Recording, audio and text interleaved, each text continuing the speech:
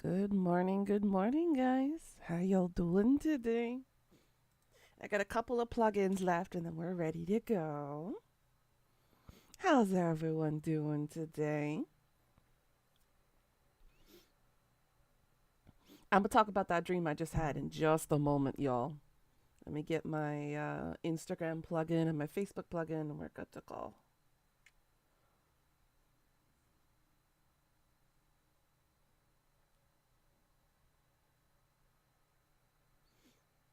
Oops. Yep, a dream. It was a funky one this time.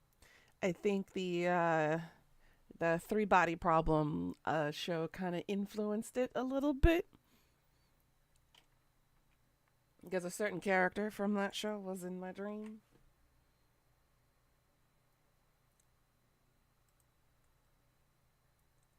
All right, come on, loading. There we go. Okie dokie. All right, good morning, guys. Uh huh. Uh huh. It's fascinating to say the least. All right, let's see. Where did I put it? There it is. Exhausted and with a headache. I'm so sorry, sweetie. I hope you rest up. Do take it easy for the rest of the night. It's currently 5:58 a.m. in the morning over here, April 23rd. Cloudy, darkness, and more darkness.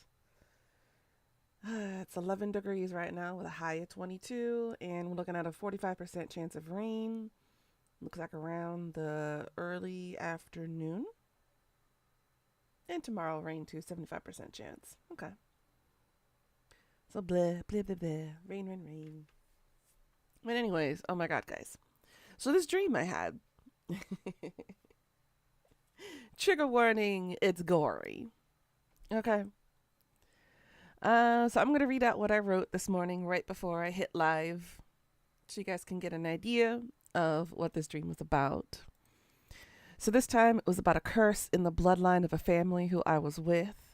A group of highly intelligent girls will be selected and put in an enclosure with no escape, with two sarcophagus lying there with them. I'm assuming the plural of sarcophagus is sarcophagi. So apologies for that. A third one was hidden that was activated, known as the Death Reaper, who was the judge to determine if one of the girls was deemed strong enough to take on the challenges. All the previous girls were murdered and didn't survive the trials. I was in the perspective of two people in a dream. Myself as a young adult, so probably 18, 19 years old, and a detective who was played by Benedict Wong. You guys may know him from one of the monks in, if you watch the Marvel franchise. He is the one who befriends Doctor Strange. One of the most powerful ones there. So as the girl, I encountered the detective and the private detectives, and immediately hated all of them but one, who was the good guy in the scenario. Anyway, the plan was to work my ass off in order to become one of the chosens, so that way I can have the evidence the detective needed in order to pursue an arrest. Because they weren't quite sure that this was supernatural of some kind. They thought they were dealing with a mass serial killer. So they didn't know that this was of a supernatural or paranormal. They had no idea what they were dealing with. Hi, Leah. Okay. So I did manage to get chosen and was put in the room where I saw a decapitated girl in a glass box of barbed wire suspended in the air. So basically, you had her head, and then her torso and her body was kind of curved around, hung in barbed wire, kind of like an art piece, according to the Death Reaper. She was the previous girl who was chosen but failed the tests. The Death Reaper came out and didn't hesitate to pick me since I kept hovering myself over the girls to protect them and wouldn't let him inspect them. I was bound to the curse now and was forced to follow him into a secret room where I had undergone all the tests. I was successful and was sat between the sarcophagi to await further orders. The two mummified corpses in them spoke and said they wanted a golden child to possess so they could break and be free of the curse forever. They had set a time and were silenced again for a while longer and went back to their death sleep. Before I could hear from them again, the bad detectives came in without Wong and basically beat me to the brink of death before kidnapping the other girls and leaving me to die in the room. I died before the two mummies could speak again, and the curse didn't break. I became the next victim for the Death Reaper to claim, and he tore off my arms to make another art with it like a woman on the barbed wire suspended in the air. Hey, Blazers. How you doing? So that was essentially the dream I just literally woke up from that forced me to sleep past my alarm. I was in it deep, y'all. It was interesting to say the least.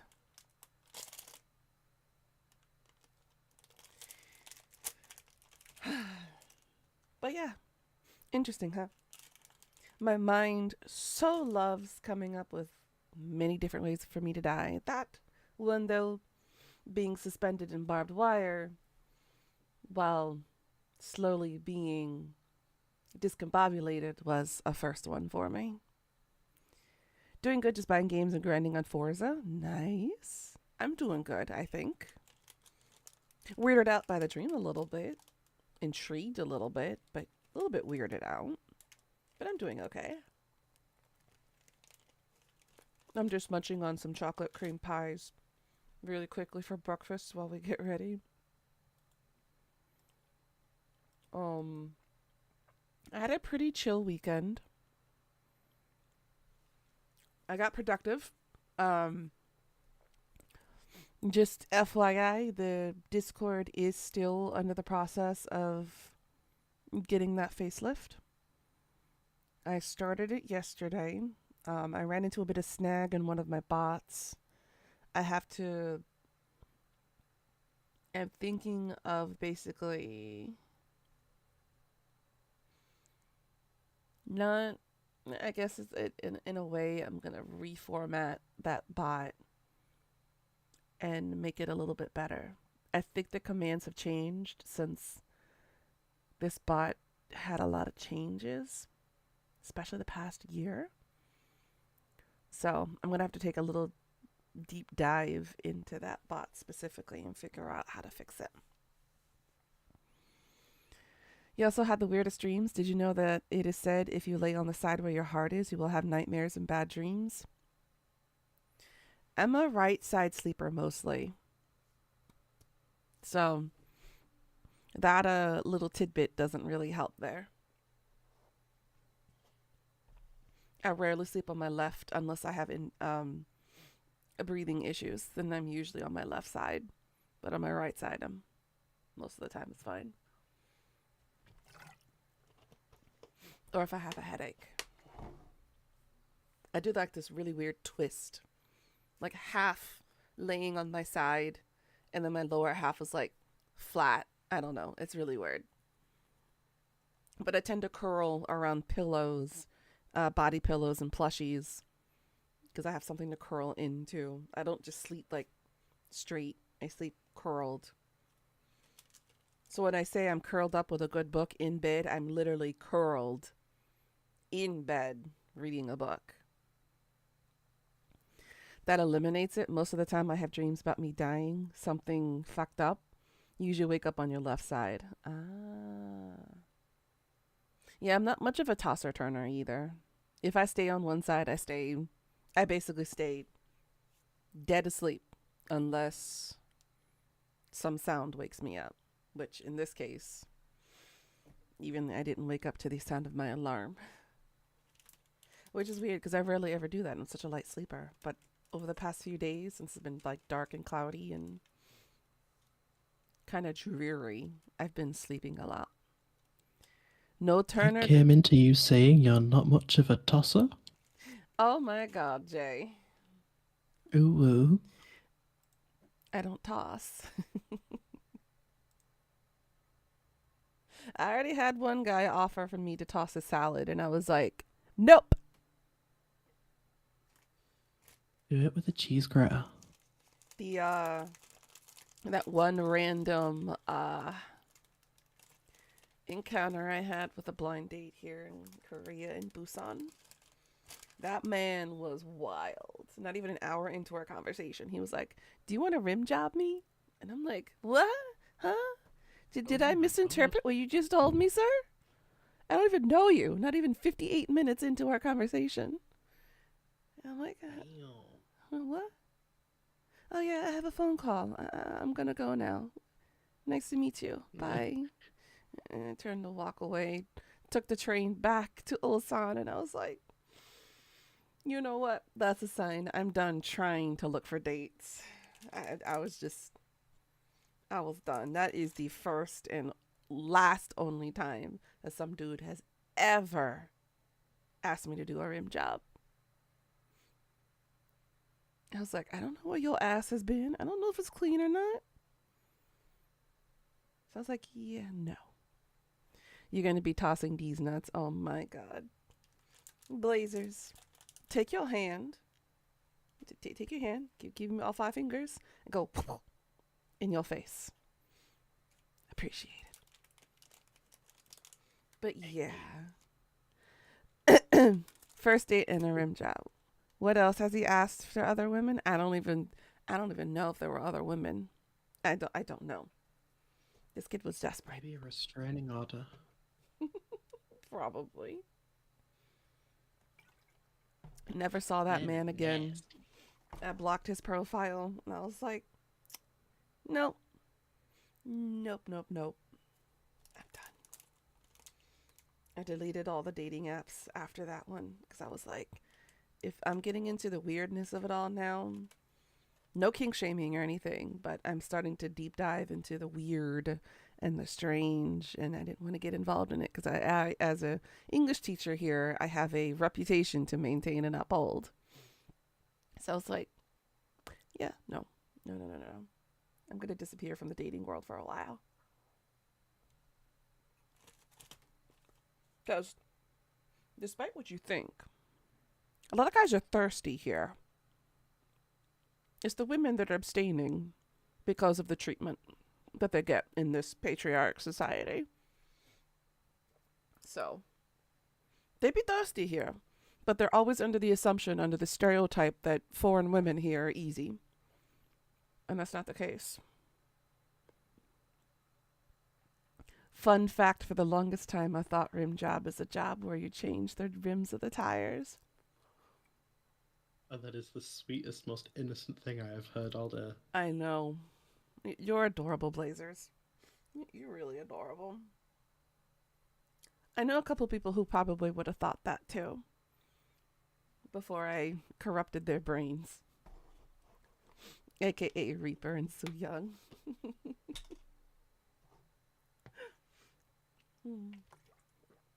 But yes, the streaming schedule this week goes as follows. The next 2 days, I'm going to take you on a journey with me through my most devious yet biggest guilty pleasure game that I own of all time. I originally had this game on my Xbox 360, and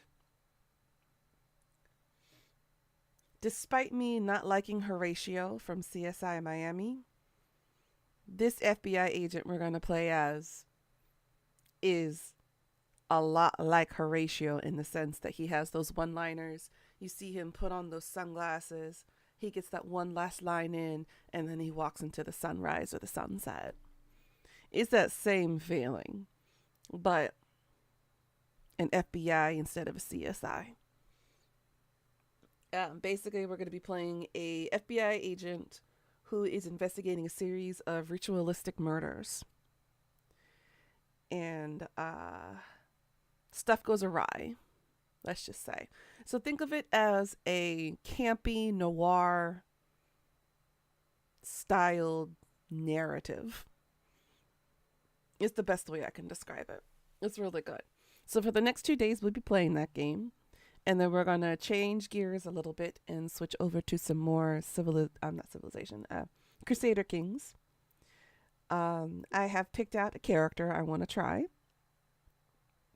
No more Khajiit this time. But I'm thinking of going for a Lesti Argonian pirate. I'm going to replay, or should I say reapply, the Lesti Argonian folklore into the game. So we'll see what happens. Perks of living in Saudi. Don't know a lot about dirty sayings. Oh, honey. Nuna, I have a problem. Might have put some dents in the table after playing a couple rounds of Uno. Oh, honey. If you think Uno was tough, play me in Monopoly. I'll have you flipping that table over in 5 minutes.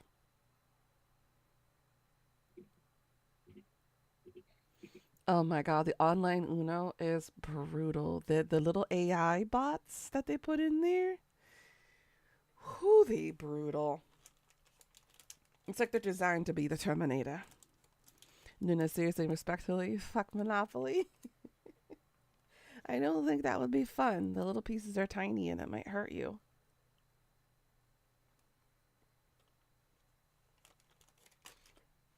But oh my god. So that is the streaming schedule this week.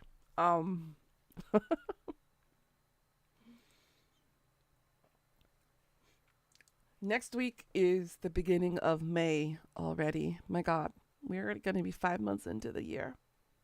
Insane. No, don't say that. Um Oh. I have 2 weeks until I finish uni. I know you got this, hun. You got this. I've only just started one of my assignments. Ooh, honey. I started it this morning, and now I'm a quarter of the way through it. Hey, well, that's good. It won't take me too long to finish it though. Good, good, good. Your birthday month? Yeah, we have a lot of May babies. Oh Lord, not ready. I know. Can't believe we're already gonna be 5 months in. May is especially gonna be busy around here. We do have starting next week what's called Golden Week. In both Japan and Korea. Essentially, that's a combination of 3 to 4 national holidays, kind of all bundled up within a few days of each other. You have Children's Day, you have Buddha's birthday, you have Parents' Day, and then whatever additional holiday that the government deems worthy of being there for that week. So it's usually a 5 to 6 day weekend, an entire week off of people who choose not to go to work and basically just use that as kind of like a family bonding time if they have immediate family to spend time with. So typically for the older traditional side of things, for Children's Day and Parents' Day, you would be outside doing various types of social activities. You could be creating a kite and flying said kite. You could be playing the old traditional games that were found during the Joseon Dynasty here. So like throwing a little arrow into a bucket, maybe about 3-4 meters away, maybe doing a hula hoop challenge or, things of that nature. For Parents' Day, in return, is for the child to respect and honor their parents. So basically going out to do the things their parents want to do. Basically honoring the figurehead of your family. Offering respect and services, especially to the elderly, that kind of thing. And then, of course, Buddha's birthday, if you are a Buddhist of some kind, or really into the older Confucianistic style of things, then you also have some religious aspect to that as well. So it's a combination of everything here. Typically for Buddha's birthday, we have what's called the Lantern Festival. And basically it's like a Lantern Festival parade where people make floats turned into lanterns, and then they would go up and down the streets of usually Gangwon or Gwanghwamun and Dongdaemun and Namdaemun, basically the big market areas. I went to one a couple years ago and it's kind of fun, but too overly crowded, and I don't want to accidentally catch COVID or catch any type of sickness from people in large crowds like that, so I'm avoiding it this year.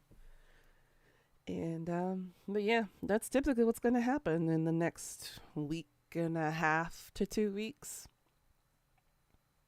This week, people are prepping for all the events and stuff. I think there's also a food festival somewhere nearby. I think closer downtown. That's going to be happening too. But again, way too many people. May the 4th and Rock's birthday and mine are the only May days you celebrate. I see. Sorry, the air quality is shit again. Ugh. Your birthday's on a weekend? Perfect.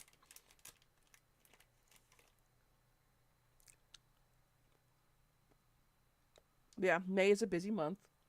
Lots of tourism, especially from China. A lot of Koreans, contrary to popular belief, usually take this time to travel to Japan. Shocker. Again, it's the elder generation is the one that has the problem with Japan. The younger ones don't give a shit. So all of the tension between the big three Asians is only because of the elderly population. And despite what you think, there's still some Japan and China-based products that are still banned in this country, which is the stupidest shit ever. But again, because of the trade war between Japan, Korea, and China, things are still in flux. And unfortunately, due to the news recently, our inflation level went up 3.2%. Even though the government tried to mandate the fact that they wanted to lower our inflation costs, specifically on food. Living costs in this country, I think we went to top 3. We're in the top 3 countries that are the most expensive living costs in the world.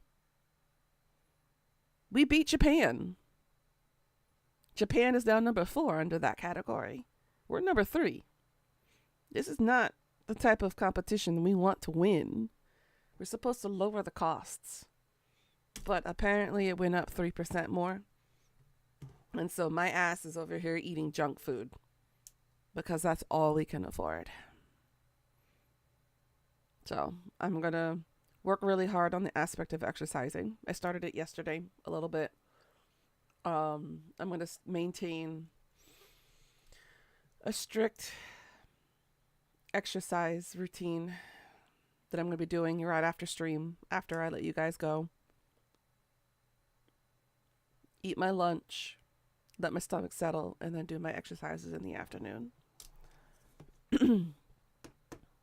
Yeah, we got a lot of May birthdays.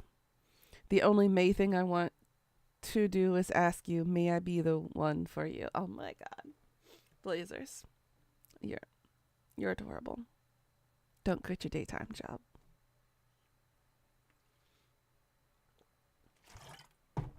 Oh my goodness. All right, let me get my vitamins. Let me good to go. Early for a reason. Uh-huh. Don't get too premature. You might want to see your doctor for that.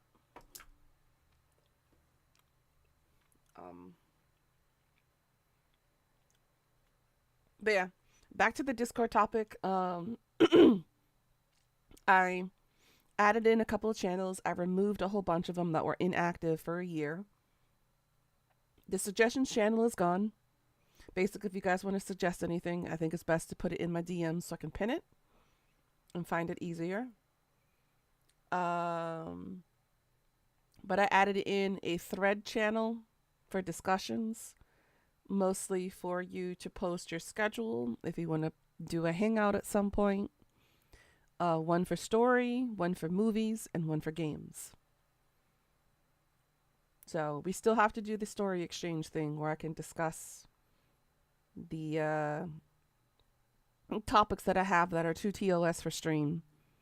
That would be too inappropriate, unfortunately, for YouTube. So I can openly discuss it easier in the voice chat. Due to legal reasons and whatnot, I cannot. Um, but you'll be happy to know I got some good news from yesterday. When I was working private security, my NDAs expired completely.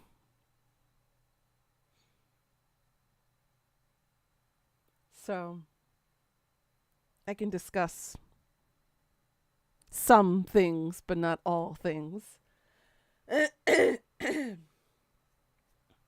Which is nice for a change. Hi, Pika. How you doing today, girl?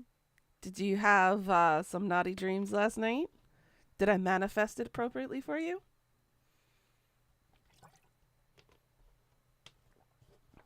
You excited for June 20th? Jin does come back from the military. Yes. Yes, he does.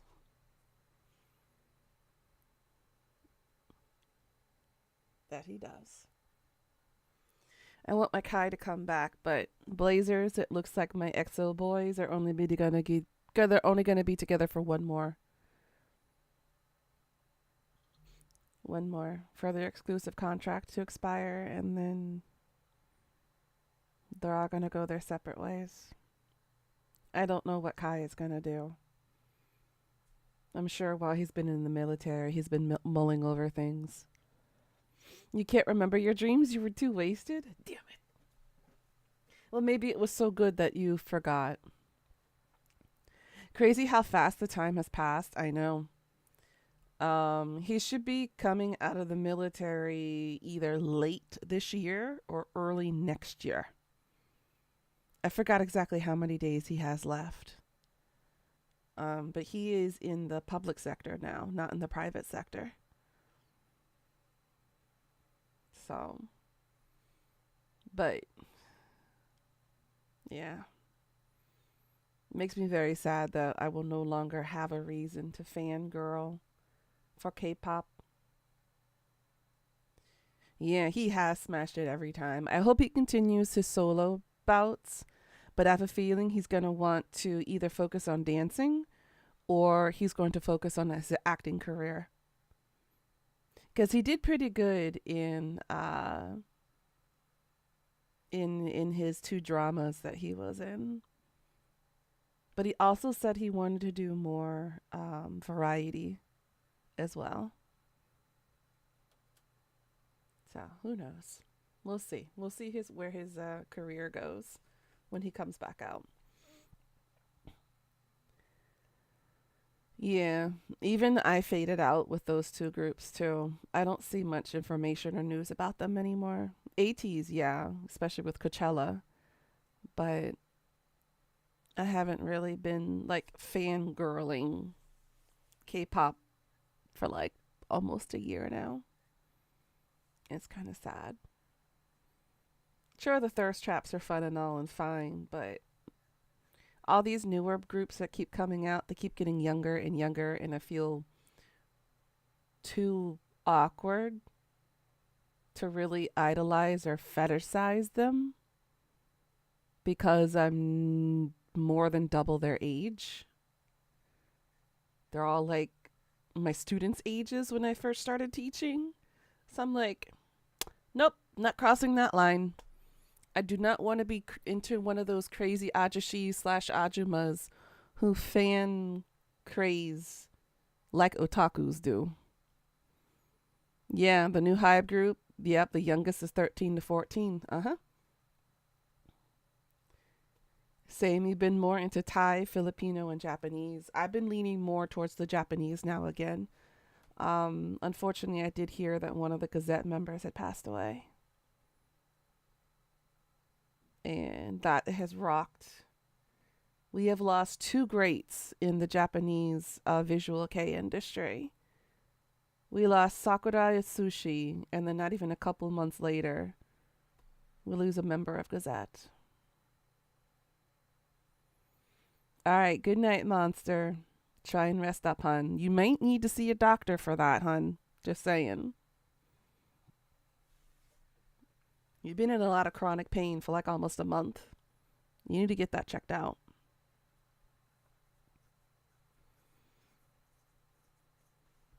You're just into anything that's good right now. I think I've been too focused on getting my projects and too focused on getting my time maintained better than to focus on fangirling right now.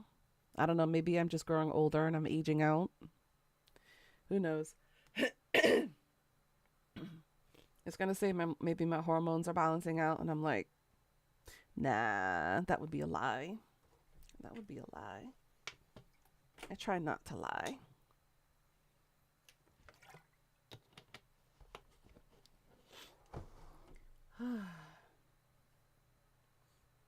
But I think because aging out was still looking like 27. Yeah, right.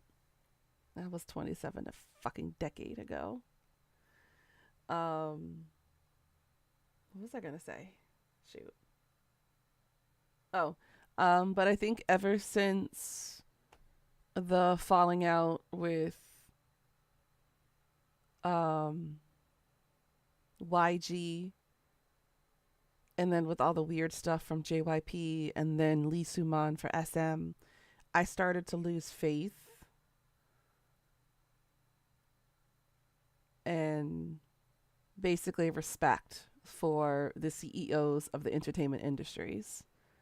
I can't, because I can't trust where my money is going. It's going straight into their damn pockets. They're being selfish, egotistical, chaebol, as the Korean terminology would be, and I don't appreciate those kinds of people because at the core they are corrupted and they're only there to protect themselves and their egos and their money instead of paying out the employees the money that they are owed for working. They're like a dragon. They're hoarding money. They're hoarding the gold. You said you trusted Hive. Now they're in deep trouble too with Adore. Yeah, see? There is no such thing as a trusted CEO or chaebol here in Korea. There is no such thing. I mean, when you honestly look at it, look at the former Samsung chairman. Look at what he did. He went to jail. And unfortunately, the stupid president pardoned him. And now he's back out. And now everybody wants him to be the leader again. Because they think he's their financial leader. That he will bring them glory and gold. Even though he admitted guilt to money laundering, tax evasion. And they still want him to be the chairman again. So it just goes to show how deep corruption lies and how acceptable it is to be corrupted. So I've lost faith in almost every single company and organization out there. I hate Samsung, SK Telecom even more. Because they're greedy, they're selfish, they're self-centered, they hoard money, they don't pay their employees the proper wages, they withhold wages, which is illegal, but they still do it anyways. And unfortunately, the justice system here only rewards the people who are rich. They get a slap on the wrist. You get the most minimum charges possible. Then you're let back out to continue doing the same behavior again. Bring me back to the times before 2015. Those times are actually fun. Yeah. Before all these corruption scandals got too big. But I think the knowledge that we have now with the information that we know from these people, now we can guard our wallets a little bit better and spend our money a bit wiser. Because now we know the money that we spend on these K-pop merchandise and the albums and whatnot don't go to the artists directly. They go to the pockets of the CEOs. And the CEOs hold on to that money. So I can't. I haven't been able to buy Kai's latest album before he joined the military because I can't trust the fact that my money will go straight to Kai. It's going to go straight to Lee Suman. And I'm like, no, I can't. I can't justify spending that money on his album just for that money to go into Lee Suman's pocket. I can't. So I'll find other ways to support Kai directly, but I'm not going to support the CEOs. I'm done with it. If I can't punch him, then I'm not gonna do anything. It's the same way how I feel about politicians. If I can't punch them, then I don't want anything to do with them. Never really bought an album or anything, just downloaded the songs and that was it. Well, now I'm downloading the songs, yeah. Whatever the iTunes store can offer from this side of the world. But other than that, I'm not going to buy any more K-pop merch. Well, I haven't been buying K-pop merch. Last time I bought anything was 2 years ago. That would be Kai's Peach album. That was it. It was the last thing I bought. And that's 2 years. But yeah, I'm fading out of the K-pop world. Leaning more back to Japan. You bought Kai's Peach. I bought 3 versions of his Peach. Thank you very much. Because I was a sucker like that.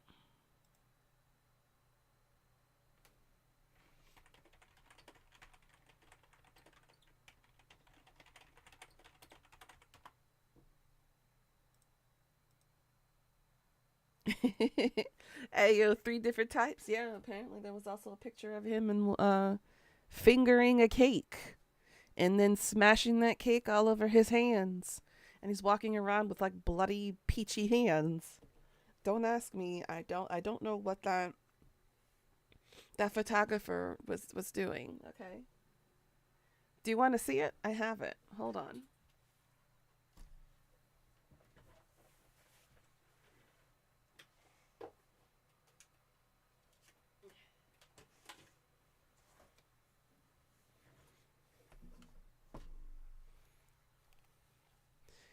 My heart stopped when I hear Kai has a picture of fingering. It's this one. So apparently the whole concept was him taking pictures with a peach heart-shaped cake. Okay. Now this is where this certain photographer confused the fuck out of me. Because his first version, drop dead gorgeous. He's got beautiful background scenery. He's laying in water. He's got the old traditional Joseon Dynasty clothing on, just like similar to his music video.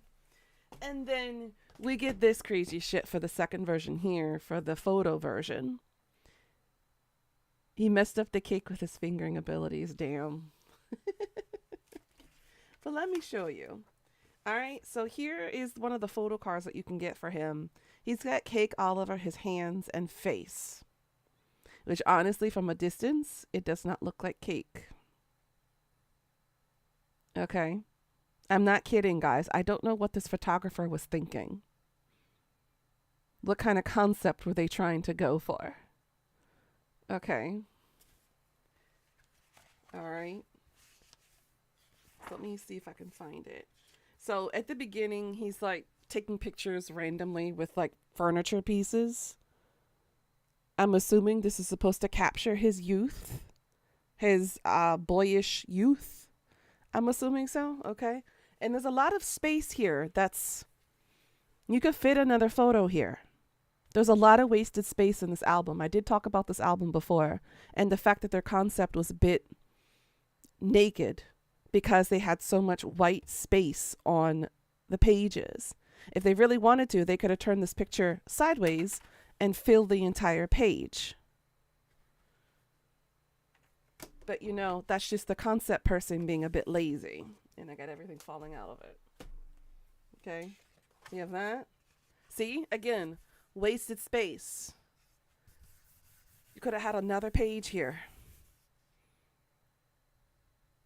So now they've got him sitting sideways, holding onto a partitioned wall and on a cushion. Name is Peaches. He's fingering a cake. Photo book is a bit naked. Perfect. I know. Okay. He's holding a fake apple. Now he goes into the kitchen, taking random pictures with food. Okay, here comes the cake. All right. So you see here him starting to finger the cake. He has his finger in the cream. Okay. All right, this is the photo I was talking about. It's supposed to be the cake cream. But it doesn't look like the cake cream, now does it? Okay. Again, I don't understand what this photographer was going for concept-wise.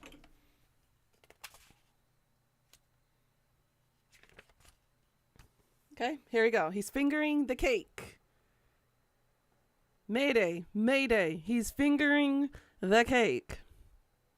I just saw.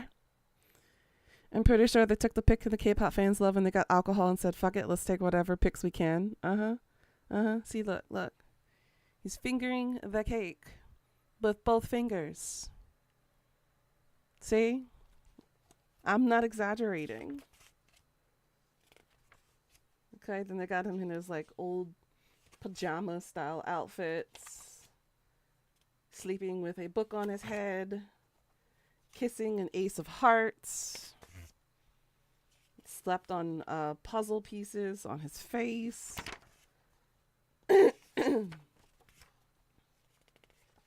Two hats on the head. Now he's playing with the cake. In the mirror. Looks like shaving cream. So again, I don't understand this concept. Now he's just playing with the cake and smearing it all over his face. In the mirror. I was disappointed in this album, guys. I really wanted to give this one back. I really wanted to.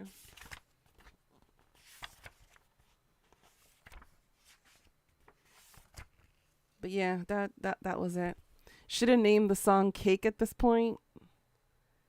They should have named it Food Porn at this point. But yeah, so that was his secondary photo of Peach. And then this one was so good. Okay. Oh God, I forgot I had all this stuff in here.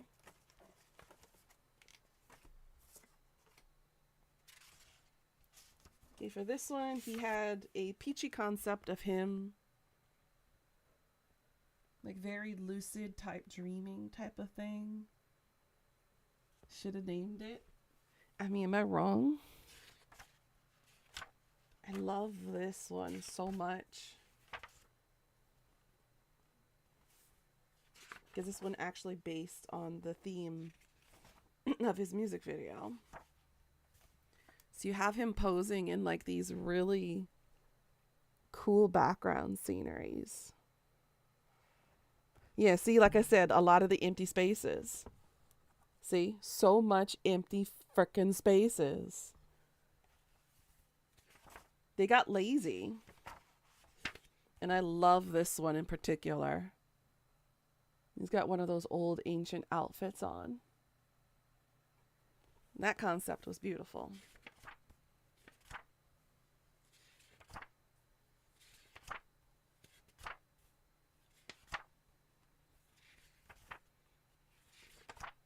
But yeah, they got really lazy, unfortunately.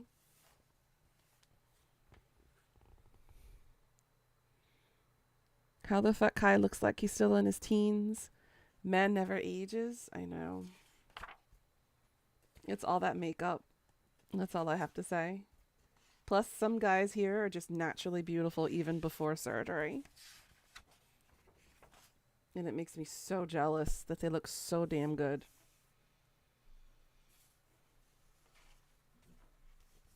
In here, I got this photo card.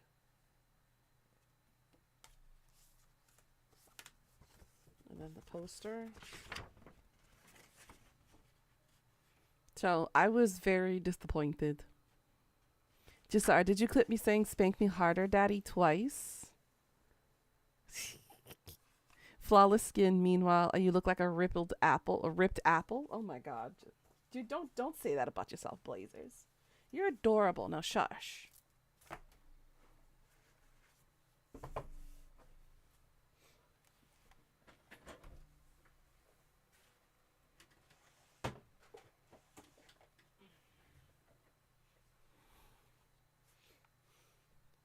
But yeah, that was essentially uh the last K-pop album I have ever bought. And it probably will be the last unless I find some on clearance. You actually grown to look like a man, an adorable man, some say. Like I said, you're adorable. Now shush.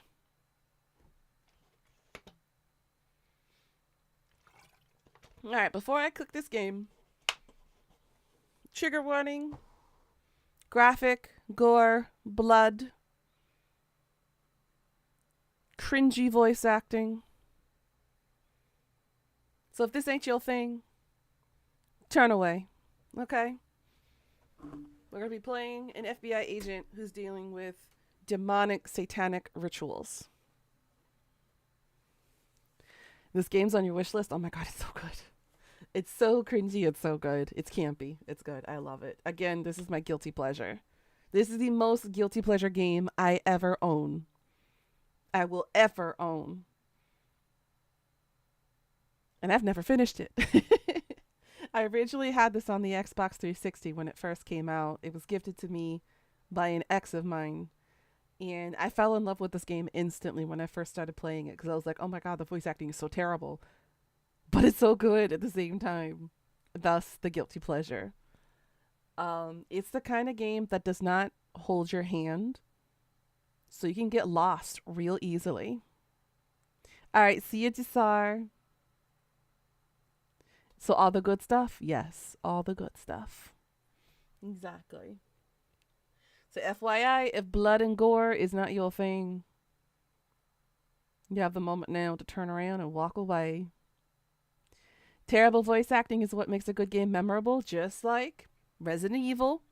You were almost a Jill sandwich from Barry. So, yes. A lot of our good oldies back in the early to mid 90s had terrible voice acting. Again, because the microphones weren't really that great back then, and the casting for it wasn't as great as it is now, technically, but they still had a lot of memorable quotes. You always love the long gasps. That kind of thing. Or the when you're punching or getting hit by somebody. That's usually how it is. And for some of us, that's nostalgia, because that's what we grew up with. Because those were the games that were available back then. This was before PC gaming really kind of took off. You really could hear the passion. It's like, can you do that one again? But with more husp. Okay.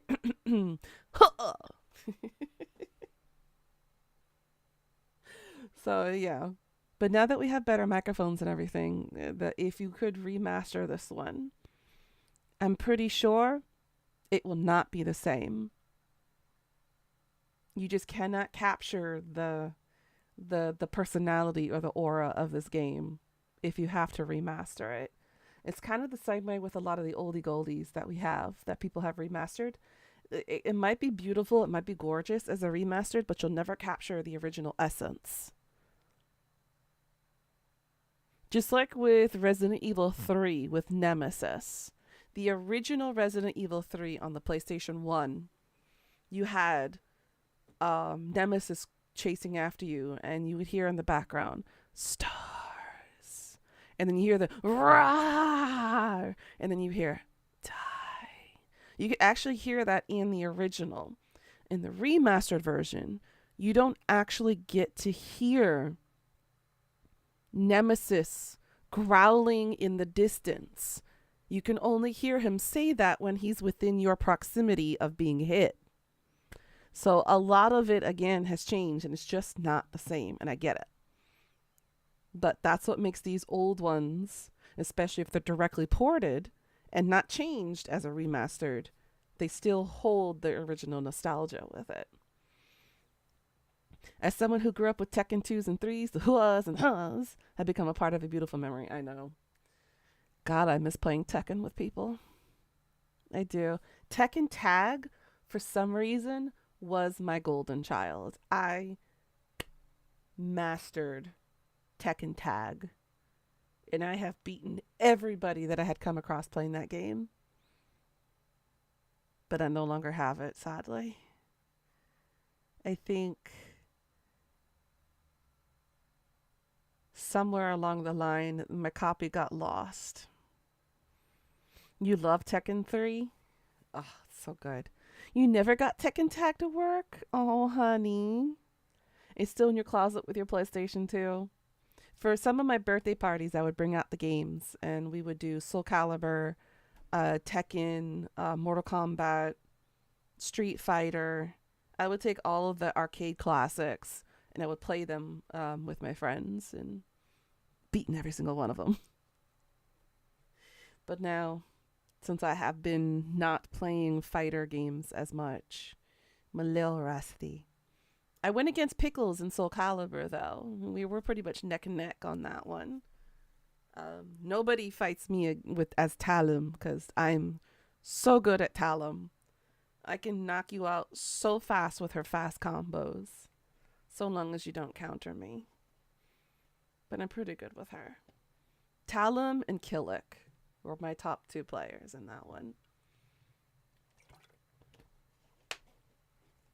For Mortal Kombat, probably Katana. That's my best one.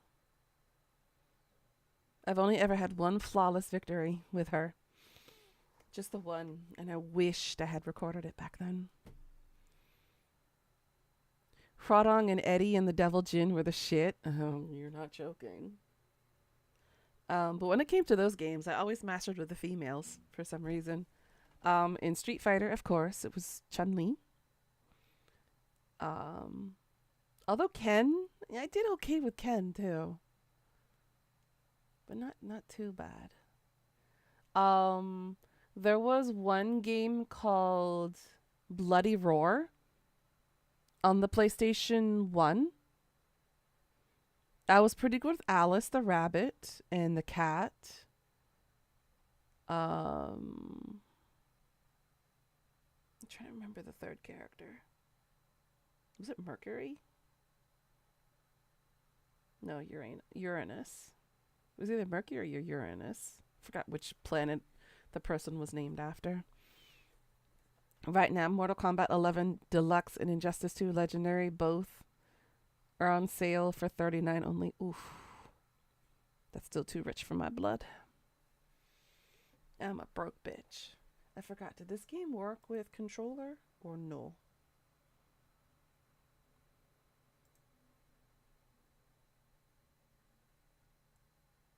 Yeah, full control support. Okay, so we're going to do this on the Xbox.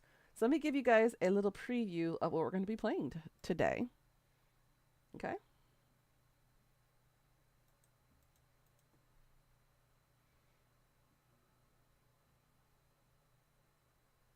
Again, for mature audiences. You bought the expansion for Forza instead? Understandable. Hi. There's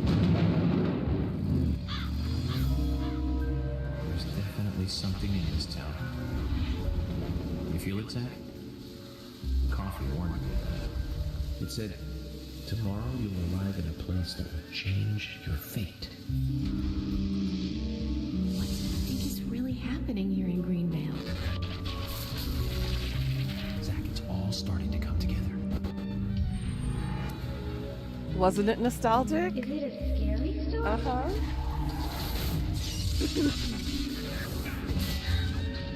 Haven't been this emotional in a long, long time.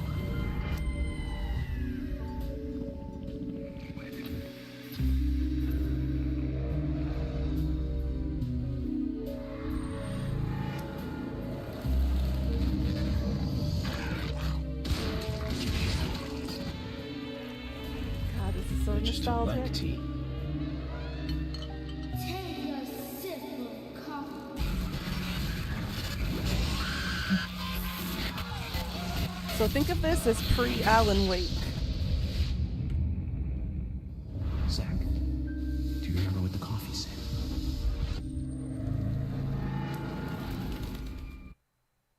But yeah, this is done by Rising Star Games as the publisher. PS5 is out, GTA 6 is coming, and I'm still on PlayStation 2 playing Urban Region and other games. I mean,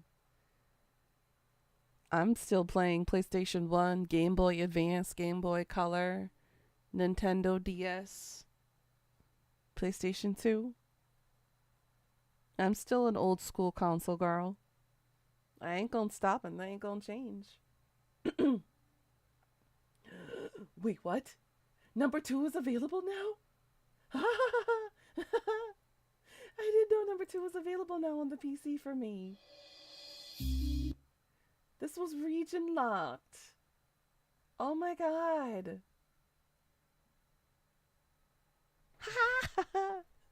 You gotta be kidding me. Add to my wish list. Oh my gosh, I have not played the second one yet. It's serving both a sequel and a prequel to the original Deadly Premonition, the director's cut. Bruh. Oh my god. I'm gonna love this. You only have PS1 and PlayStation 2 and a Wii and your DS. I had a Wii, but I left it with my parents because they like to play Mario Kart often. So they have the Wii for their Mario Kart nights. Old school games are the best. Sure, new graphics and stories are good, but just something about the crappy graphics that adds a certain charm. I never cared about the graphics. You was lucky I had one console, and that's PlayStation 2. I have a suitcase full of my consoles underneath my desk right now. What I brought with me here from America was Xbox 360, my Nintendo DS, my Game Boy Color, PlayStation 1, PlayStation 2, Xbox 360, and my PSP. Those are the only ones I were able to bring back. My NES, my Sega Genesis, my GameCube, and my Nintendo Wii are at my parents' because they're the ones who use those that often. And since they're kind of fragile, I decided not to bring them here. Because I actually brought these on my carry-on luggage. My PSP has Final Fantasy Crisis Core. And I think I have Wild Arms 3. Tactics Ogre. Persona games. So I've got a couple of JRPGs on there. That's still close to my heart. But yeah, I missed it at the time when, console games were like handheld that were really good. Oopsie. Yeah, this is what we'll be doing today. I'm gonna connect my controller. And then we'll get this started. You'll find gaming shops are filled with PlayStation 2 working games and Wii games almost everywhere. I miss that. Korea is so not a console-friendly country. They're PC-based. So a lot of the shops, like the PlayStation Store and whatnot, with the physical locations, are going to be freaking expensive. Because, again, there's no competing prices. So they keep the prices really high. Which is why I don't own a Switch yet. Because it's so freaking expensive in this country. And a PlayStation 5, impossible. Korea isn't friendly with anything in general. True. They do seem to be sticks in the mud with everything international. Unfortunately, true. But did y'all know now that Amazon has offered a big nice deal? Nudge, nudge, wink, wink. Any shipment over $49, between $49 and $149, free shipping. Woo woo. They start to do this when I don't have money right now to spend. But later today, I will be working on fixing up my wish list. And I'll post a new link in the Discord. I do need to update the list. Some of the sellers are not shipping to Korea anymore. Just like in Fortnite, removing rarities to charge overpriced for skins. That sucks. Yeah. I've been obsessed with Fortnite Lego lately. I'm almost done with my last domain in the snow for my Samurai Palace. And then I'll be done with it for the season anyways. I've got my battle pass done. But yeah. You haven't touched Fortnite at all since Uno and Forza? Understandable. I think I'm fading out of Fortnite too for a little bit after this season because it's just not the same anymore. They really ruined the XP farming on certain custom maps that I was enjoying. So it's just not the same anymore, unfortunately. Yeah.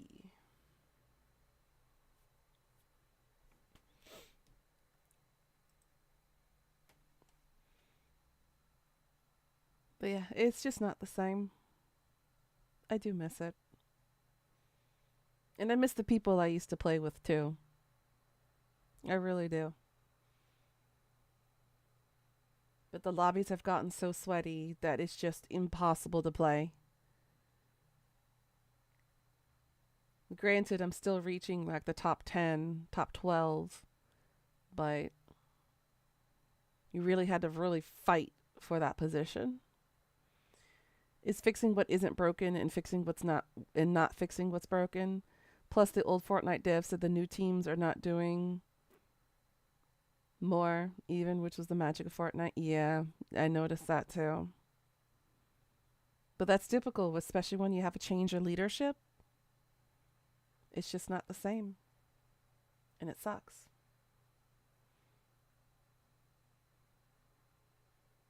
But hey, sometimes good things have to die for new things to come. I'm pretty sure we'll be distracted with a different game, like I have been lately. Death Whisper has granted me some new games. So I'm excited to play some of these games, especially one called Callisto Protocol. I have been eagerly wanting to play that game for a while.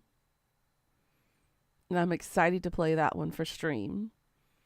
Because Callisto Protocol is very similar vibes to Dead Space. And I absolutely loved Dead Space. It had space and it had horror, which is a rare commodity in the horror franchise. So I'm excited for the Callisto Protocol to play. We have 2 game shops, but go to the cheaper one because it's poor. You've never had a problem with their games? That's true.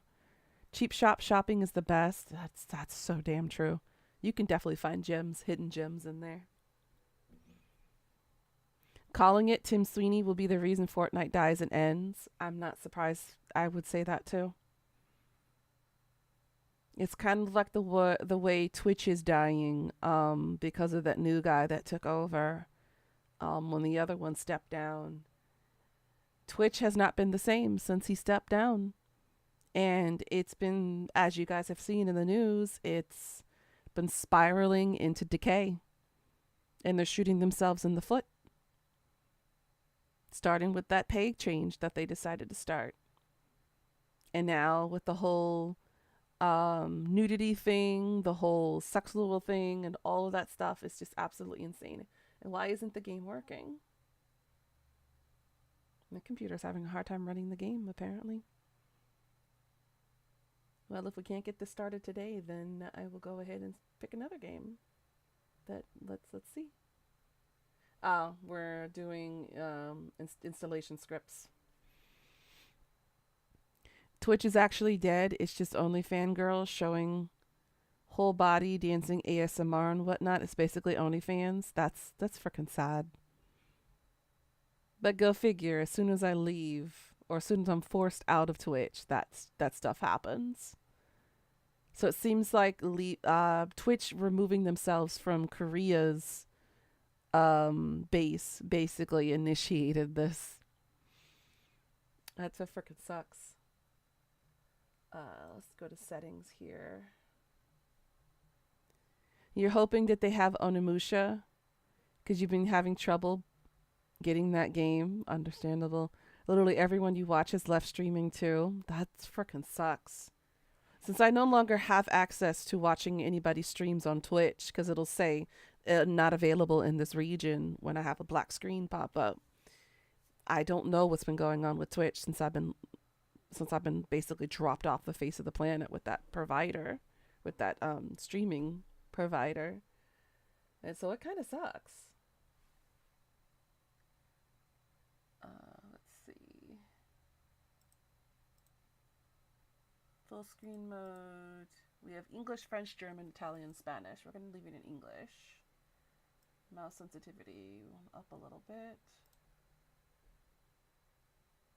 Okay.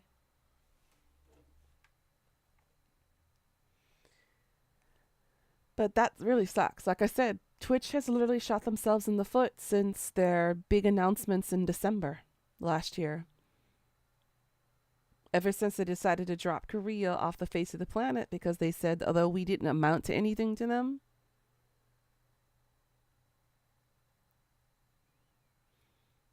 and I was forced to leave Twitch. Yeah, Pika's been doing good so far. You left Twitch on the right time. I didn't leave Twitch. They forced that upon me. I was fine and being dandy where I was. And then they were like, oh yeah, we're going to pull out. Like a good daddy does, because we don't want to have baby daddy issues. Because we didn't amount to anything, that we were a deficit to their profits. So they pushed us out. Now it's just thirsty people for female streamers out there. Only good streamers. Kai. Yeah, that's sad but true. It's sad to see it degrade the way it's been going. Only on my birthday, I think people like the drunk Pika. Uh-huh. Indeed. So I've heard. Rising Star Games. Toy Box Inc. Nostalgia. Oh no. Why did it do this formatting? Hold on. Uh-oh. I don't like this. I might have to put it in windowed.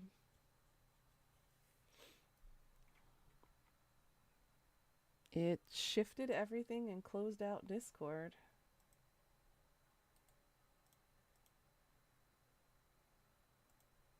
There we go.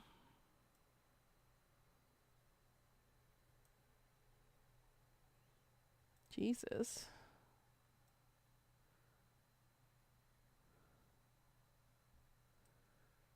Here. Let's try that again, shall we? Setting. Windowed mode. Save. Play.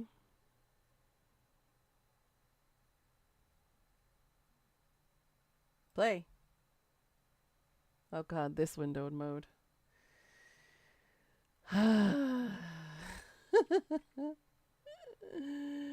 I can't win or lose with this. Apparently full screen mode goes, my computer goes on the fritz and it hates it. So it's going to be like Fahrenheit Indigo Prophecy. It's going to fuck up my computer configuration.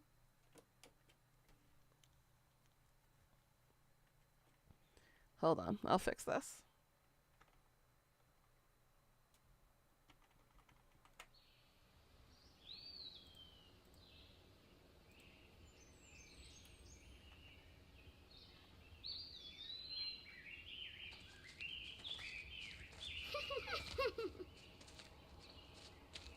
Oh,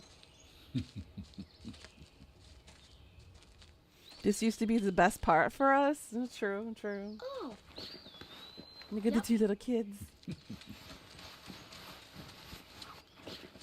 yeah. The little ladybug.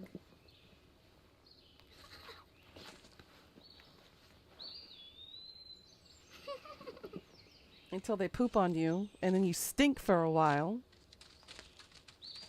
There's a certain breed of ladybugs It's that dangerous to that run poop around here, on you. boys. Granny,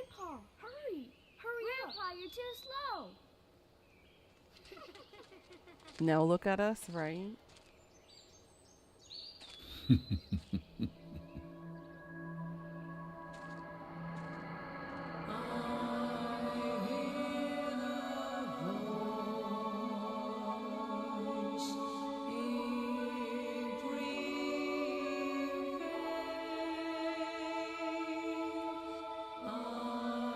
Don't look up. Too late.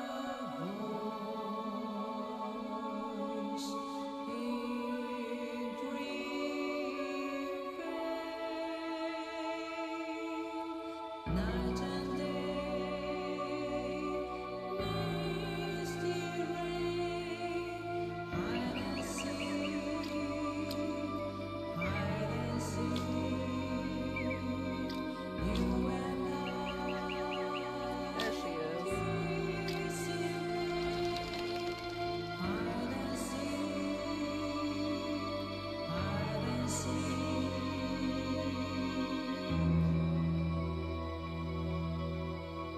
Her hair tastefully covering her nips.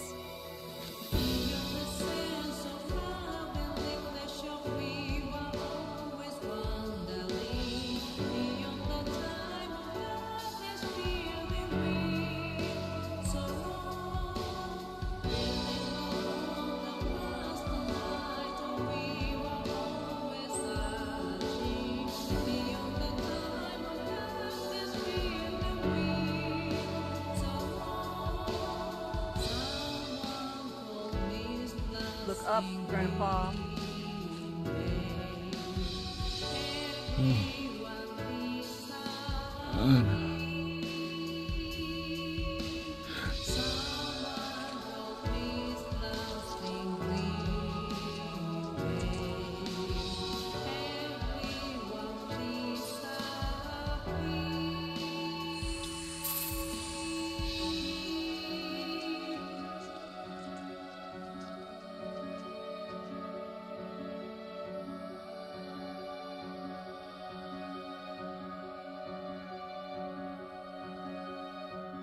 Deadly Premonition.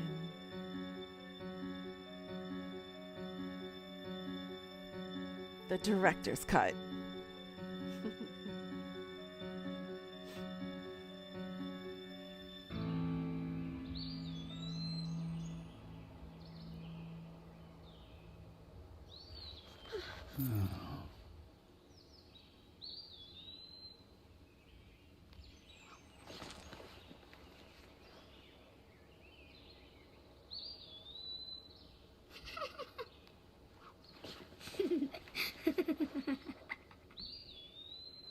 Yeah.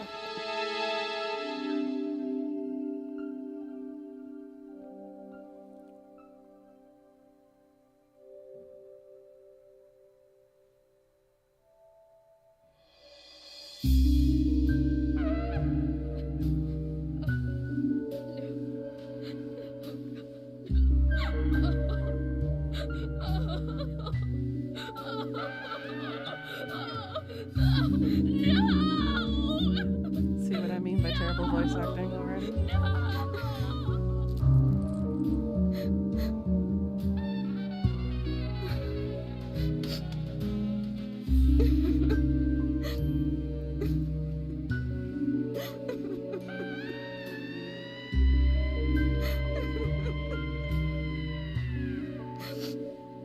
I don't remember too much about this game, to be honest. It's been such a long time since I played. And I never finished the game.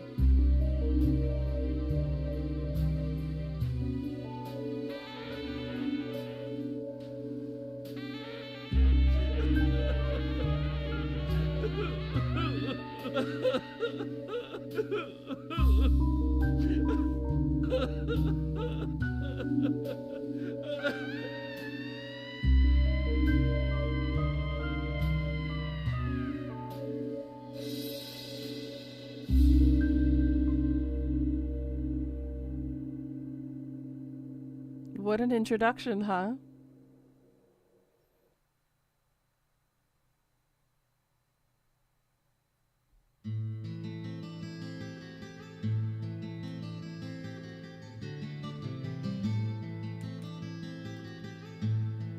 Uh-oh.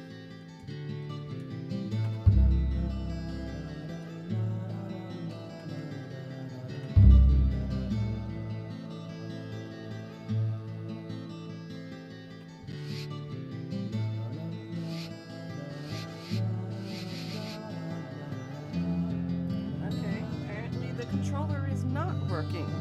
Who cries like that? I don't know, Pika.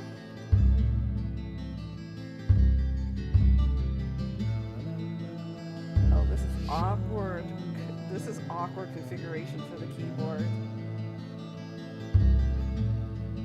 So we have the workaholic suit.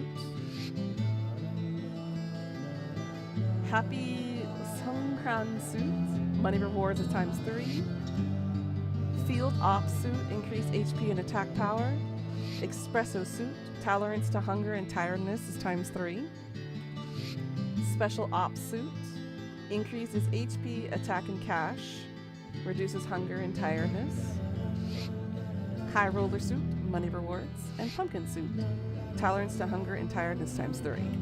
I'm going to be wearing the special ops suit. Whoops.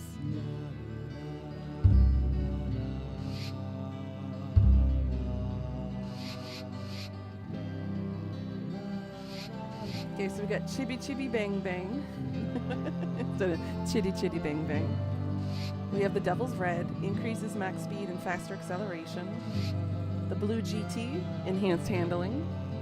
And the Green Drifter, expert car able to drift. Where to go with the Red Devil? Emily, she's got her normal police officer outfit. She's got her Friday night outfit. Catgirl outfit and devilish outfit. What should we dress her up as, guys? What do you want? You got devilish, catgirl, Friday night, or her cop outfit? You want the cat? Alright, we'll go for catgirl.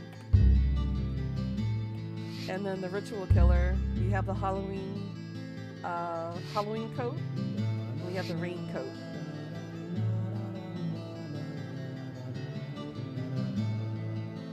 I think I'm gonna do the Halloween one.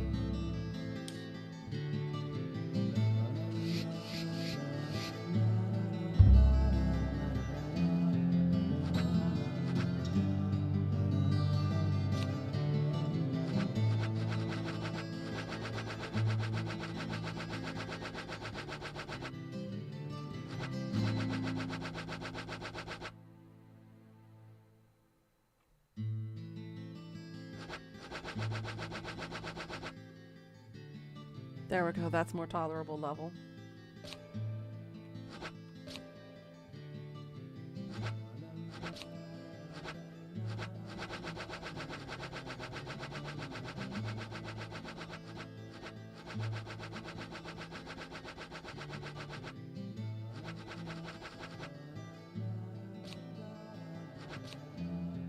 Much better. Yeah.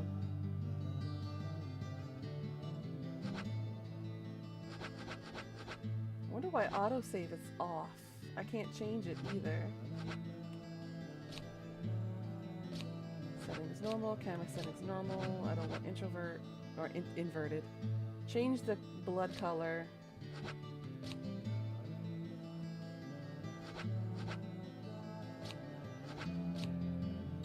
Sure.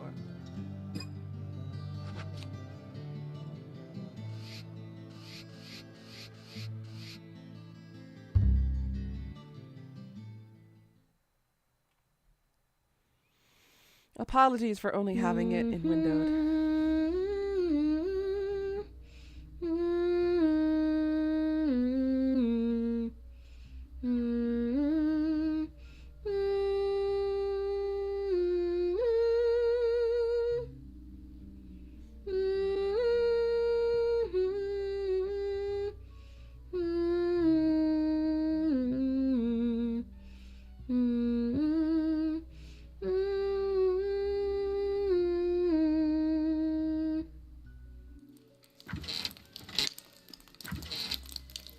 I want to hear another story. Yes, of course. You've been waiting a long time for this, so how about a special one? This story is very strange and very nasty, but somewhat nostalgic. Do you think you can be a good girl and listen all the way to the end? Is it a scary story? A good girl, Peacock. It might be. But it's also a very important story. If you don't want to hear it, I can tell you a different story. No, I want to hear it. This way, I won't be scared. Will you turn on the TV then? Leave the sound down like always. It's so forced, right? Now, listen. This is important. At times, we must purge things from this world because they should not So loud. exist. Even if it means losing someone that you love.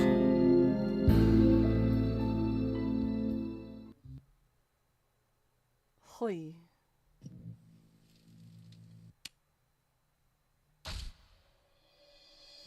Oh,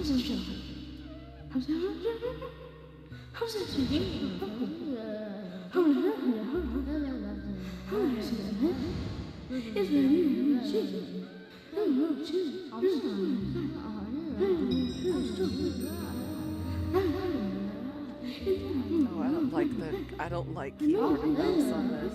I don't like it at all.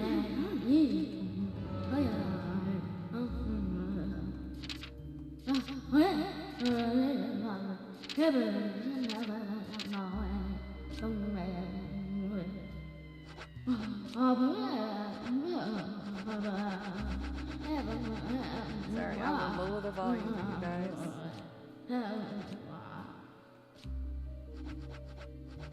That was way too loud.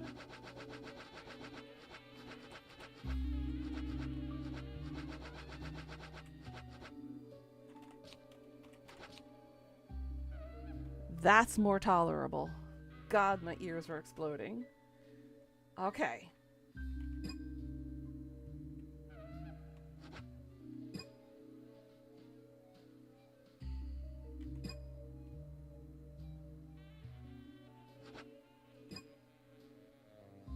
Okay.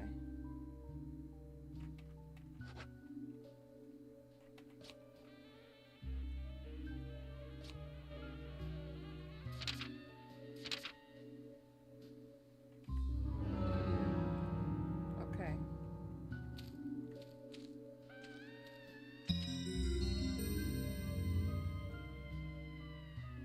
Act with E, observe with C.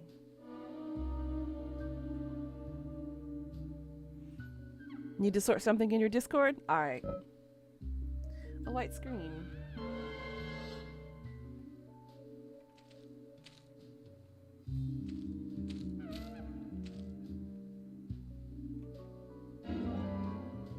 Here we go. This is our main character.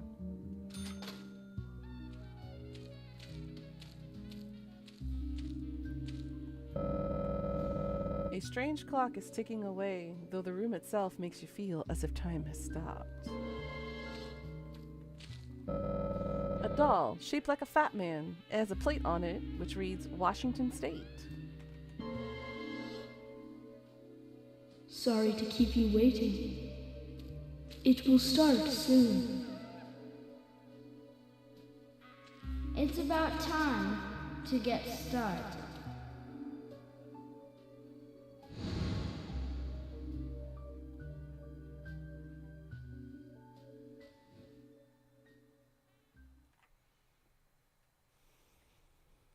Zach.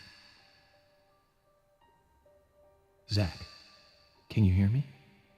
It's me, York. If you can hear my voice, could you respond? Good. I thought you went to sleep. Zach, don't be surprised. The crime took place out in the country this time. Let's take it slow. Okay, Zach?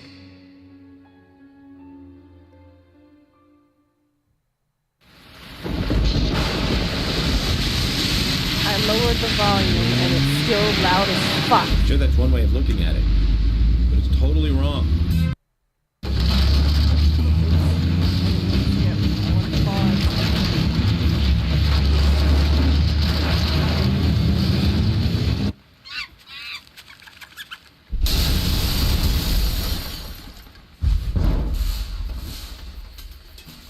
Well, now you know what happened.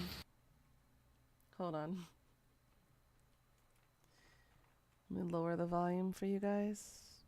Lower the desktop audio so that way it doesn't go all max in your ears. Hold on, why is it not tabbing it back in?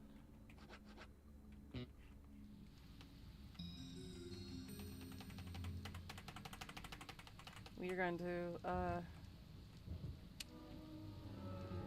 we're gonna go back.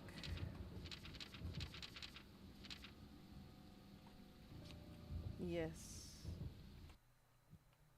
We're gonna go backwards. Okay.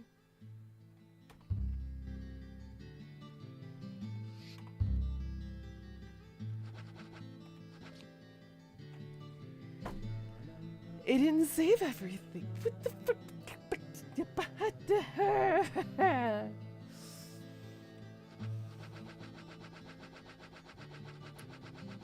Apparently this game does not want me to experience nostalgia.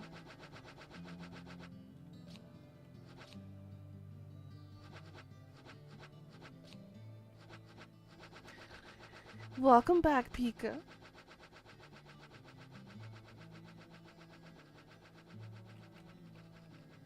This is the sound volume.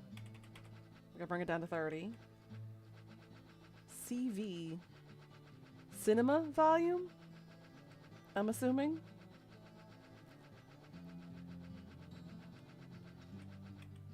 I'm gonna bring it down to 15, okay? Because that the cutscenes and everything, freaking loud as fuck. Okay.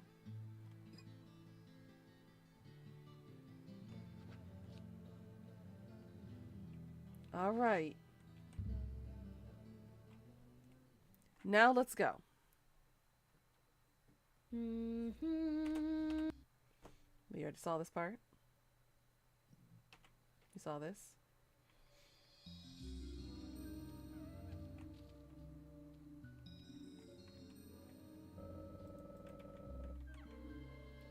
Let me go ahead and pick up the card.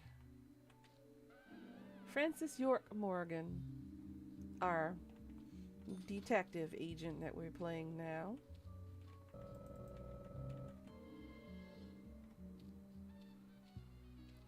Now look at the TV. There we go. Zach. Okay. Zach. Can you hear me? That's better volume. York. If you can hear my voice, could you respond? Good. I thought you went to sleep.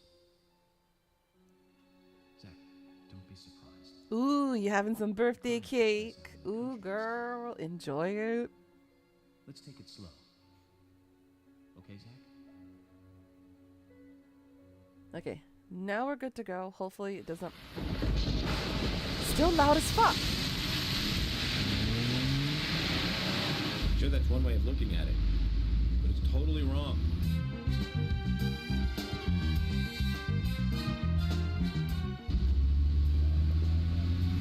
Listen, they both need each other. It's called interdependency, and they both know it.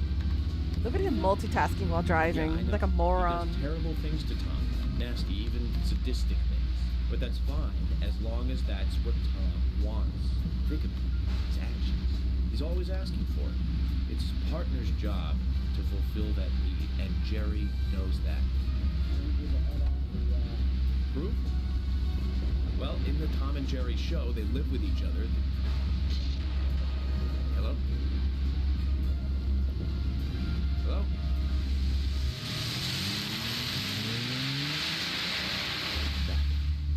I can't believe the Bureau still can't get me a satellite phone.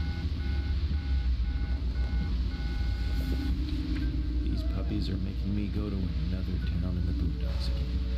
Well, I'll be a happy camper, even if it ends up being a waste of time. At the very least, it'll get me out of Cram City for a while. Right, Zach? The perpetrator from the last case really was something. Who'd have thought there'd be razors laced into your nails? Crazy. least I now have a scar to show off. You see Some this? scar. I got this when I arrested the Catwoman wannabe. Women. They're crazy. Don't you agree, Zach?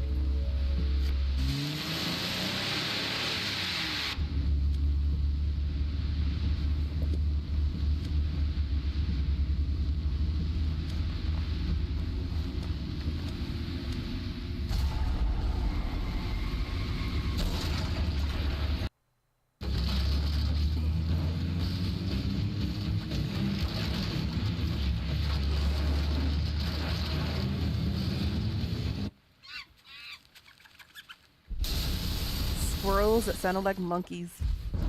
That was yummy and moist. I bet it was.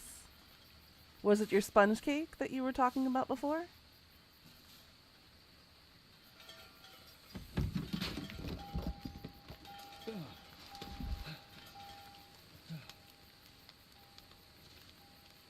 Oof, but that was so good.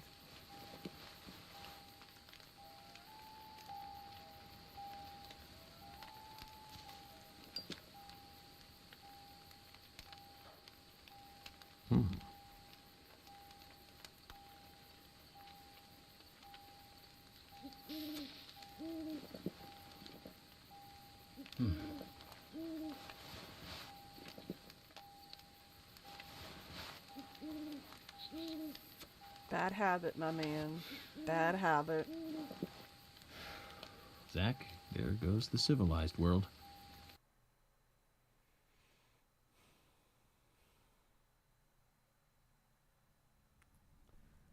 Still got half a kick left. Nice.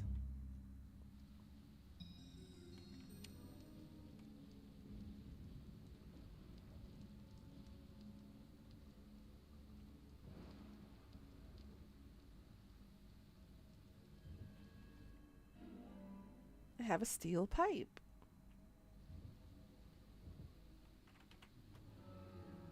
You used to smoke like that? Oh, honey.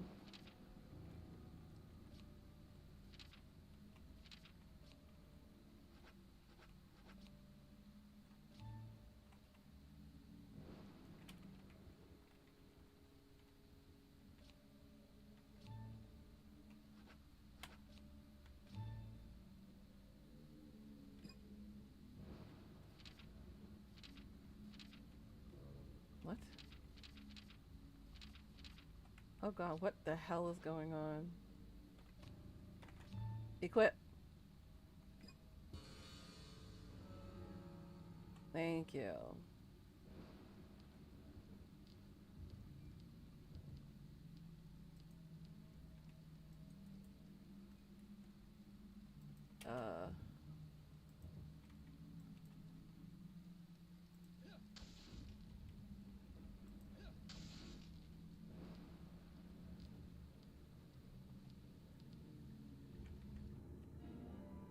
I got a small aid kit.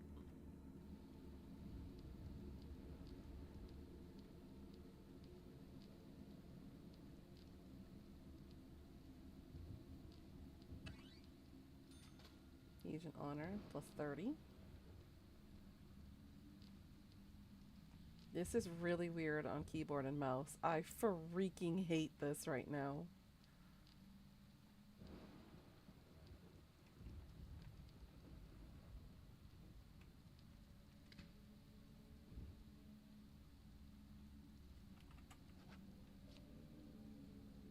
Okay, so this is the storage box. You gave up about 15 years ago because you enjoyed breathing more than coughing up your lungs. That's good for you, Pika. I'm proud of you. I know it's not something easy to step back away from once you start it. But good for you, focusing on your health like that.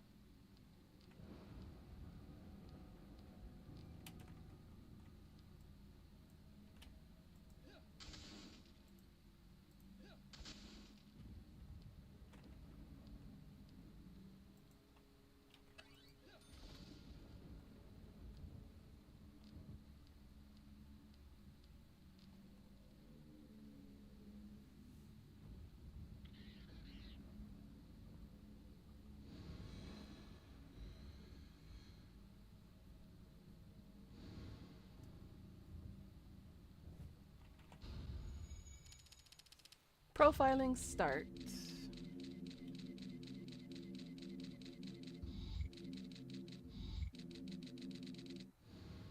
Looks like we're being welcomed. Zach, I'll let you handle the meet and greet.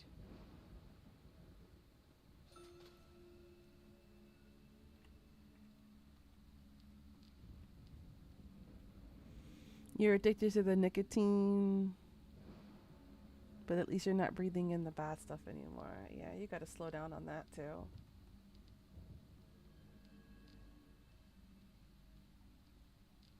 Oops.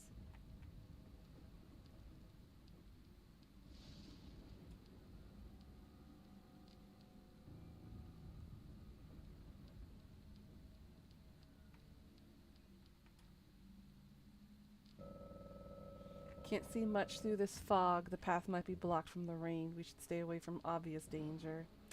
Oh, you're a party pooper, York.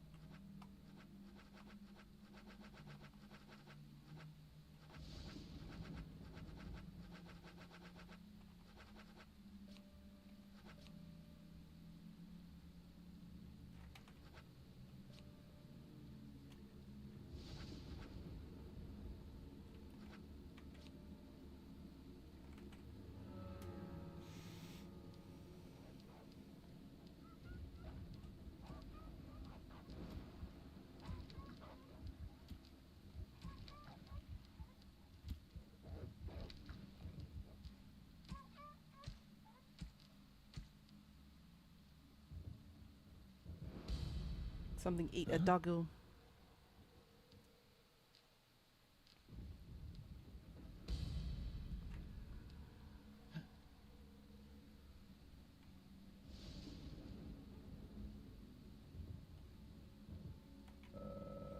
So much for my hopes of a peaceful picnic. Do me a favor and stay sharp, Zach. Poor puppers. Notice how the sky turned red? We're not in a normal world anymore. There she is.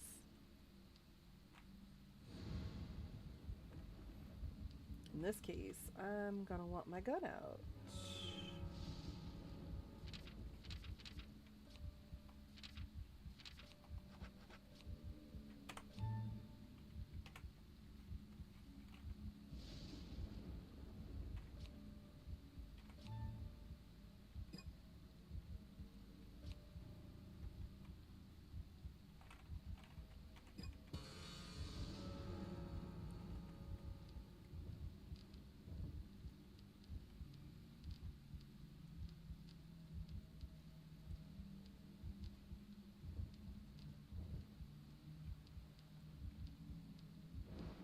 We're gonna explore the other area before we follow her in.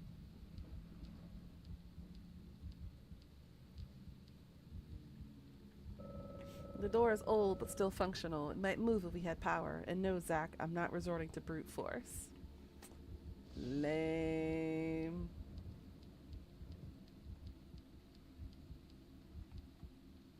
That's what I was looking for. For an FBI agent, he sure is weak.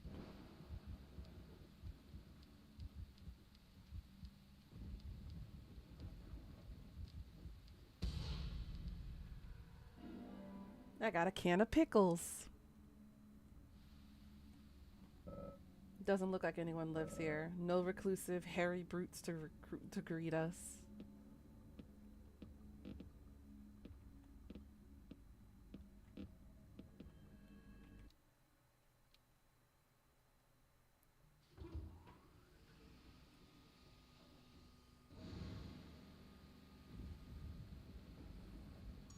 There we go. Green light on. But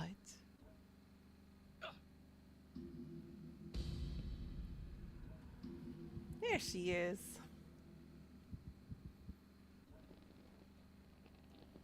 The one who killed the doggo.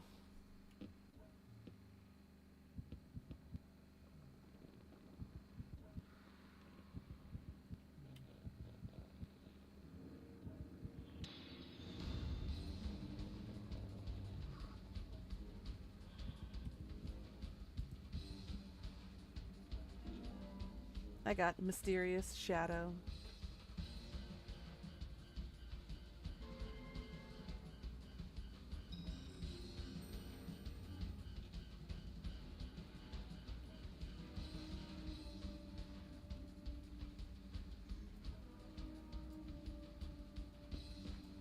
Shit.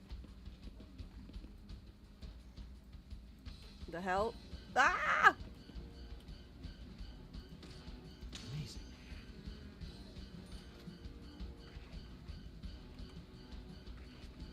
Ooh, that's weird. I have to hold space bar to aim.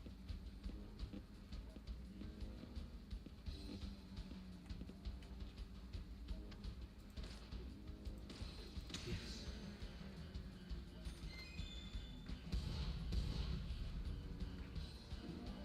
I got another small aid kit.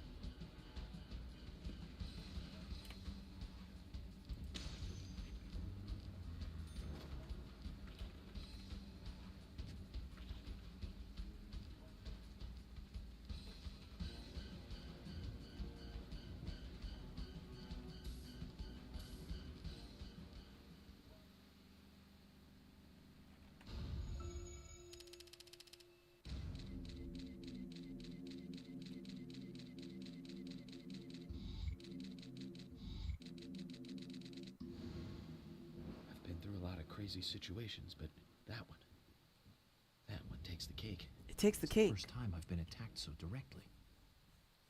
Zach, can you give me a logical explanation about what that was?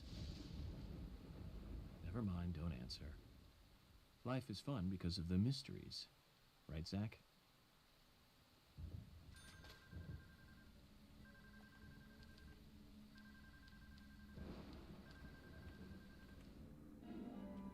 I have a lollipop. He ain't taking my cake, it's mine. I should report to headquarters and give him an update. And this is how you save.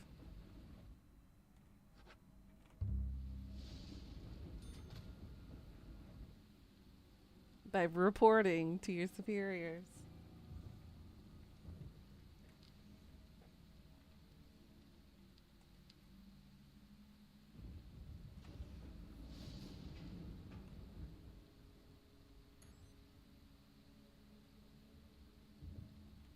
No point in going back anyway, so it's fine that it's locked.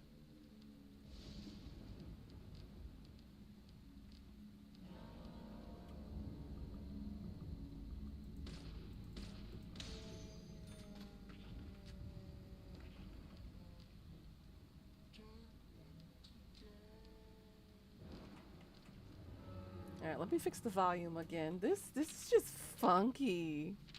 I don't get the... I guess when they ported this to the PC, they forgot how terrible the configuration can be.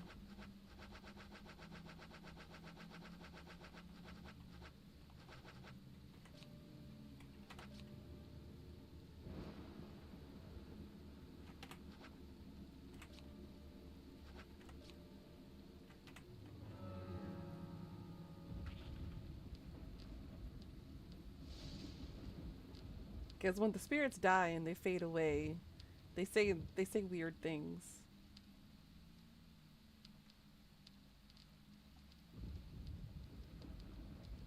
There it is.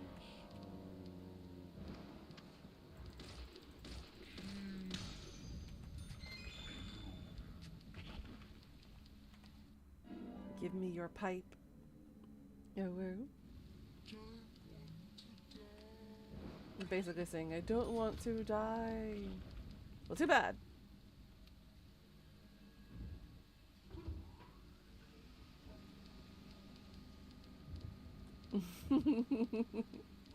Yeah, I said what I said, Pika. He gave me his pipe.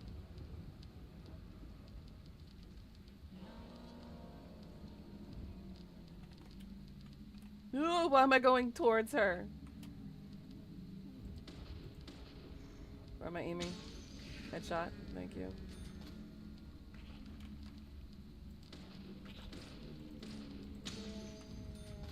At least my aiming isn't too bad right now. Can I move forward?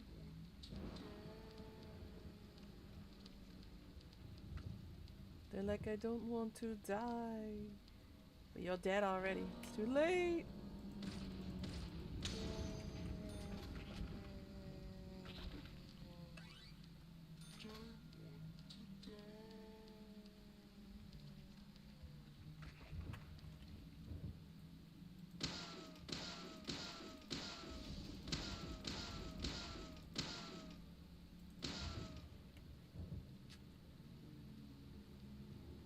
Push.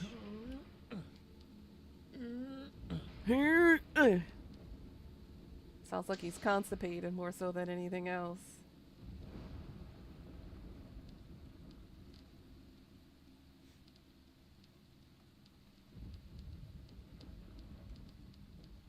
I think he's trying to push out a really big one. Great.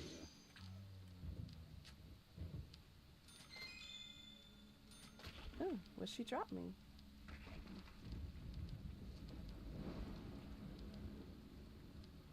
Hello? Game? Can I not touch it? Thank you. Jeez. Took a while for her hitbox to disappear so I could actually touch what she dropped me.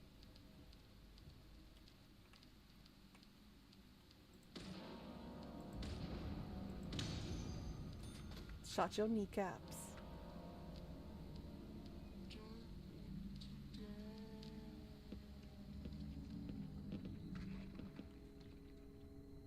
Another toolbox. Observe. The generator looks really bad. Zach, I think the killer really has a grudge against it.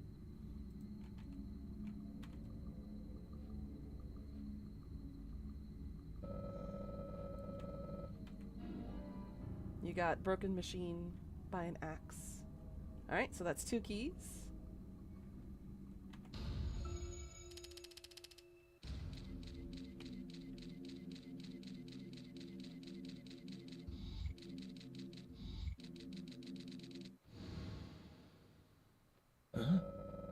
Zach, let's try to find a way to fix this mess. You got fuse box.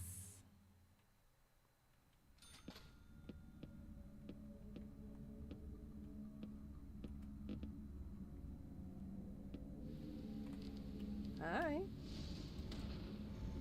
Amazing.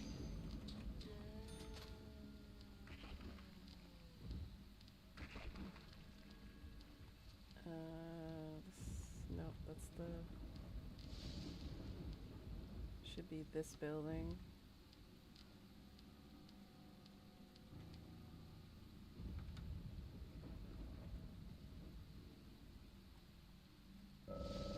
Lock the padlock. I should be able to break it if I could hit it hard enough. I'm not saying anything.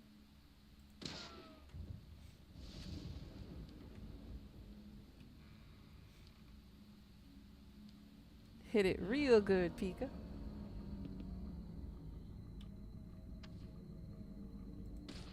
Great. Amazing.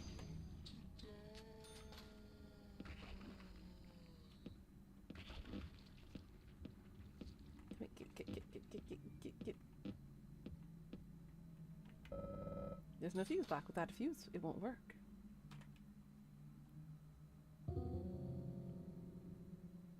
Select. You got it, Pika.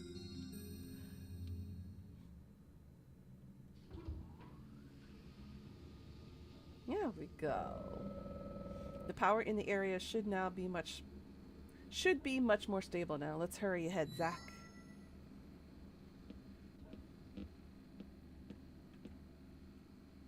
Let's hurry.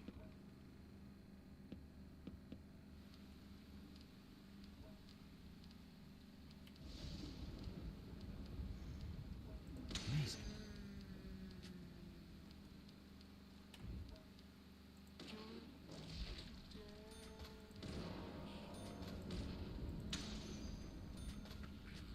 Stay down, big boy.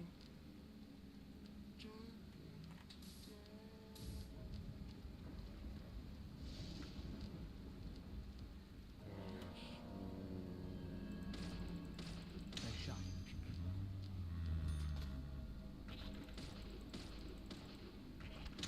Sorry, shot you in the ass, woman.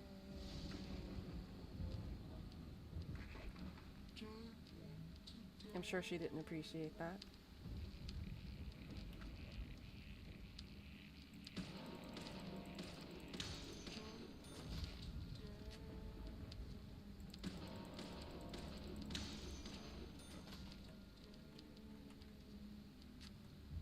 Yeah, stay down, big boy.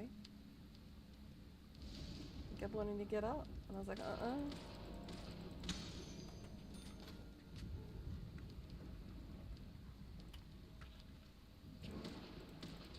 Oh my god. Yes.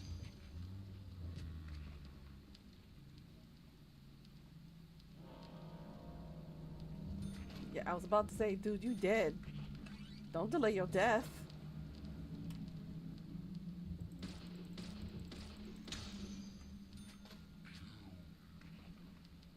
Uh-huh.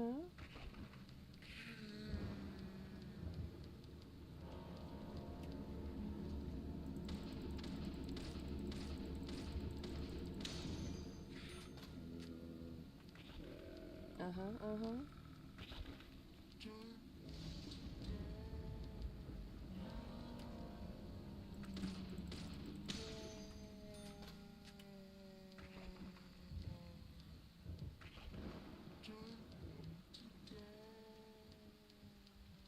And they all say the same thing. Don't want to die.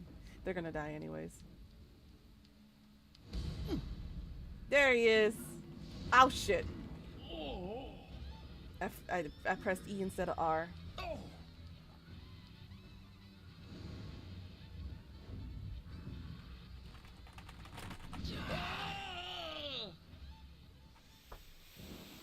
Oopsie.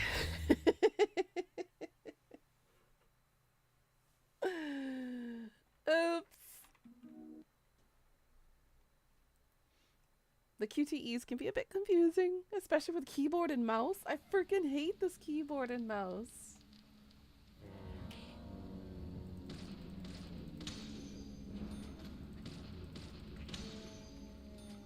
Yep, rip. My first death. Can you move? Thank you.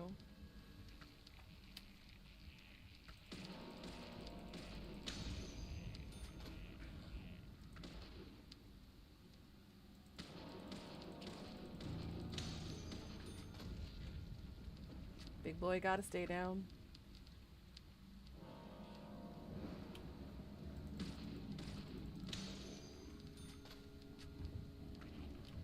Oh, hi. Nice shot.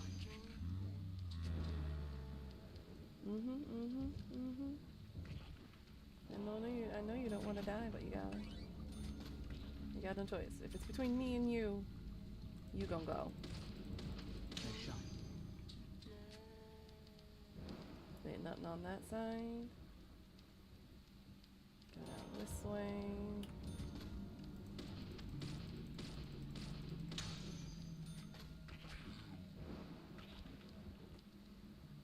It's more fun if you beat them up though, but because there is durability on the weapons, I'm withholding using the pipes that were given to me and just using the handgun for now. The handgun has unlimited ammo anyways for the moment. Alright, so the first one is evade, which is R. Or F. It changes! Fuck!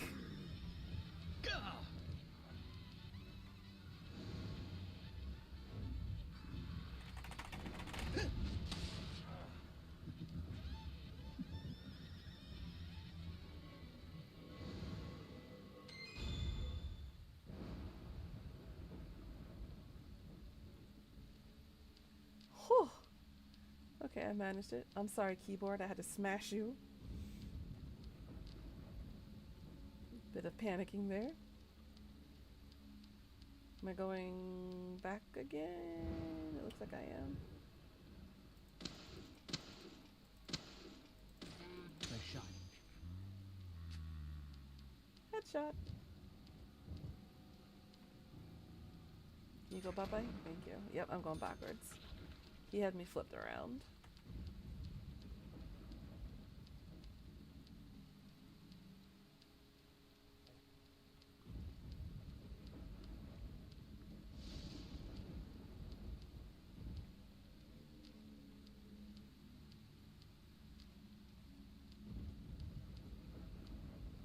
There it is.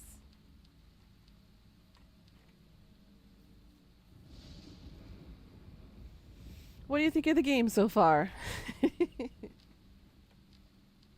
You'll hear his narration after this pretty soon. Huh?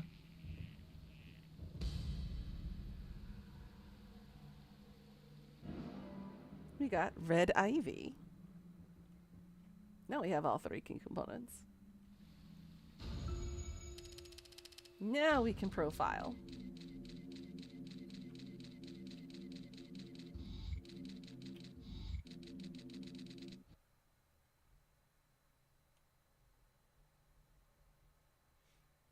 Lollipop, lollipop.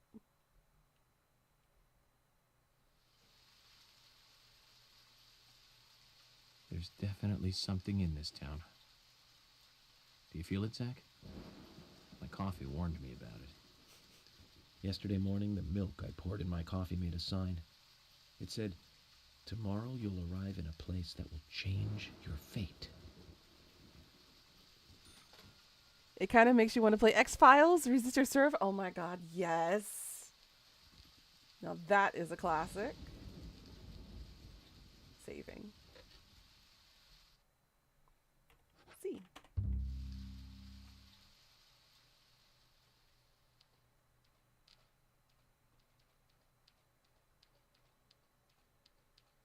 Alright, now this is where you can kind of sort of deviate from the story if you wish to. You can actually explore. Or you can head straight to the, to continue the storyline. Again, this game does not really handhold you. You can literally do whatever.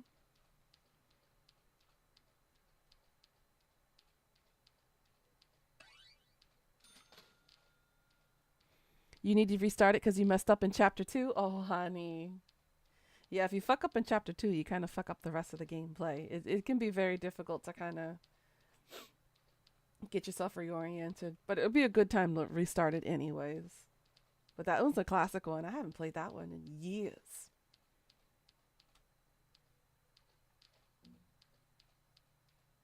But we're gonna go meet the police officers over here. The nice little cat lady. Sugar donuts. Satisfy a small amount of your hunger. Here we go. And here's our cat lady. Look at her. You were very late. Emily Wyatt, Greenvale Deputy Sheriff. As a cat girl. I didn't think you'd keep me waiting in the rain for so long. FBI Special Agent Francis York Morgan. Please, just call me York. That's what everyone calls me. Agent York? Good, that's good. Are you the sheriff? No, I'm Deputy Sheriff Emily Wyatt. George, he's the sheriff. He went looking for you, actually. He should be back soon. I see. If you don't mind me asking, did you walk all the way here? My car broke down, that's all. That's true. I love that part in the game where you get to do the autopsies. Ugh.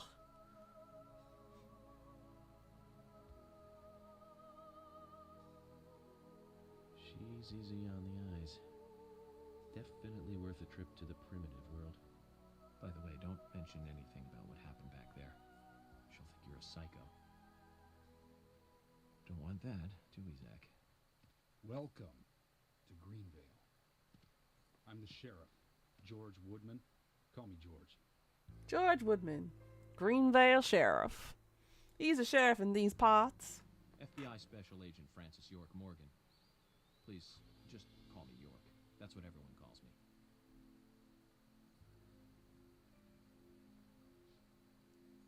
Could you tell me why the FBI is so interested in a small-town homicide?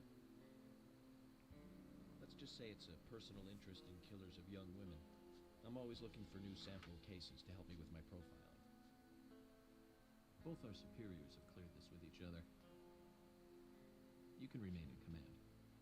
You don't have a problem with this, do you? No. No problem.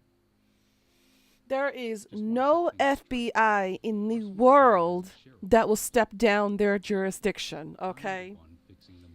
They wave their jurisdictional flag like it's their dick pulling out of their pants, okay? Every single FBI agent I have ever met with and worked with have done this, okay? By the way, George, I had a little accident with my car. Could you send someone to take care of it? Oh, and my clothes and luggage. He's got a are still outside. sausage for her, don't he? All right. Don't worry. I'll get my assistant Thomas to take care of it. Do you need anything else? Thanks. That'll be all. Well then, I think I'll rest up first at the hotel. God, he's so cringe. Then I'll join you on your investigation. Don't know how to say that. We really don't need your help. Unlike some of your corrupt city police officers, I play it by the book. I hope you'll come to appreciate that, Agent Morgan. And we'll handle the investigation. You just think of this as a vacation. Take it easy. Enjoy the nature here. You don't have to be a tree worshiper to appreciate the wildlife here. Mysterious. Zach, let's reassess the situation. There are no cavemen here. We're as far forward as the Middle Ages. And we've just met the king. So freaking cringe. I love it though. This is the only acceptable level of cringe I will ever accept.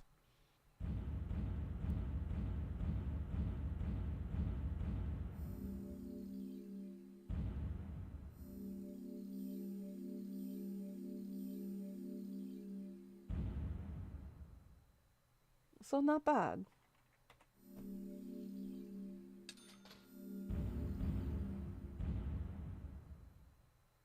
Look at that.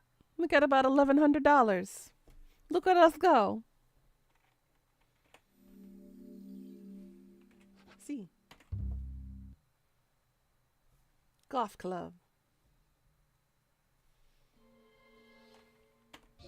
Previously during the investigation, these puppies are making me go to another town in the boondocks again. I didn't think you'd keep me waiting in the rain for so long. Welcome to Greenville. I'm the sheriff, George Woodman. Call me George. There's definitely something in this town. Do you feel it, Zach? My coffee warned me about it. So what do you think the relation is between York and Zach? What do you think, Pika? It's broken. I've been using that one for a long time. Why don't you get it repaired? This TV is important to you, right?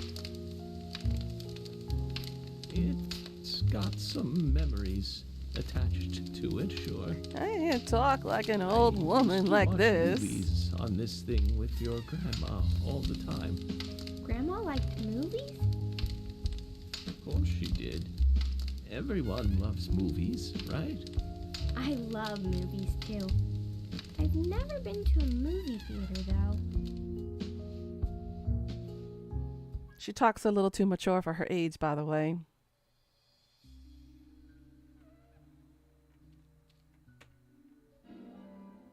Angel Isaac. Twins, maybe, or he has multiple personalities? I honestly don't remember the answer to that. Sugar donut. Let's take it. Nom nom nom nom nom.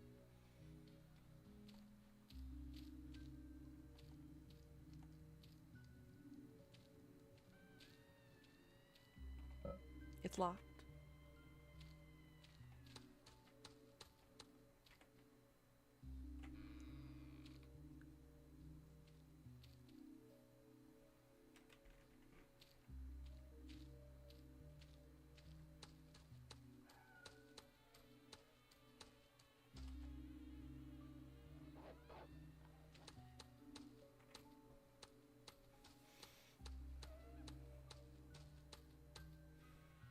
York. York.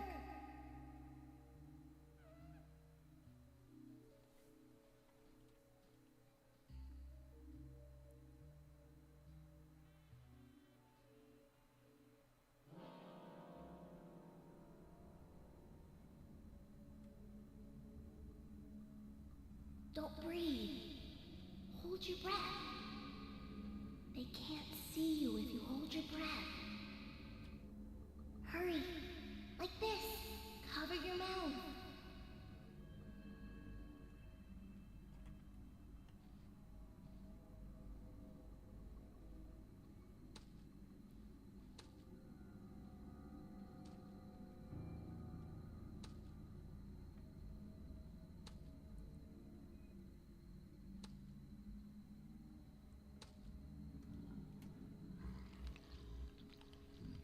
How long can you hold your breath?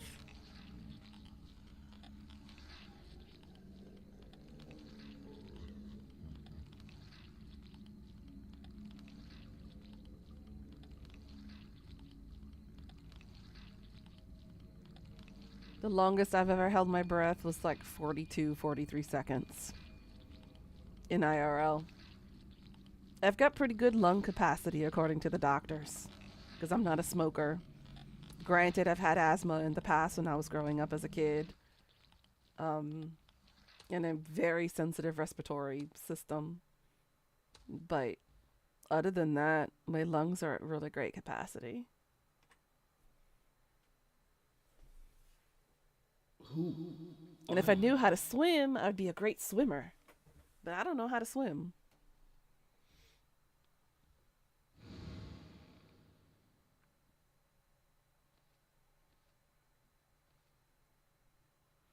I can't breathe after walking a flight of stairs. Oh, neck girl. Stairs. My second mortal enemy after gravity.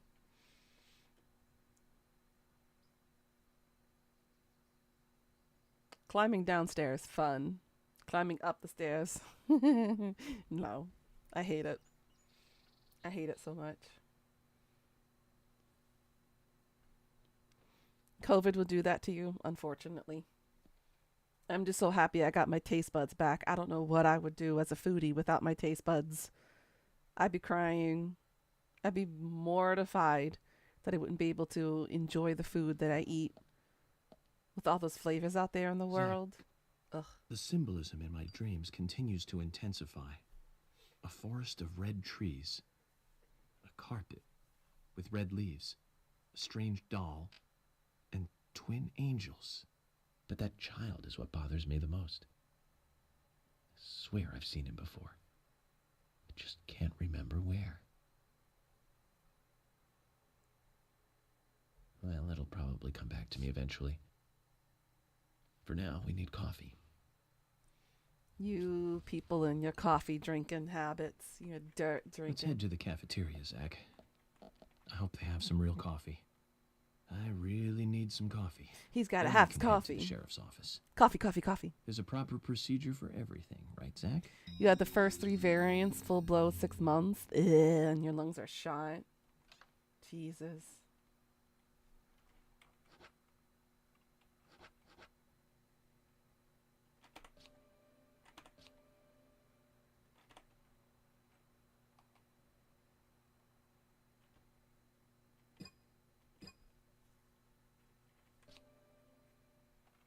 What is cleaning?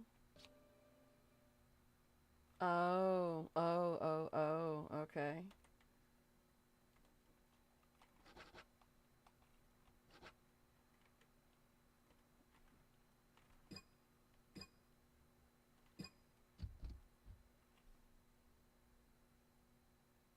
Huh?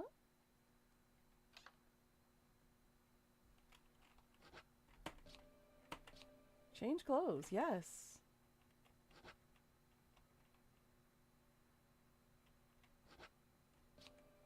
Thank you. Oh my god, game. There we go. Now I look hip.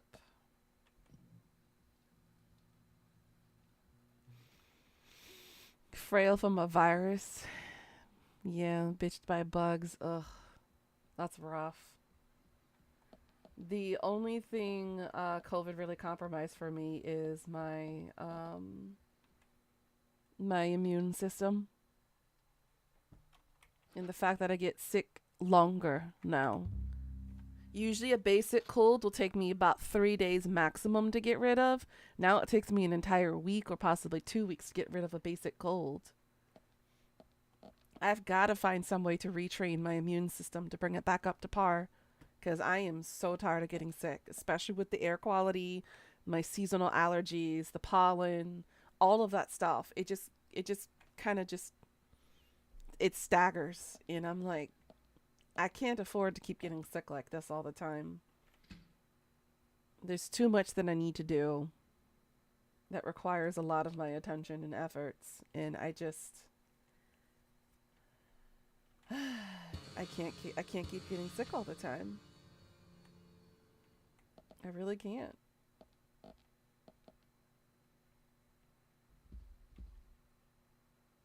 Is this the bathroom? This looks like the bathroom.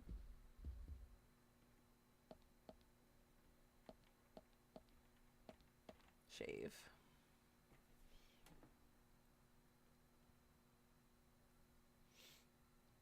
Gotta look nice for the ladies. You've had it 3 times too. That's why immune system sucks. I've had it twice. I've had both variants. The one in the States and the one here in Korea when I came back. I was sick for 4 months with COVID back to back.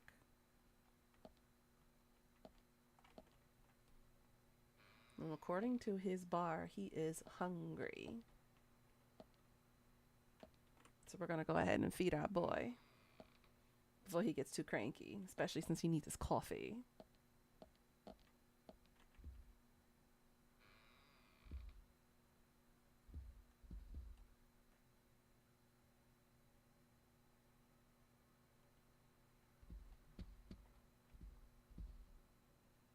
And we're going to be exploring more of this hotel a little later too. There's some rooms that are potentially open to us. Oh, this is the dead end. Okay.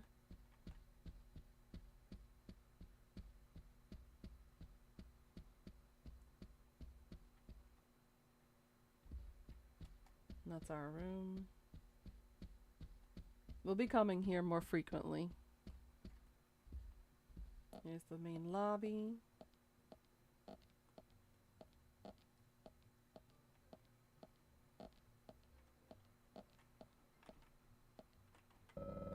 Various expensive sounding dishes are listed on the menu, though none of them really appeal to me. I'll opt for junk food and coffee anytime, right, Zach?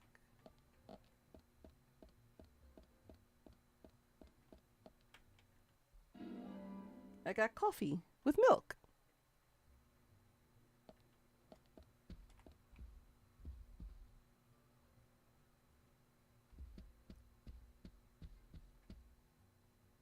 That's the save point. Various kinds of foodstuffs. None of my favorites, though.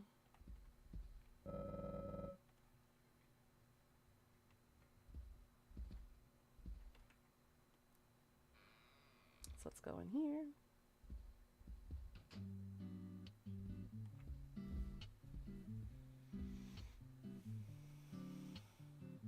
Good morning, Mr. Morgan. Your breakfast is ready for you. She doesn't sound like an old woman. Polly Oxford, the hotel owner. Thank you, Mrs. Polly Oxford. Just Polly is fine. Well then. Thank you, Polly. I'm starving.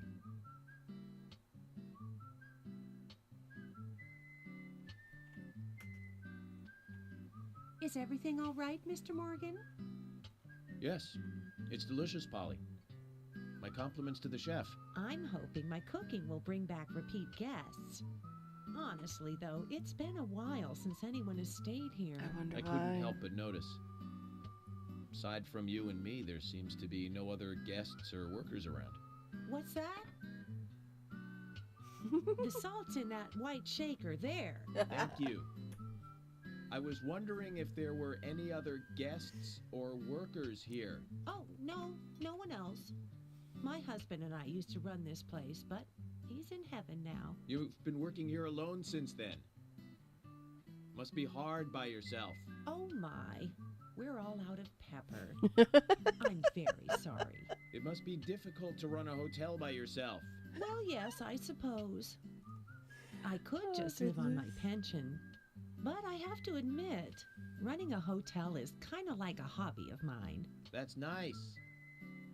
Polly, it might help to hear you better if you could sit a little closer. Oh my, Mr. Morgan, you're embarrassing me. So early in the day, too. I think I'm a little too old for you. And I still love my departed husband. May God rest his soul.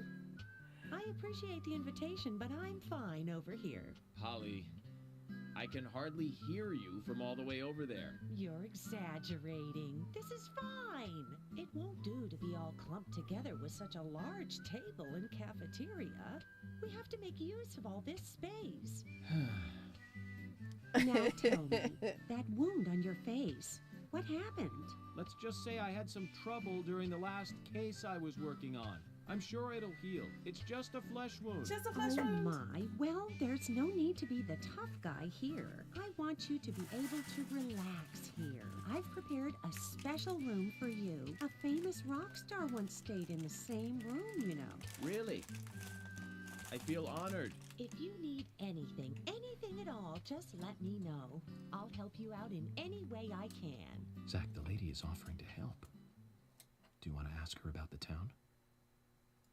Say, Polly, what can you tell me about this town? Well, let me see. You might know this already, but the town is called Greenvale. It rains here quite often, but it's a nice place, surrounded with nature. It was a big and prospering lumber town until not so long ago. We used to have a population of over 6,000 people. Less than a tenth of them left now. This hotel was built back then. We saw plenty of guests in those days. That's why this place is so big for such a small community. I have so many fond memories from back then. I suppose the clock on the community center is quite famous too. The clock? Oh yes, it's lovely. It rings in the morning and at night to let the whole town know the time. You'll hear it many times during your stay. It's a beautiful sound. And you'll love it too, I think. I look forward to hearing it then. Anything else you'd like to know about? Yes, actually, Polly. Could you tell me about the shops around here? Shops? Well, there aren't many. It is a small town, after all. You can do most of your shopping at the Milk Barn convenience store. The couple who run it are a unique pair. I'm sure you'll get to like them. The A&G Diner is a great place to eat. They might be open even if my kitchen is closed. If you want to go to a bar, there are two. The Galaxy of Terror and the Sweary 65. I don't care much for either of them. Bars are for the younger folk. We also have a gas stand, of course, the art gallery, and even a gunsmith. You should be able to find what you need. Thank you, Polly. Well, Mr. Morgan, I'd better start cleaning up. You just take it easy. I'll bring your coffee out in a moment. Thank you, Polly. I have to warn you, though, I am very particular about my coffee. The very best you have, please. I understand. I'll be right back with it.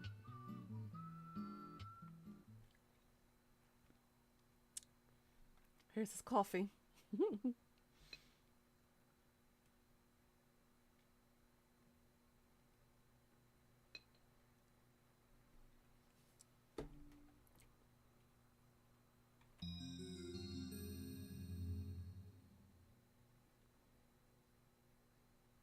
Did you see that, Zach?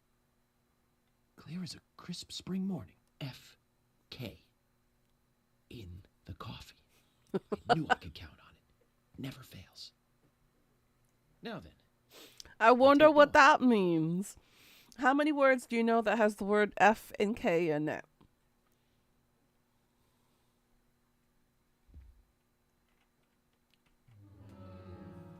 By the way, I just got an article here. I need to read it to you guys.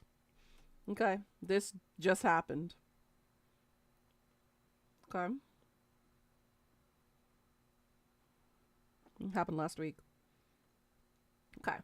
A South Korean man in his 40s was recently arrested for the kidnap and robbery of an internet celebrity from whom he had provided management services related to the victim's online broadcasts.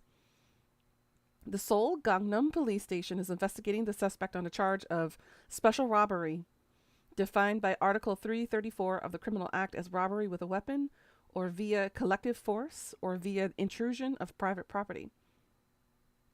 It gets better. The suspect is accused of forcibly putting the victim in his car around 6 p.m. on April 14th in Gangnam, threatening her with a weapon and forcing her to wire 20 million won, which is about 14,500 USD, to his bank account. He reportedly accused the victim of disrespecting him and the viewers of her show.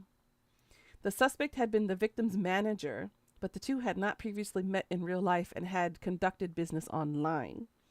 The victim escaped when the suspect temporarily stepped out of the car. She asked for help at a nearby shop and was rescued by police officers who arrived at the scene. After learning of the victim's escape, the suspect fled the scene and headed for Busan, but was ultimately caught at his home at around 8:20 on April 18th. He had been detained for investigation after the court issued a warrant for his arrest.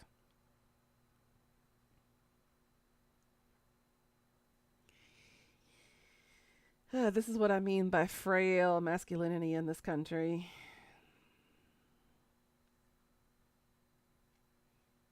She disrespected him, and he felt that the logical solution to this problem was to kidnap her and force her to send him money for the disrespect. The audacity of that bastard. Freaking audacity.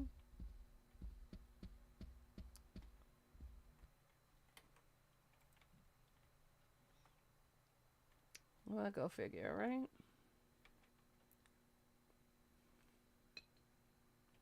Make him drink coffee one more time.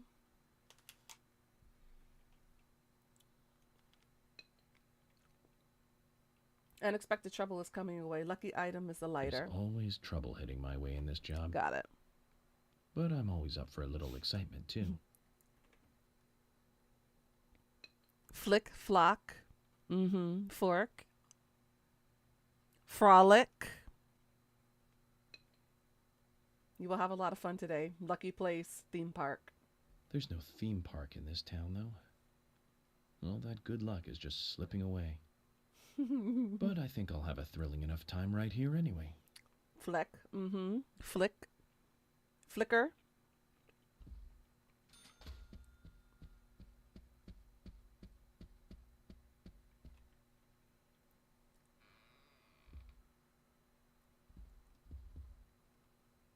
Freak. Freaking.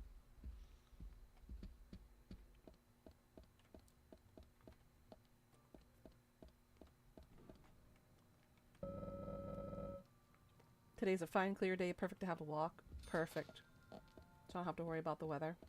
Or the rain.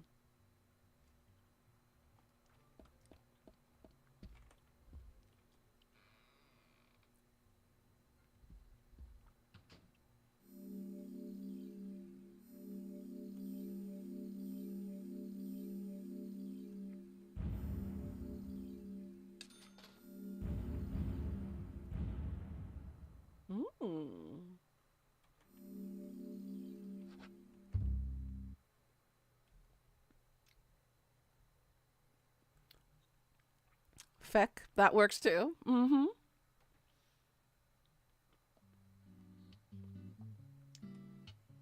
But for him, we're going to assume that his favorite word is the 4-letter word, which is a lot of our favorites too. It's my favorite, particularly when I'm angry or upset.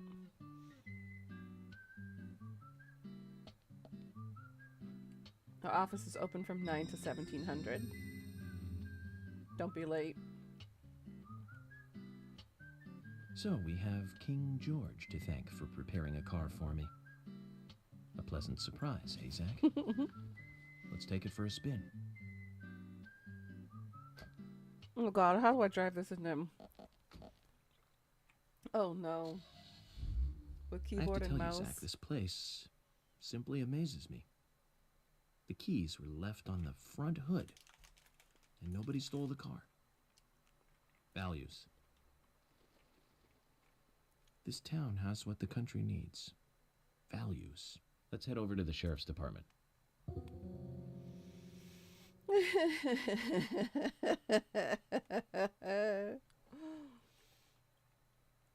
A&D is steer. Signal left. Accelerate W. Okay.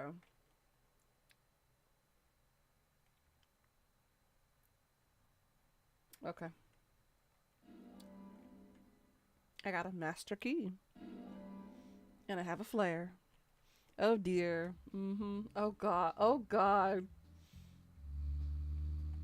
No!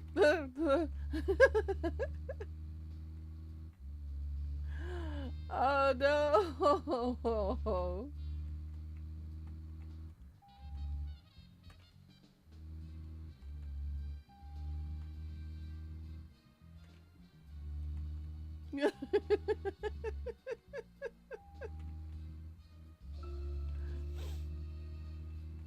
Oh god, oh god, oh god, oh god. So, Zach, about those bonus features in DVDs nowadays. How do I get out of The here? ones from the 80s have almost no bonus material. Even if they do, it's a trailer and the visual quality is pretty bad. Well, that visual quality is a good reminder of those days. So many new audio and visual appliances were coming out back then. Do you remember Oh the my first God. video deck we bought? We bought it to record one of the Star Wars movies on TV. And remember when that video store opened? We What spent the hell? hours there, just trying to find a good movie to rent. There weren't When that did many I go to choose from back sideways? then. Why am I I remember drifting? renting some Oh really my bad God. ones after reading those back cover taglines. Hey, remember? Attack of the Killer Tomatoes, filmed in 1978. Produced, directed, written, and edited by John DeBello. It was really awful, but for some reason I still remember it pretty well. It had so many sequels, and the original was re-released in 95. The 87-minute-long theatrical release bumped up to a whopping 90 minutes. But that was around the time I joined the Bureau. I never have a chance to see it. I know, Zach. Once this Is my case driving over, that bad that everybody do? is avoiding me I on bet we the can other buy a side of copy the on internet road? pretty easily. Oh my god.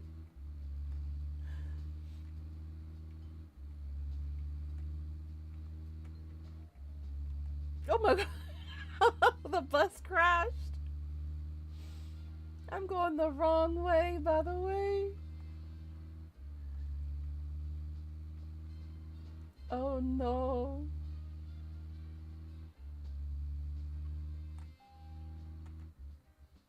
Oh yeah, oh god, I went the wrong way. I'm gonna be late. The sheriff's gonna get mad at me.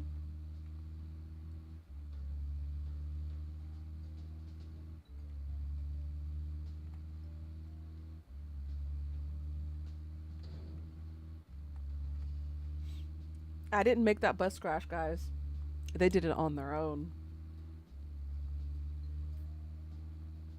Are they still there? No. Okay. All the cars went away.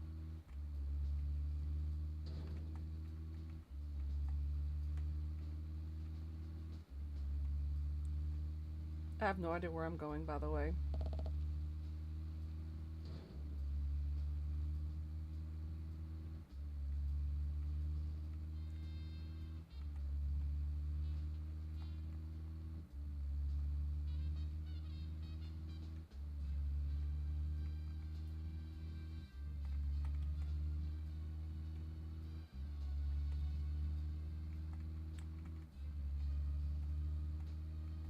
Oh my god.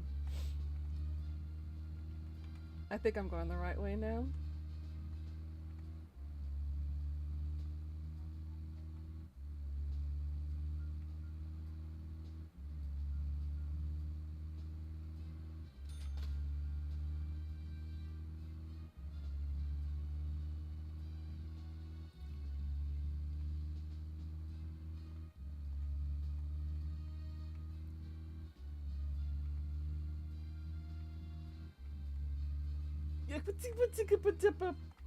You know what? We're going to park there.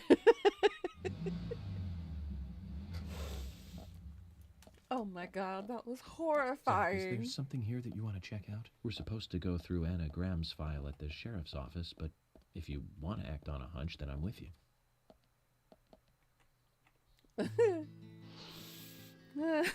We survived. Somehow. That's one fine building for such a small town. The exterior woodwork is spectacular. Don't It you is a agree, nice Zach? sheriff's office. It's true.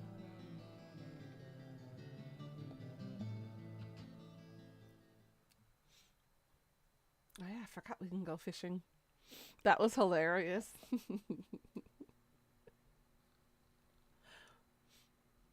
Oh, here is the dude. The one that we saw crying earlier.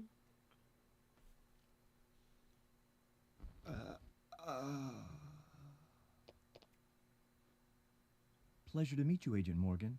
We've been expecting Did you. he really I'm just Thomas run McLean, like the that? sheriff's assistant. FBI Special Agent Francis York Morgan. Please just call Did me. y'all just see the way he ran towards Very us? well then, Agent York. I believe I owe you a thank you for retrieving my belongings from my car. Thanks. Oh, no, just doing my job. I His want to neck help was do like everything this. I can to help the investigation. I Yep. just can't believe Anna was murdered. She was such a bright and lovely girl. Did you know her well? Well, no, not really. But it's a very small town. I'm sorry. It's just that this is the first really big case I've ever seen. I understand. Just try to relax. Can I have a look at Anna's file now? Yes, of course. The sheriff told me to let you through to the meeting room, but I've lost the key to the cabinet where the files are. Why don't you take a look around while I go look for it? Okay. Let me know when things are ready. Oh my god, the way he Zach, ran. Thomas appears to be the kind and sensitive type, totally at odds with the monarch. Almost a good setting for a cartoon. Oh my goodness. I like Thomas. He's adorable. That was cute. Look at the way Morgan runs compared to him. That is fascinating.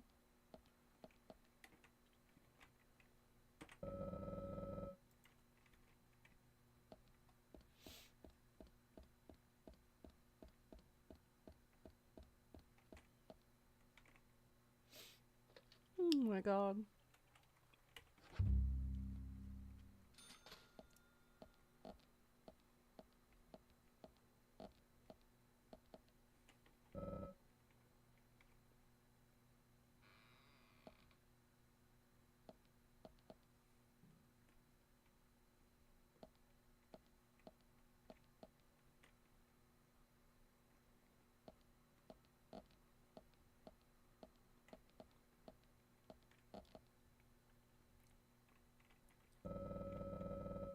Automatically sliding storage. Quite modern for a small town archives room. Okay, so we got one right, one left. Right, left. So maybe this should be right.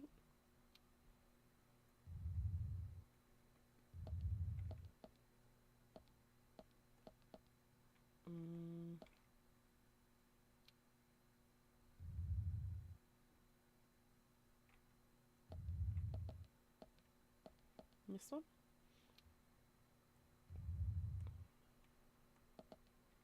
No. The first one again?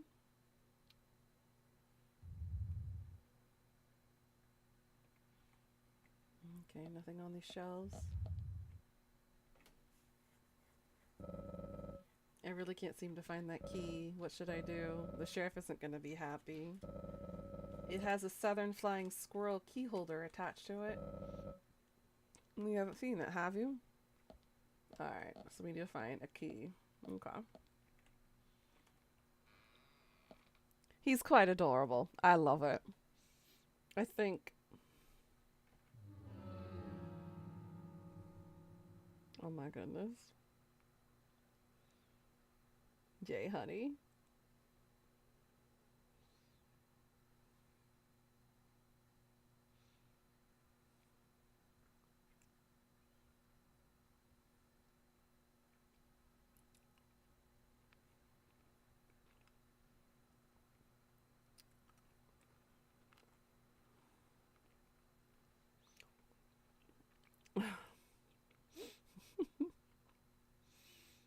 Oh no.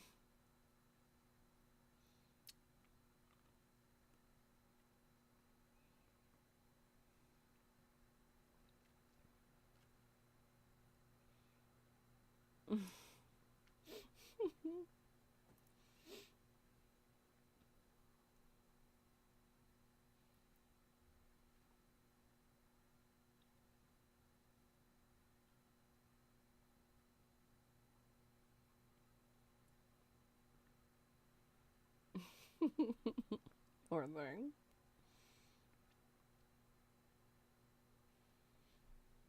All right. So we gotta look for the key.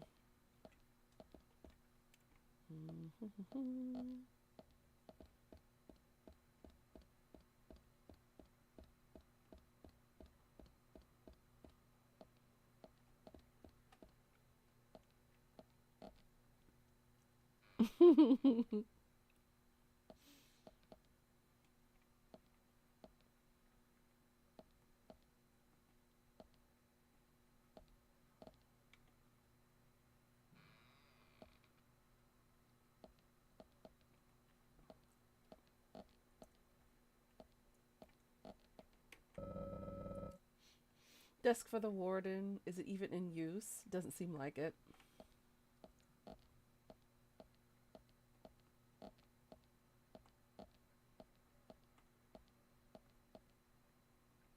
Okay, nothing down here yet. Hi, Kenneth. How you doing today?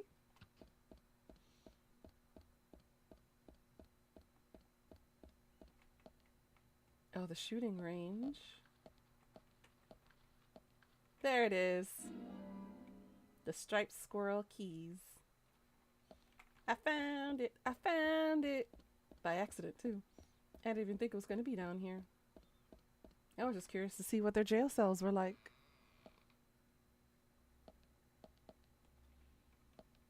Good. Just been keeping busy. That's good to hear.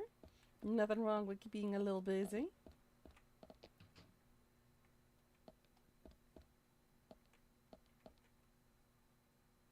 Hold on, who are you? Emily. Oh, the cat girl. Hi. Hello there, Emily. Could you perhaps show me around the office before the meeting starts? I got my hands full. Could you ask Thomas? I don't think that's a good idea. Why? What's going on? He lost the key to the cabinet and asked me to look around in the office until he finds it. Okay.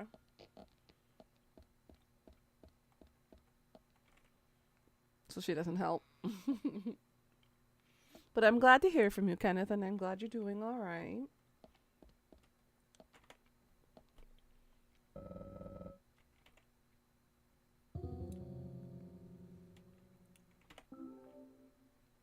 You found the key.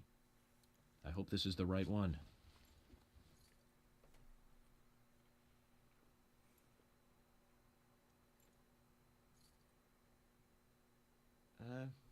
You found a Siberian chipmunk this time, have you? Damn it! Sorry, wrong key. A Siberian chipmunk? This species lives in northern Japan on the island of Hokkaido. They're actually quite a popular pet. So it isn't even a squirrel. But we're looking for a southern flying squirrel right now.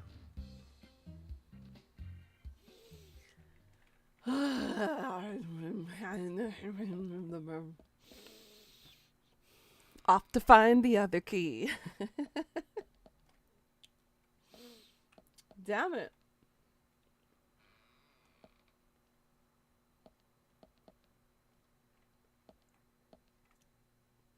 This is a nice storage unit here.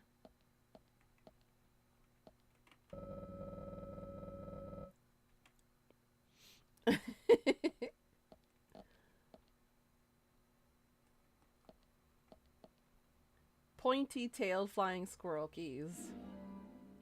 Not the one.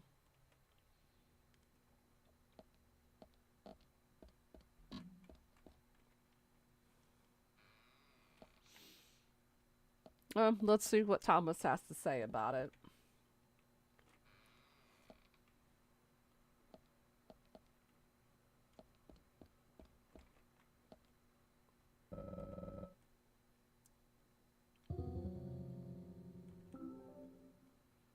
You found the key. I think so. Is this Hi, it? Neo. It's a guilty pleasure of mine. I love this game.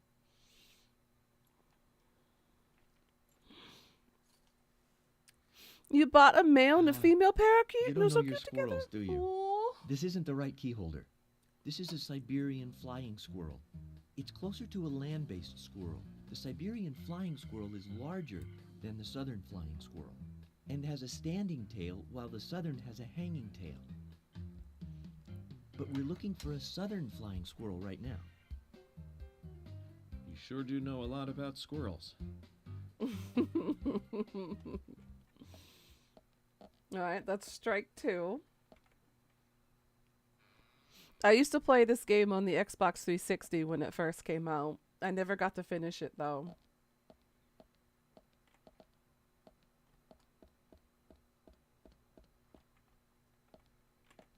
Let's try the locker room.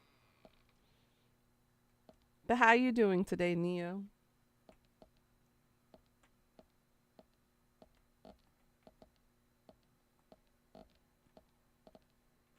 Long-tailed flying squirrel. Okay. Iron body. Open. Open. I guess it won't open. Huh, interesting. George's locker. It looks like it's seen quite a lot of use. Spartan, just like the owner. Indeed.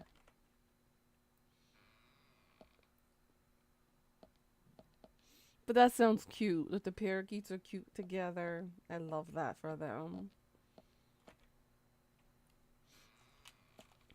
I'm enjoying sucking on some Skittles right now.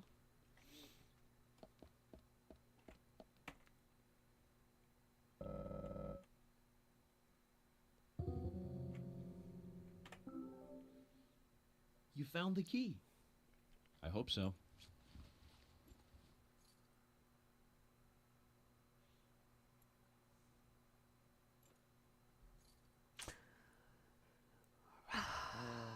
No. It's a this sugar is glider. Sugar glider.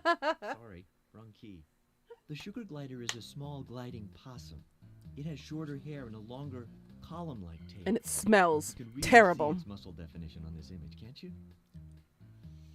But we're looking for a southern flying squirrel right now. Zach, can you tell these things apart?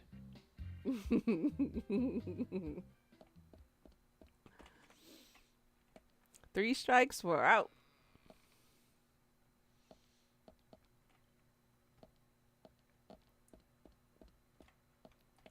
Let's try the kitchen.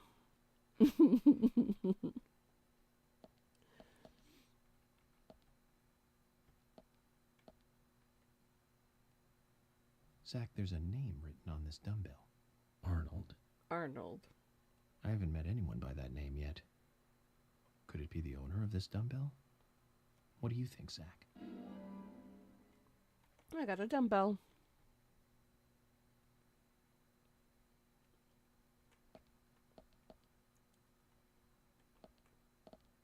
Gray squirrel.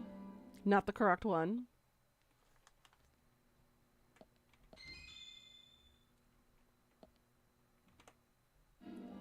We got a turkey sandwich.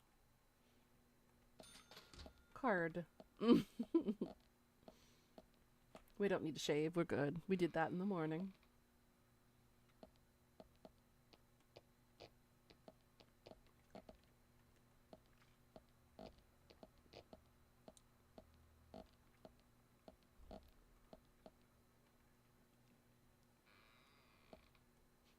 But yeah, this game has been a guilty pleasure of mine for like years.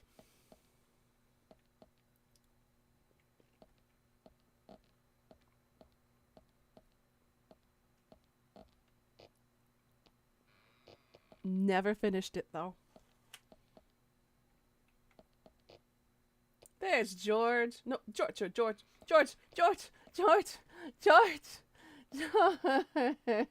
I was trying to talk to you. How dare you ignore me?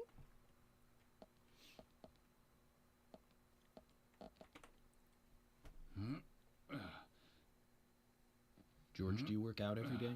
Of course, Agent Morgan. Exercise keeps me healthy.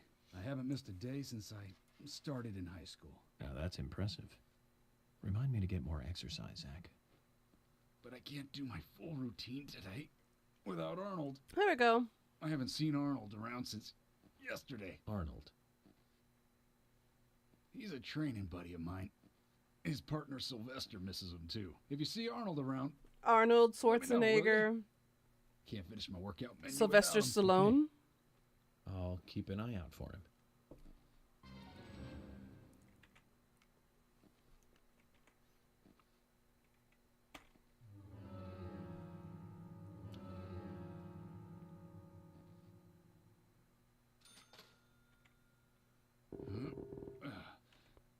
We found Arnold.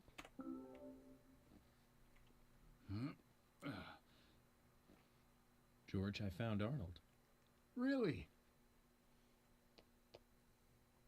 He was a bit hard-headed, but I got him to come back. Cringe. Cringe. Oh, Arnold. Well done, Agent Morgan.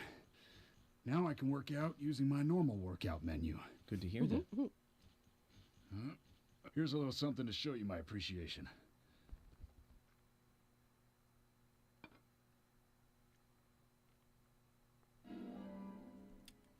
Now I got Arnold and Sylvester. So that makes us even. I don't owe you anything, and you don't owe me anything. No changes to how we work together. Just bear that in mind. Zach, he needs some friends who aren't so dumb. I can't. I can't. I can't. I just can't. Ugh. The pain.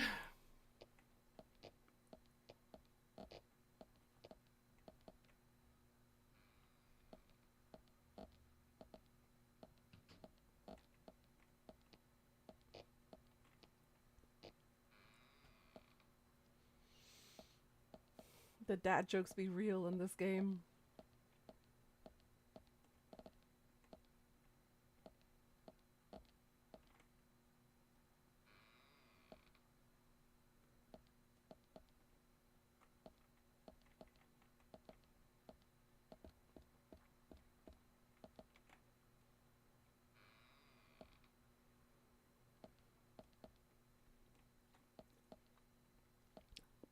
Night, night, Pika. Sweet dreams, sweetie.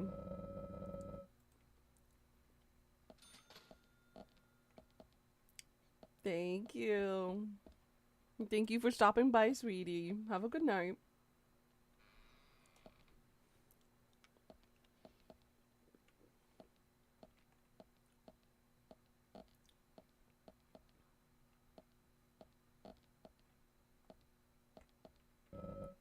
You can't leave now. I was investigating. I wasn't leaving.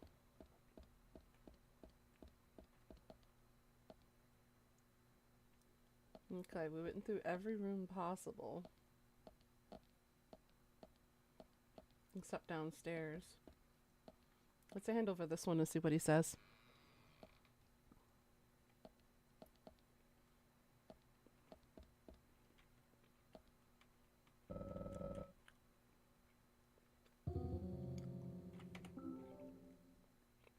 You found the key. Is this the one you were looking for? I am not the one you were looking for. Knew it. No. This is a gray squirrel. Sorry, that's not the key. Nothing particularly special about the gray squirrel, I'm afraid. You can find them in the US, Canada, and in England, too. A gray squirrel. What was I thinking? But we're looking for a southern flying squirrel right now.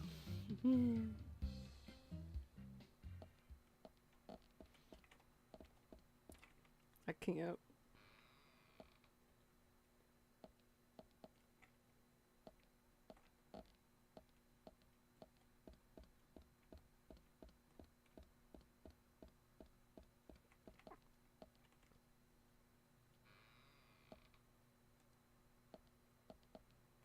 time is it in the game now? 10:40? Okay, still early.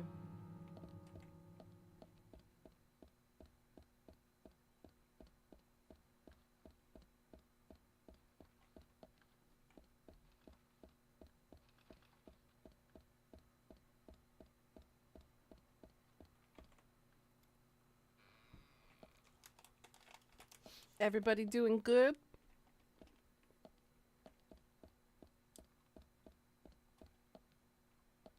Okay, if there's nothing in these jail cells, alright. So where the hell is the key then?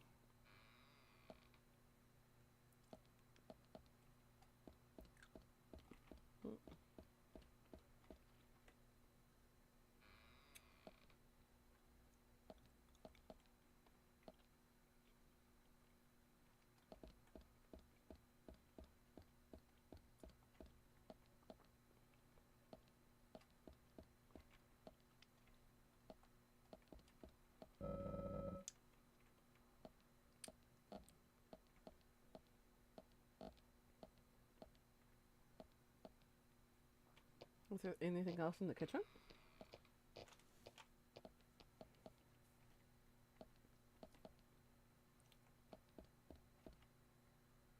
Boiler room, can't go in there. Huh. Okay. What the hell is it?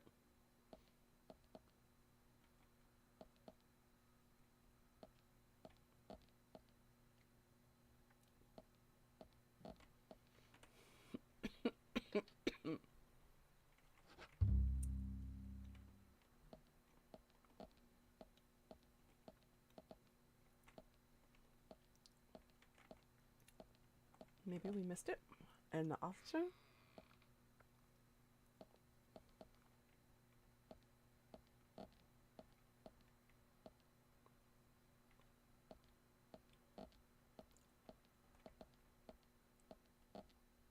Oh. Interesting. Okay. Actually, can we talk to George again? Bruh. And he shut the door on my face. The audacity.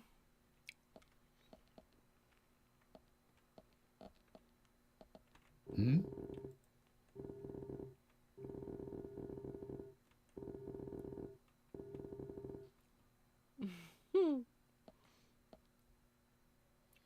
Zach, look at this. Oh, now this is something special. It's the epitome of the old frontier sheriff's office. It's perfect. A stuffed deer's head on the wall. A flag, a hunting rifle. A hunting rifle. Amazing. You'd never see a hunting rifle on the wall of a police department in the city. It's just amazing. Wonder if the sheriff would ever let me shoot it. Yeah, don't hold your breath.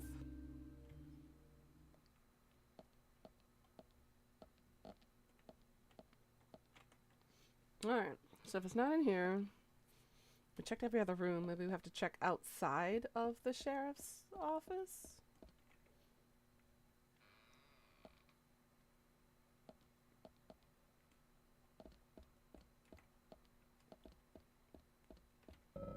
Nope. Okay, can't leave. Alright, so where the hell is it?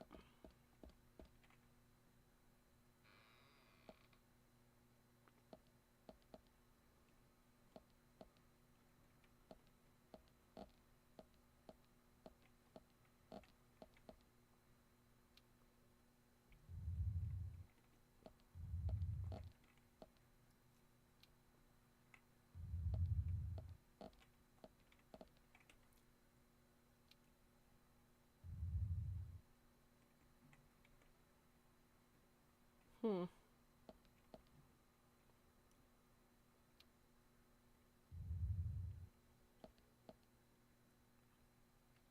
Is there a particular order I need to do this in?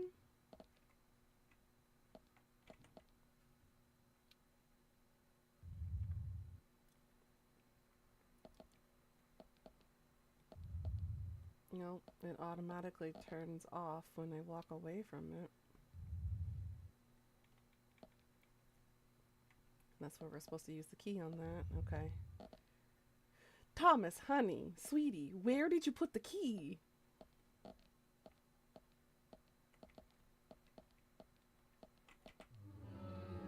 I'm gonna have to Google it real quick.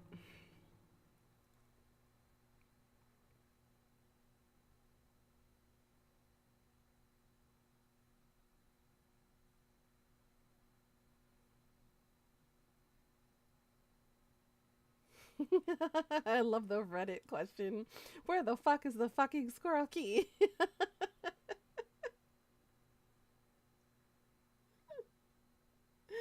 Oh my goodness.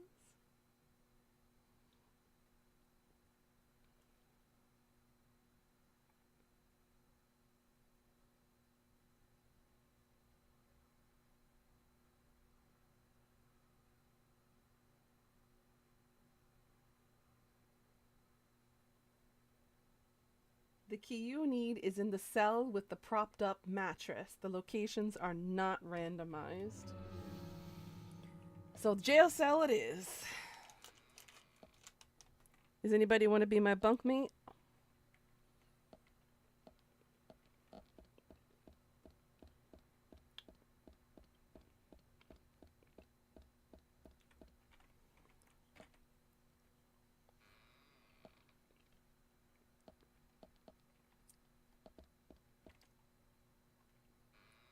Why the hell would the key be in the jail cell?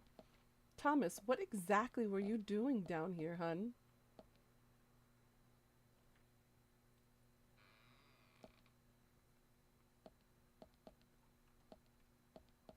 That's asleep. I do not want to sleep in a jail cell.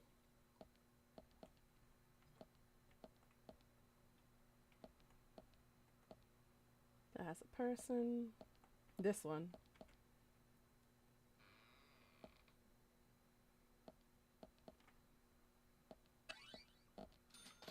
There it is.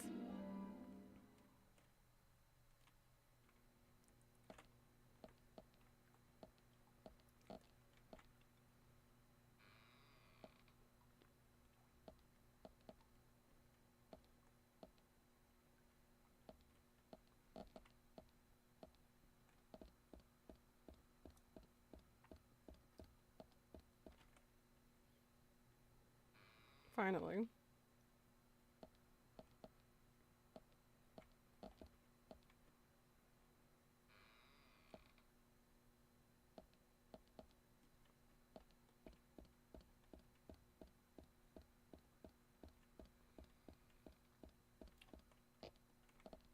Hi there, Emily. Hi.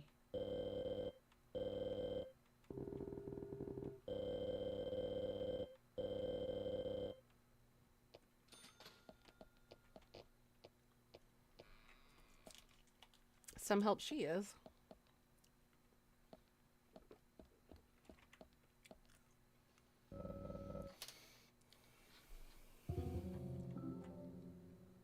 You found the key.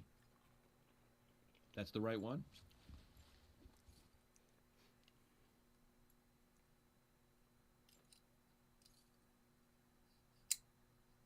Yes. Finally. A southern flying squirrel. Thank you so much. I'll bring the files right in, so please go to the meeting room. Okay, I'll be waiting for you. Well, Zach, we just got here and we've cracked a big case already.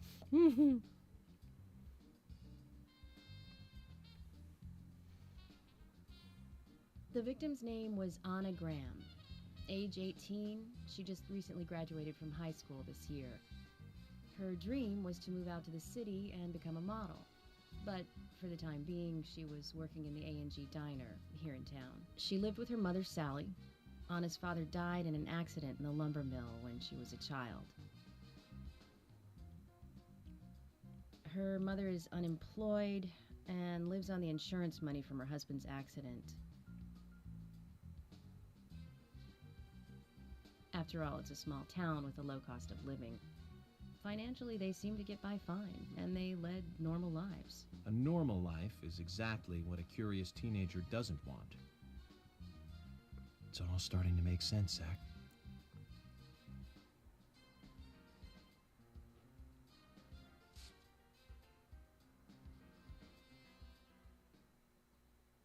City folk, huh? No, I take that back. All of them can't be as bad as him. Some should have better manners. Huh. This is a good biscuit. I've never tasted a biscuit this delicious. Where in town can I get these? Well, actually, I baked them myself. That's amazing. What are you doing in law enforcement? I'm very particular about biscuits, I'll have you know. The balance of milk and butter you've achieved here. Oh, my. Agent Morgan, the autopsy's ready. You are welcome to accompany me to the Greenvale General Hello, Hospital. Jonathan. You come too. How are you Thomas, doing? Stay here and tidy up these files. Yes, sir. We're going to use the car outside. Poor Thomas. Let's get going. You might think this is just a small-town police investigation, but our inspections are thorough and solid. I'm hoping you won't slow us down. Dang. But then again, there's always, jurisdictional issues between the local and federal. Always. They rarely get along very well unless something benefits the both of them.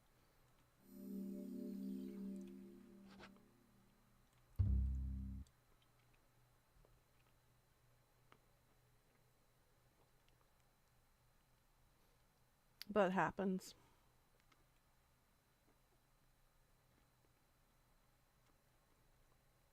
Country ham. Oh. The Greenvale General Hospital is down the road by the lake. It's too far to walk. Come on, get in the car. If I'm riding in a car, George, I prefer to be the driver. Can you provide a car? No. What are you talking about? You don't even know how to get there. Which is another good reason for me to drive, George. Morgan, shut up. I don't want to drive. Oh, man. I don't want to drive. Very well. Then I'll ride with you. No. I want to keep an eye on you. Fair enough. What happens if Just I one crash? thing, Agent Morgan. Your involvement in this case is limited. That means you don't have to learn your way around town. George, we'd better get moving. The hospital closes at 2100.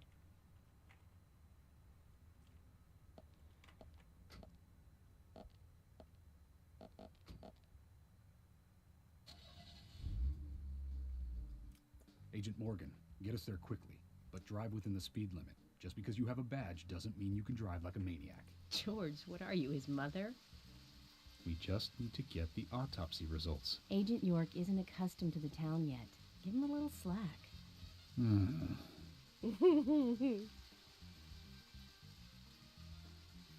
Well then, Agent York, let's get going. Sure, sounds good. Ah, shit.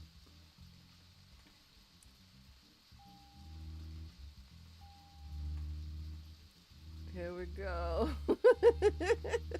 I'm already fucking up.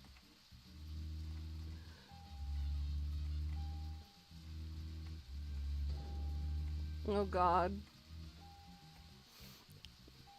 Joe Huawei, how you doing? Agent Morgan, I can't help noticing you prefer to work alone. Most of the time, yes. Don't you get lonely, flying all over the country alone? I must say I've never felt lonely. Are you married? Unfortunately, relationships and I are fleeting strangers. I don't get on very well with women. Where do I You'll be exit this surprised to hear. That's because driveway? you're young. You notice things like that at my age. You have to treat women carefully, like a thin crystal wine glass. If you don't, they can cut scars on your face, There just we like go. yours, right? George, is this an interrogation? I see you're a seasoned professional. But let's not talk about my scar. It was caused by a problematic woman. Well, she got you good. Terribly good. It'll fade away, and nobody will notice it in a week. A week? It's not that light of a wound. Oh God. Oh God. So, Emily, tell me, is there really a need for a full-time sheriff in a small town like this? I'm sure it is small to your city eyes, but any gathering of people... What are you doing driving, looking at the windows? At the driver's window that's not right? You have no idea. I'm so confused. There's the church bell that they mentioned before. Where the frick am I supposed to go?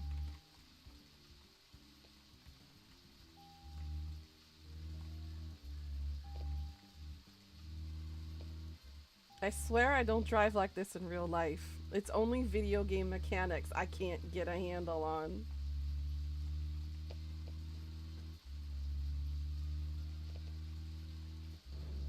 Get out of this gridlock of a place. Go left. Oh, oh, oh, shit. What the hell did I hit? What am I hitting? And go right. And then go left.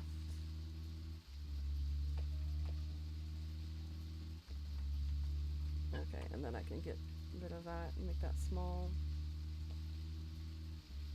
We're still good on time though, so I don't have to like rush.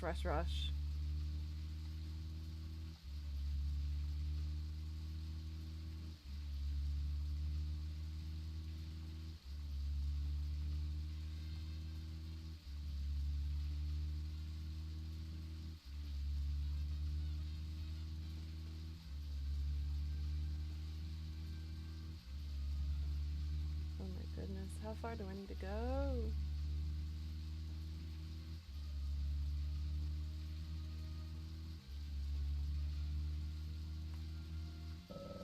You came to investigate. Oh, I'm leaving the city limits. Whoops. Where the frick am I supposed to go?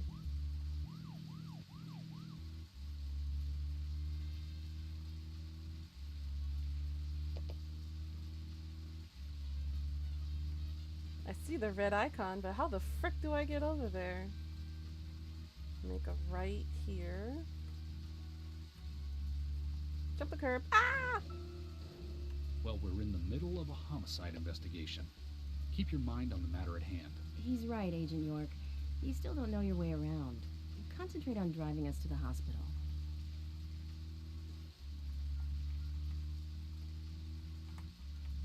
Oh god, oh god, oh god.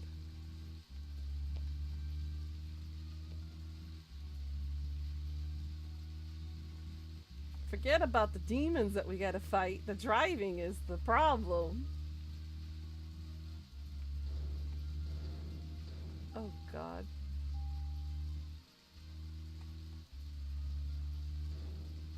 Well, I can't. Oh, you gotta be kidding me. I can't go over.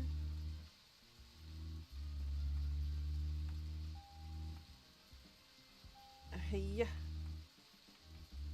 Hi. Oh my freaking god. Ah! Tick for tip.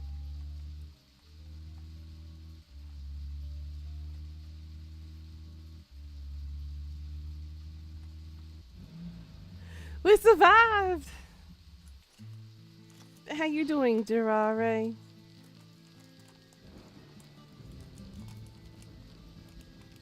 That's a pretty big hospital.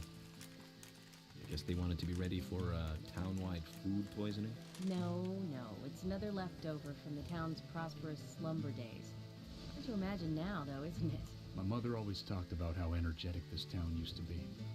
Almost like a gold rush, she used to say. Impressive. But the hotter the fever, the faster it cools. And so now there's hardly anyone left to use this place. It pains me to watch my hometown lose so many citizens. Beyond your understanding, I'm sure. Yes, I'm sorry to say that it is. Indeed. And that's why this case is our problem. There really isn't any need for you to get too involved.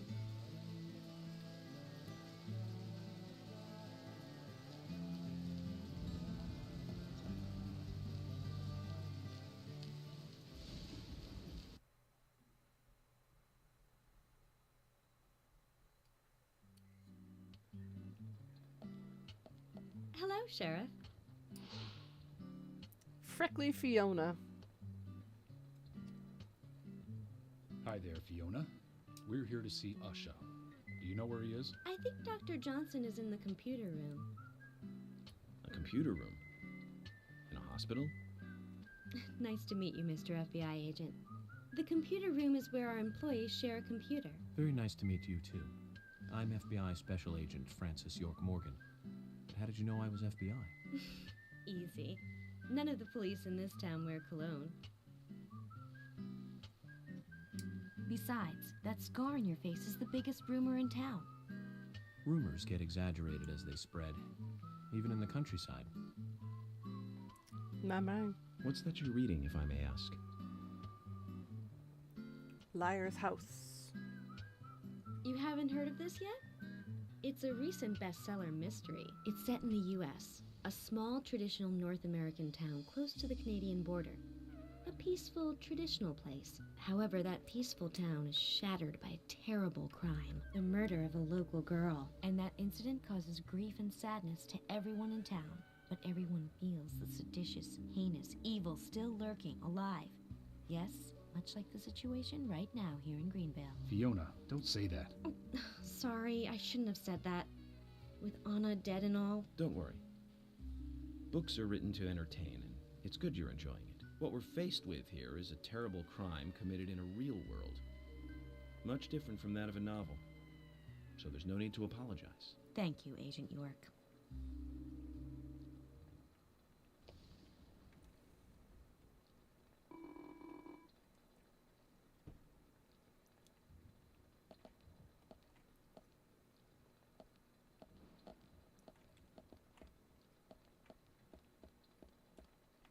Let's save. Restroom. What's this?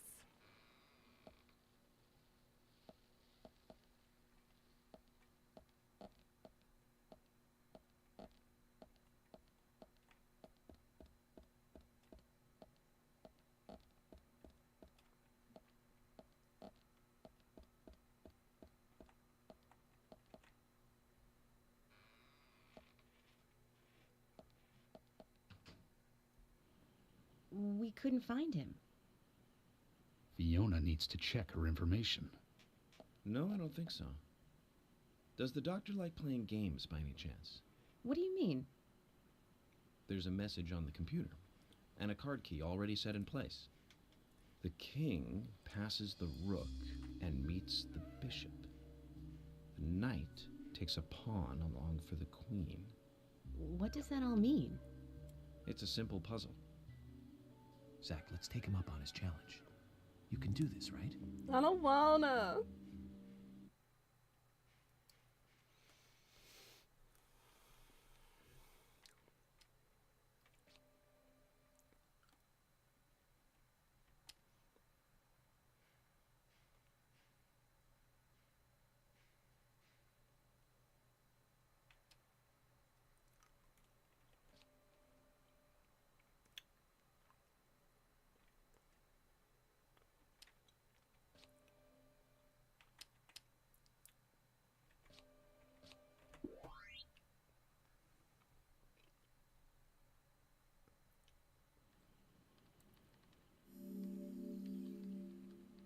The doctor awaits below with the deceased. Another code? But there's nowhere to insert a password. More games. I'm going to get Fiona to call Usha up here right now. No need, George. The message appeared with the card key. It's telling us where to use it. This is not the time to be joking around, Agent Morgan. Dr. Usha is below with the deceased. With Anna. Below being underground, I take it. Simple. Simple. Then it's time to meet the mischievous architect of this little game. Nah.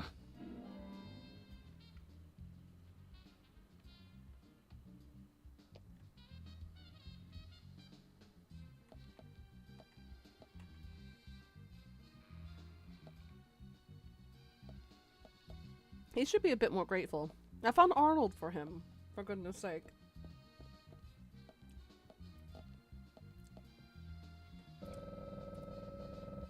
This door leads to the wards. We have little reason to go there, and it's unlikely they have that many patients.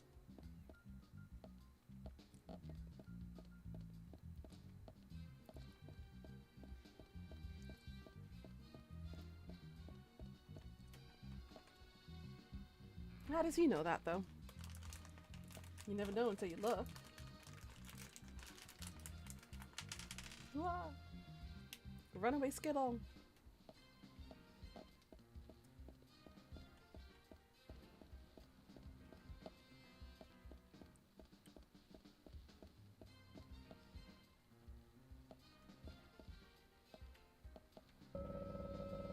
Cloudy in the morning and heavy rain in the afternoon.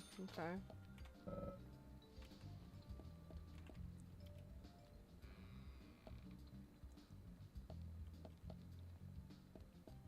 Let's go here.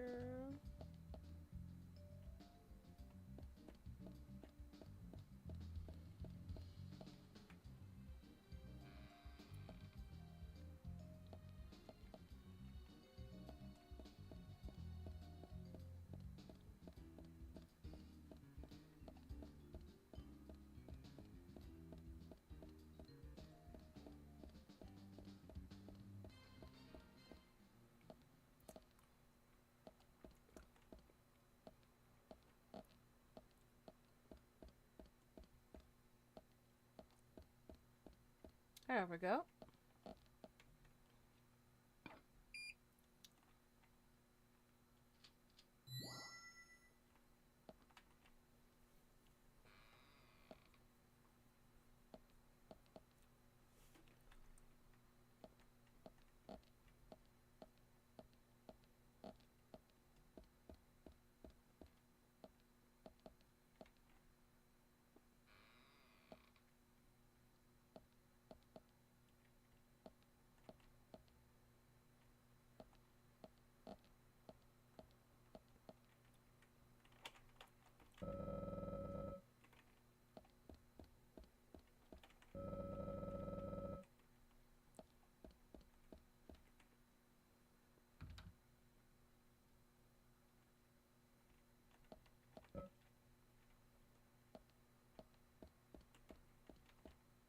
The other doorway.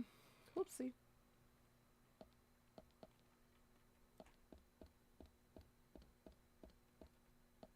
What's this? Oh, to save? Sure.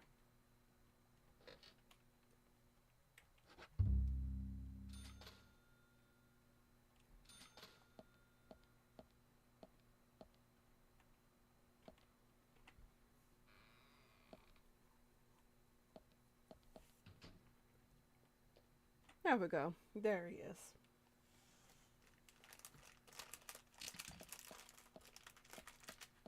Usha, sorry to keep you waiting. Ah, you made it. Let's get started, shall we? Usha Johnson, the doctor. This is Agent Morgan from the FBI. Nice to meet you. I'm Usha Johnson, the doctor in this hospital. FBI Special Agent Francis York Morgan. Please call me York. Everyone calls me that. Very well, Agent York. Are you a forensic practitioner? Let's just say I've dealt with corpses before. That battle of wits, by the way. Did you create that yourself? Mm-hmm. I just wanted to see if our FBI agent could handle the task. I see. Well, it was pretty fun. Oh, I'm glad you liked it. We don't have much time. We need those autopsy results.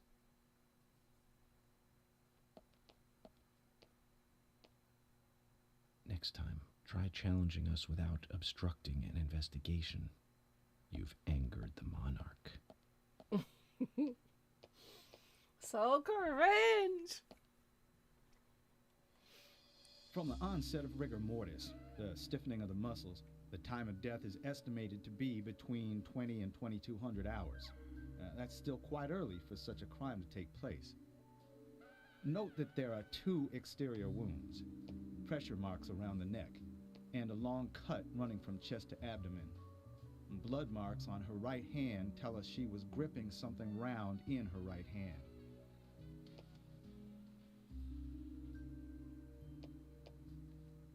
Her skull is also fractured, but that is unrelated to the cause of death.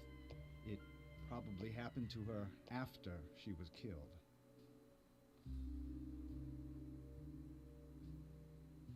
Now, I first thought death by suffocation, due to the marks on her neck. But after further investigation, I now have a different conclusion. The direct cause of death was loss of blood from the wound.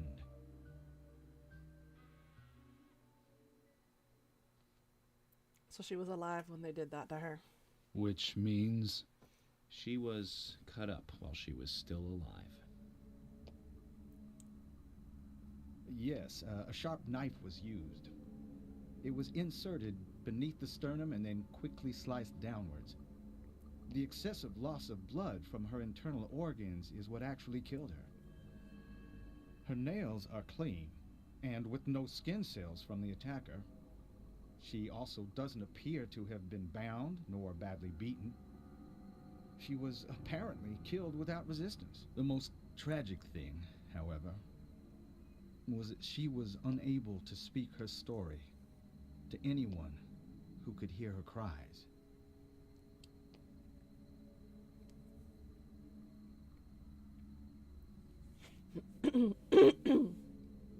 The perpetrator cut out Anna's tongue. Well, I believe she was drugged first to phase her consciousness, and then the killer killed her. Now, the killer most likely has a deep, traumatized past concerning women. They usually do. He probably cannot converse with them normally. Cutting out the tongue suggests a very lonely individual. Either that or a truly hardcore sadist. He must get off on watching women suffer, especially when they can't answer back. Now, he watched as the blood pumped from her body, as she gradually grew cold. A case in Seattle in 1985 was much like... Usher, please, limit your report to your findings as a doctor.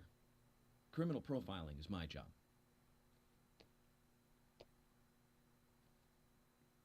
You're wrong, also. Anna died fully, deeply, painfully aware of what was happening to her. But, Tell me, what time did it stop raining on the night Anna was killed? Just before I went to bed, right after the movie on TV ended, so around 1 a.m. What movie was it? An American Werewolf in London. Directed by John Landis, 1981. So the rain stopped, accompanied by the ending song, Blue Moon. George, would you mind if I examined Anna myself? what more do you hope to find? I'm sure I mentioned that I have a personal interest in cases like these. That he has.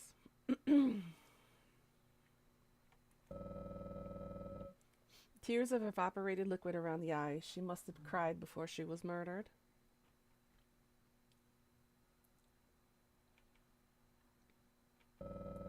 Judging from the impression, she was holding on something in her hand, but it was removed around 6 hours after death.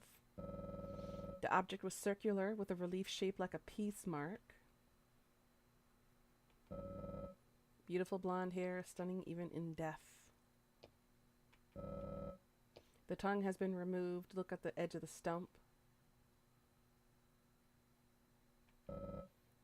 She's neatly wearing fake fingernails. Potato. From her lack of resistance, I'd say that Anna's injuries happened very quickly. Unable to speak, she was then left to cry herself to death. Zach, it's all starting to come together. The perpetrator stayed with her for at least 2 hours until it stopped raining.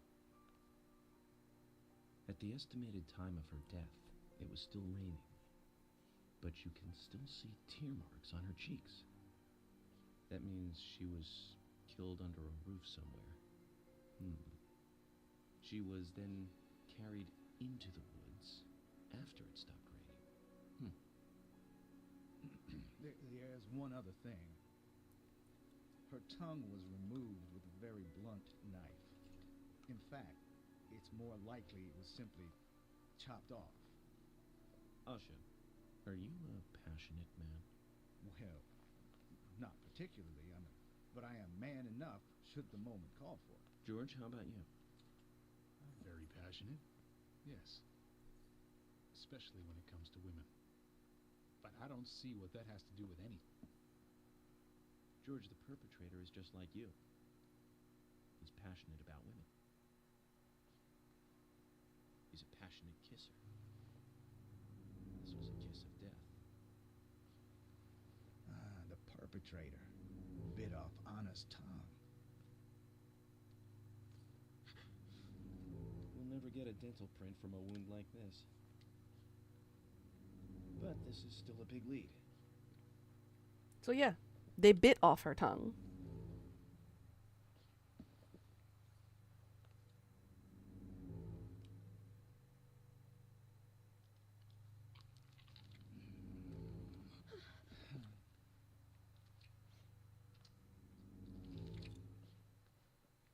Jackpot, Zach. A shame, but our old-time all-American sightseeing tour just came to an end. This case is now under the jurisdiction of the FBI. I'm assuming command. I'll need you to assist me in the investigation. There we go. See? What in the hell do you mean, Agent Morgan? I know I said I was passionate, but you can't think I did this. That's not why I'm assuming command, George. You're a suspect just as much as every other passionate man on Earth. Let me show you something.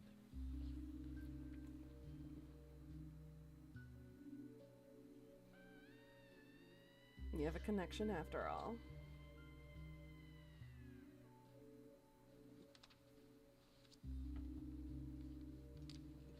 All the victims we've been investigating have all the same thing. There you go.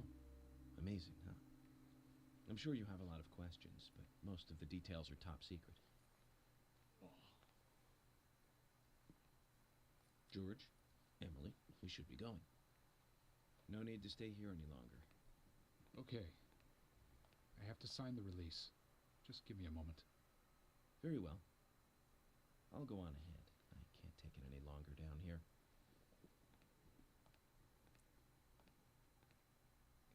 Bishop takes queen. His rook takes your queen. Then your knight takes rook. And checkmate. Huh?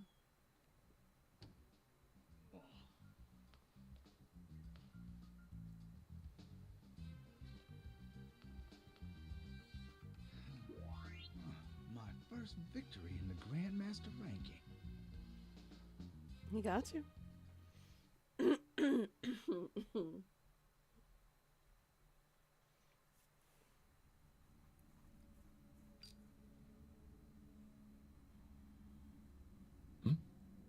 And now we are back in the other world.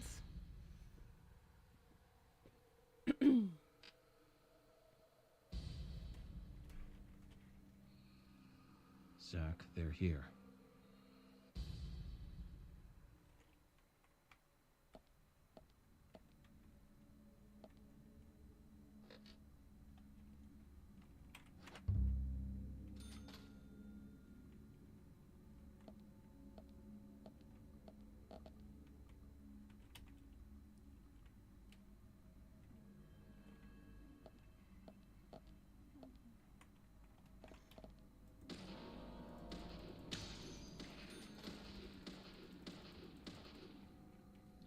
Oh, I killed one of them without realizing it. Why can't I go through, though?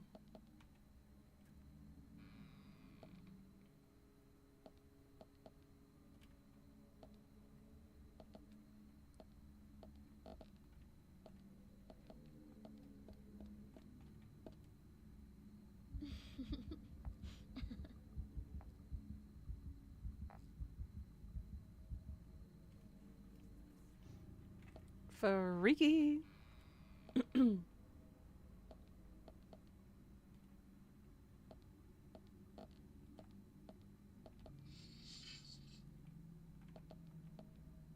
Okay, so the game is oddly glitchy.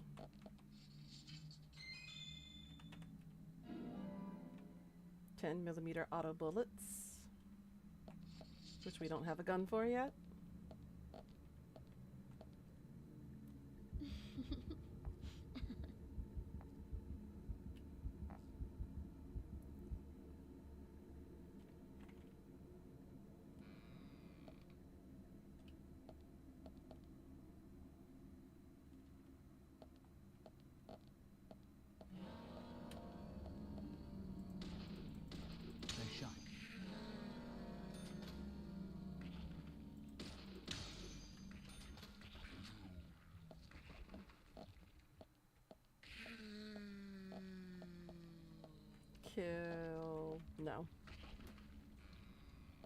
already did.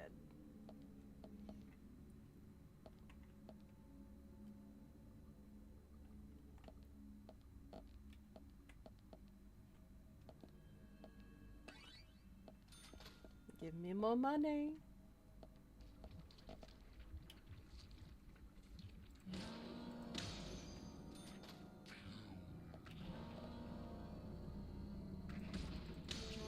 Oops, I shot her in the butt. My bad. Okay.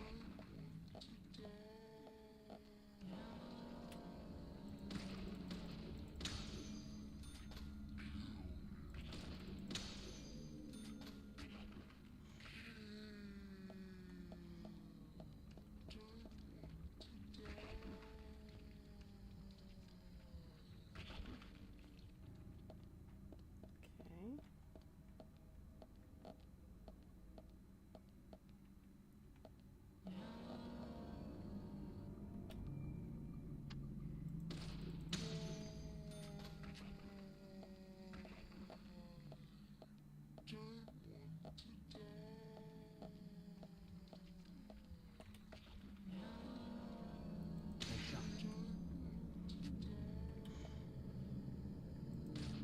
Great. Why are you taking so long to fall over and die? Come on. Thank you.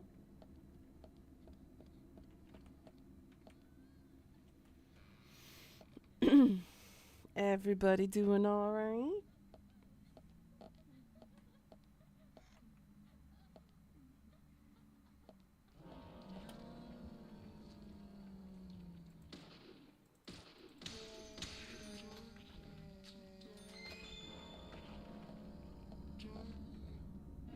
More ammo. Okay.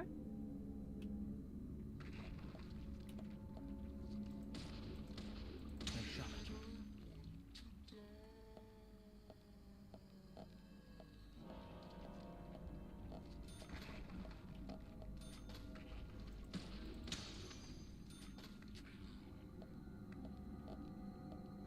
Operating room.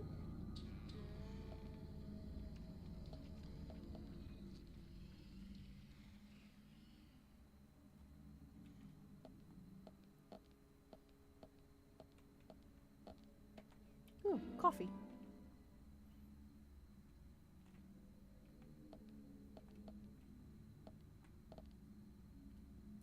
Something over here. Look underneath.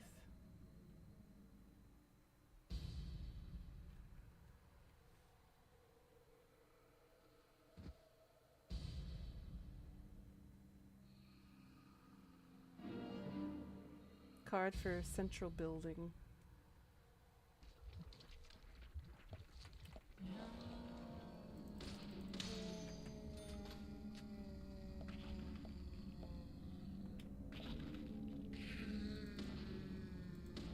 Oi.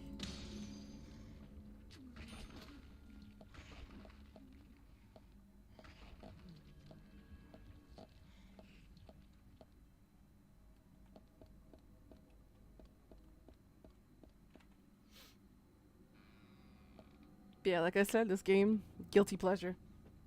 As cringy as the dialogue goes, it's still a very fun, interesting game. It's very reminiscent of like Alan Wake, Silent Hill kind of vibes.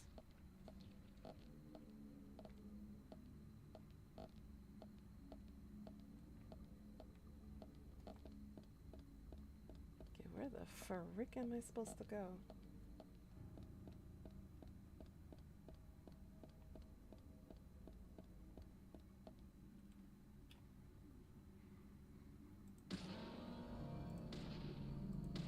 Oi, oi, oi. Aim, aim, reticle.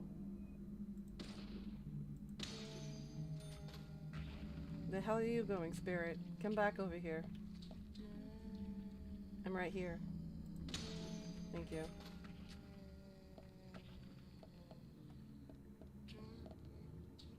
That's a dead end.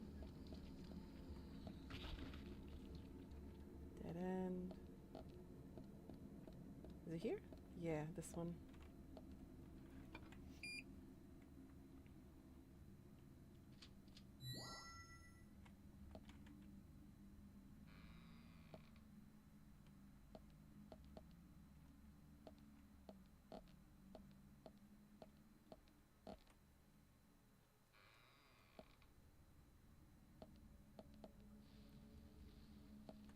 So many spots.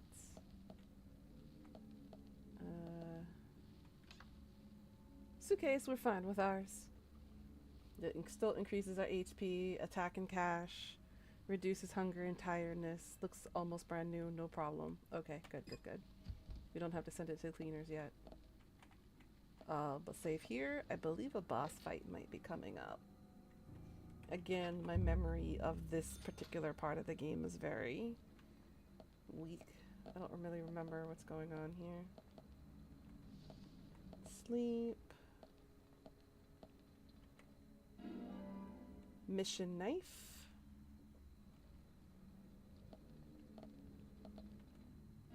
I'll take a first aid kit, a medium one.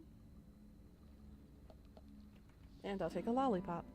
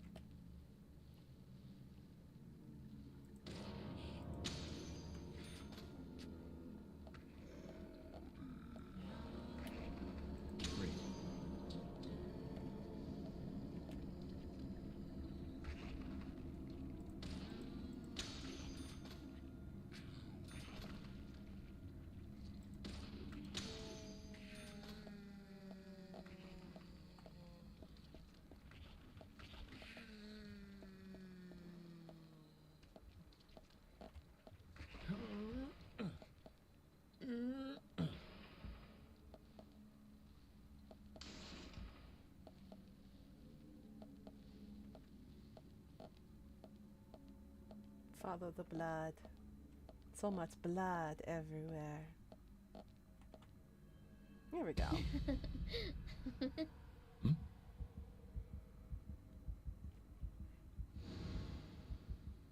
Here! Over here! Girl, how you be talking? You had your tongue chopped out, and then you had your insides on the outside. Hi. Nice shot. Nice shot. Go down.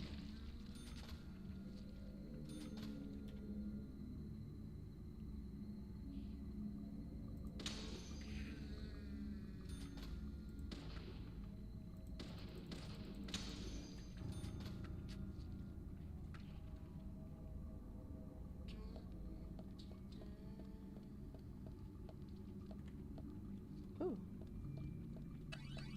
Hell yes.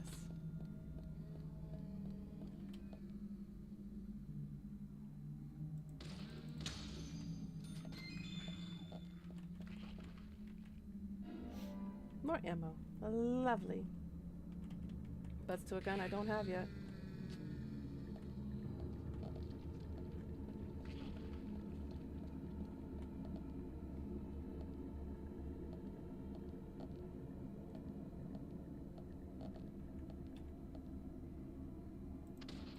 Yes.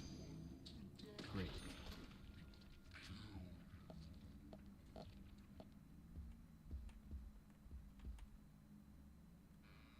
Let's go in here first.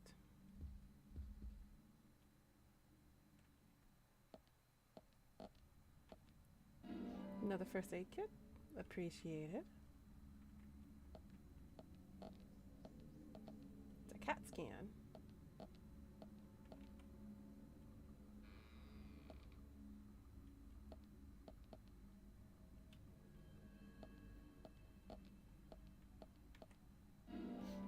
Damn, they be giving me first aid kits left and right.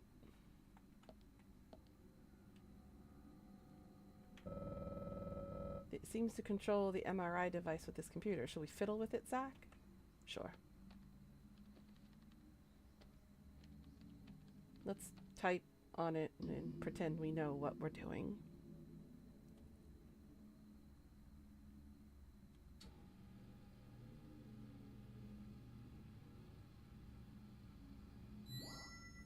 There's the key card.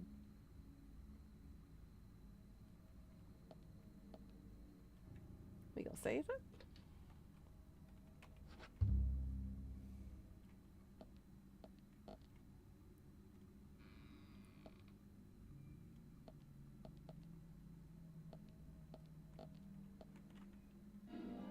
Key to the entrance. Now we can get out of here.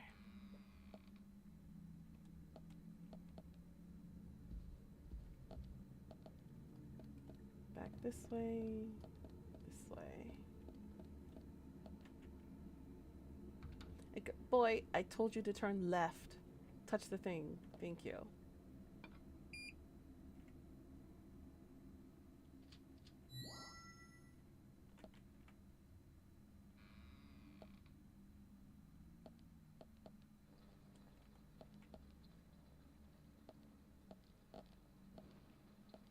There we go.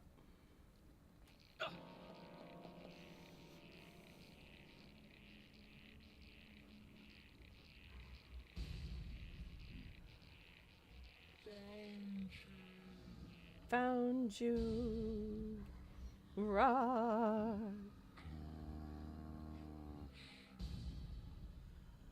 Die, rock. Someone angry. Kill.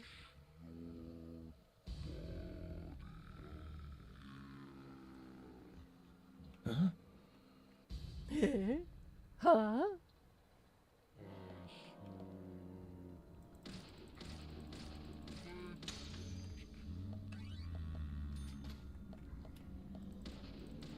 Bullseye. Great.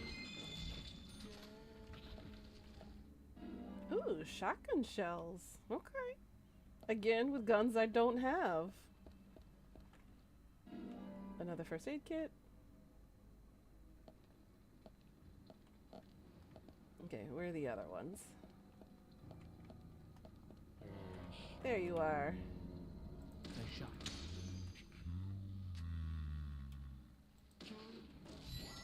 Fall over already, please. You take too long to die.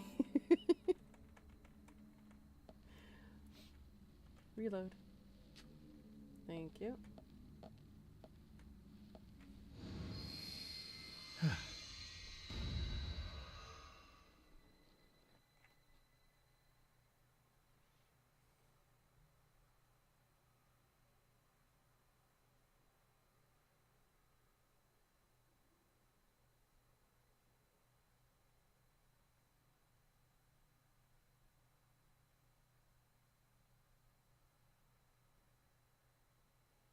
Oh, game stopped responding. Why? Why are we struggling? It's a good thing I saved, in case this crashes. So I can see why now it got mixed reactions on Steam. I can tell this was badly ported to the PC.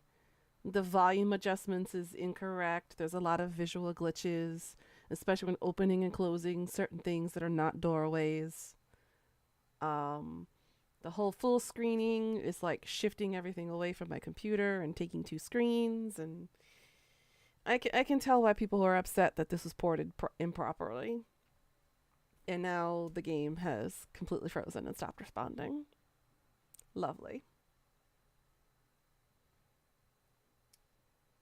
Well, we'll see what happens. If it crashes, then I will set this game aside and figure out if there's a way to fix it, and we'll hop over to a different game.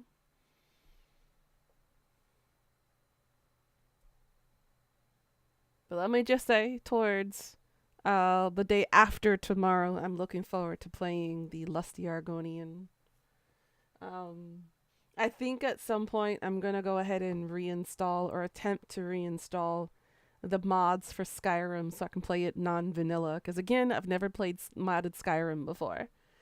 My brother helped me set up using Vortex for installing the mods, but apparently a couple of the mods have broken Skyrim to the point where I couldn't get the game to open without it crashing. So I do want to do a non-vanilla run of it. I want magic enhancements. Maybe I think the map add-ons is what's causing the crashes, because it added Elsewhere and a couple of other extensions to the map. I think that's what's probably causing the problem. So I think just what enhancement in perks, in magics, various different weapons, and enemies, and then random items to be included. Because I really want to play it. And it looks like the game literally broke.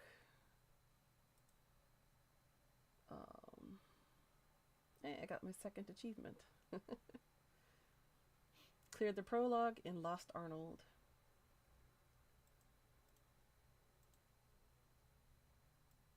Yeah, it literally stopped responding. Uh-oh.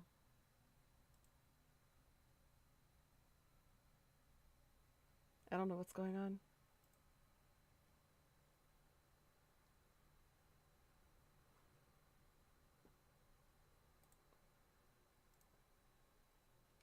Alright. Oh!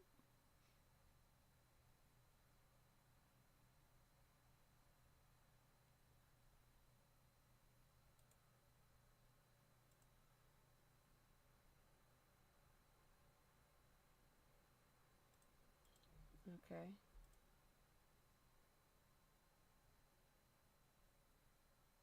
Let's try that again. If it keeps crashing at that point, then there's nothing we can do for the game. Sometimes it do be like that.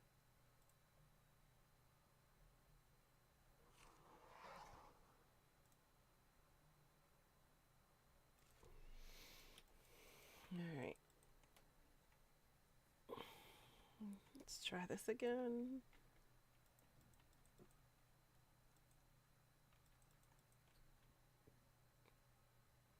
If it doesn't work, then oh well. I'll figure it out somehow. I can still play it on my Xbox if necessary.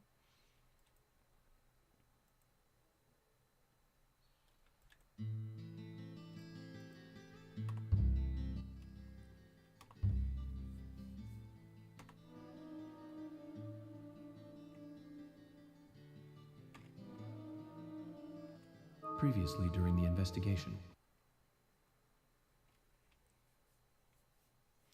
Let's see how far it took me back. Okay, good. So it saved it right here in the MRI room. Perfect. All right, let's give this try again.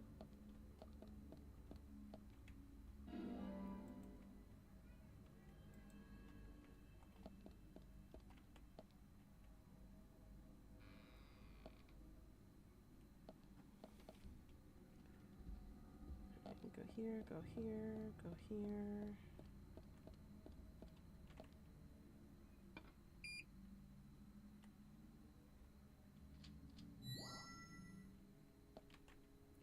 I'm looking forward to playing the sequel too, because I've never played the second one. All right.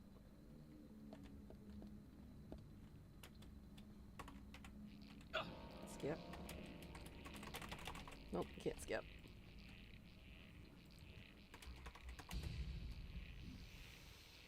Mrrrah.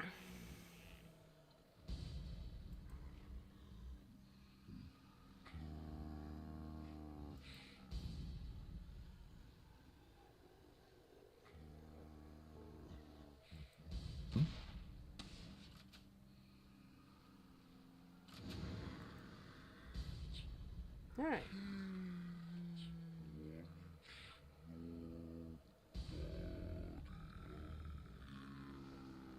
Did he just say he wants my body? Is that what he said? I think that's what he said.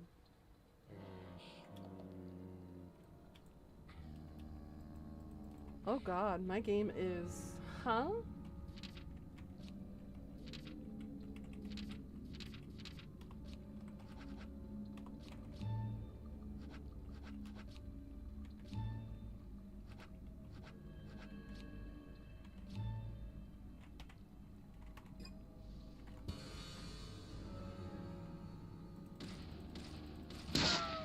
Ow!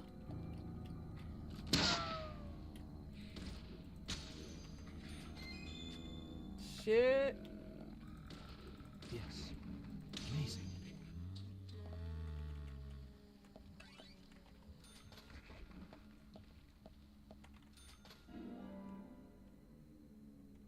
That really sucked.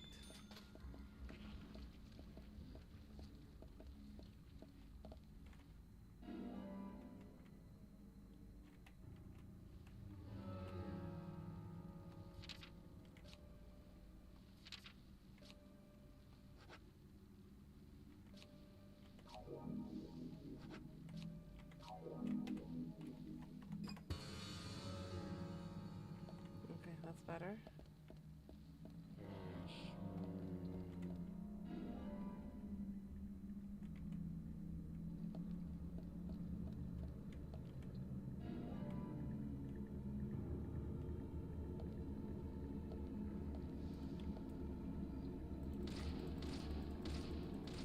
Yes.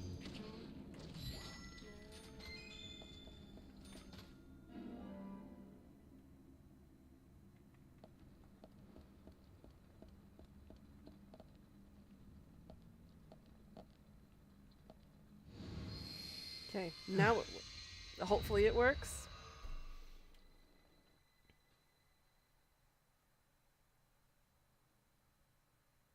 It works. No. Nope. It crashes again. Huh.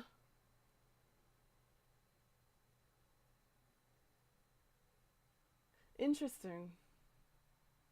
I am going to check the forum and see what is going on here.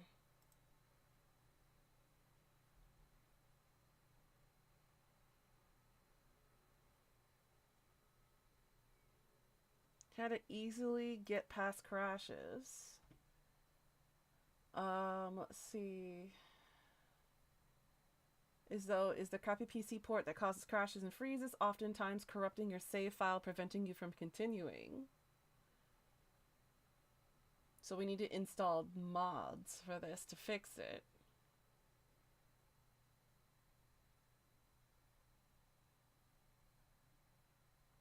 Lock the frame rate with Riva Turner. Y'all are getting too technical for me here. I don't know shit.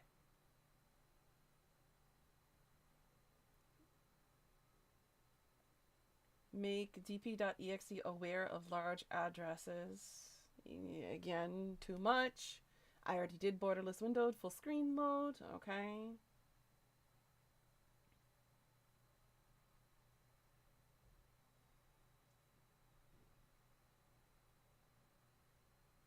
Getting past the intro movie crash. Okay, so I wasn't the only one struggling with that one at the beginning. Okay. Prevent Chapter 3 hospital freeze. Okay, so I'm not the only one. Configuring it to run on Windows XP SP3 compatibility mode is commonly suggested way to run the game, with the logic being that it runs more stable overall and a good strategy to help to get past crashes. It helps prevents the game from freezing, not necessarily crashing. Damn it all, so I can't literally play this game on the PC.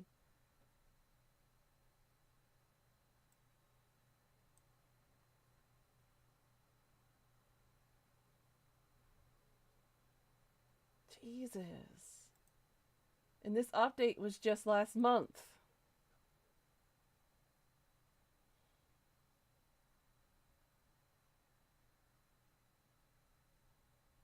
So I'd advise only to use Windows XP SP3 compatibility mode temporarily to get past a freeze. seeing as how the frame rate became unlocked and the game became unstable, not to mention the aiming issue. This is way too much. Why did they port the game and not fix this problem?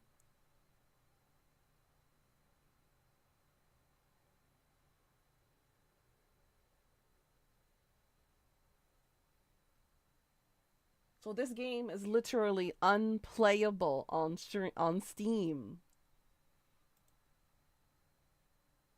Frick. I was really getting into it too. And I don't want to do anything that might change the configuration of my computer either. Because I don't want to accidentally break it. Or damage something that I can't undo, you know?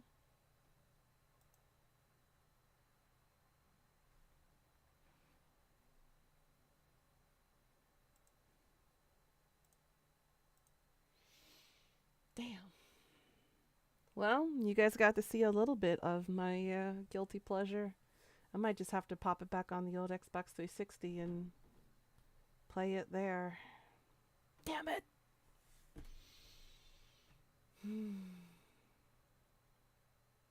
Oh well.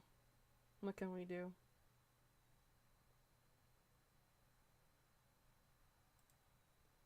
So this game is what I'm excited to play, the Callisto Protocol. This is just beautiful. Check it out. I'll show you the this thing here.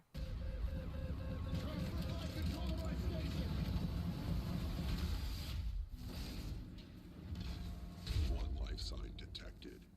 Okay, wait, there's been a mistake. My name is Jacob Lee. I'm not an Evening, Sansuo. How you doing? 2-521. You address me as Captain Ferris. Welcome to Black Iron Prison.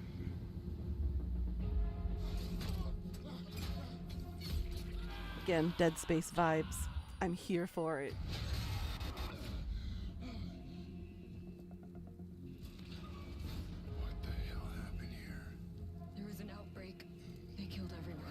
Had you a day? I'm sorry, sweetie. Was it good or bad?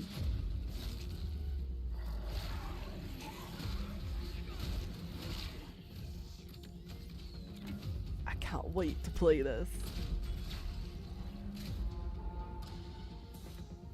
Your oldest had their senior recognition dinner tonight for band. Oh, look at you go. I bet you're proud. Congrats.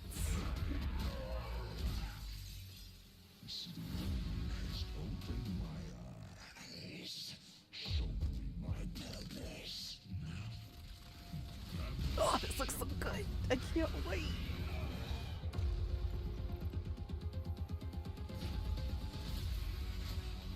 Contagion mode. Ew. Riot. And DLC cosmetic collections, of course. Got one out of high school, now I gotta get 2 more through it. You'll get there, hun. You'll get there.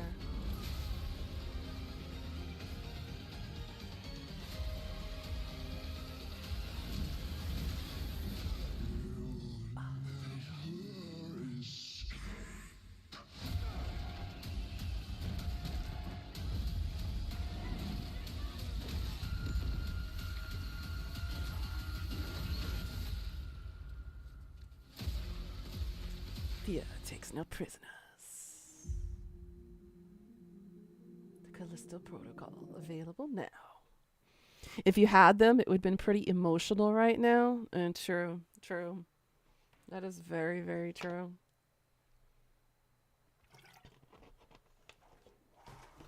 I'm getting all emotional because my niece was very close to graduating high school already. And I'm like, you could die if you're old. The kid almost got you though? Oh, how so? What happened?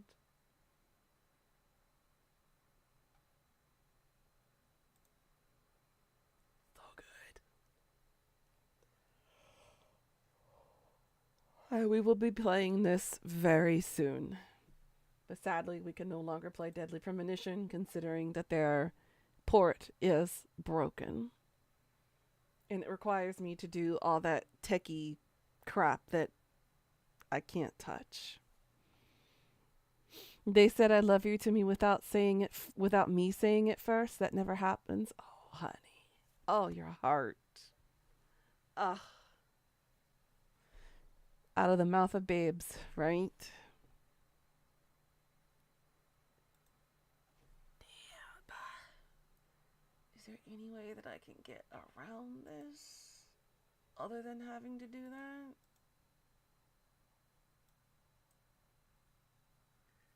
What else do people say?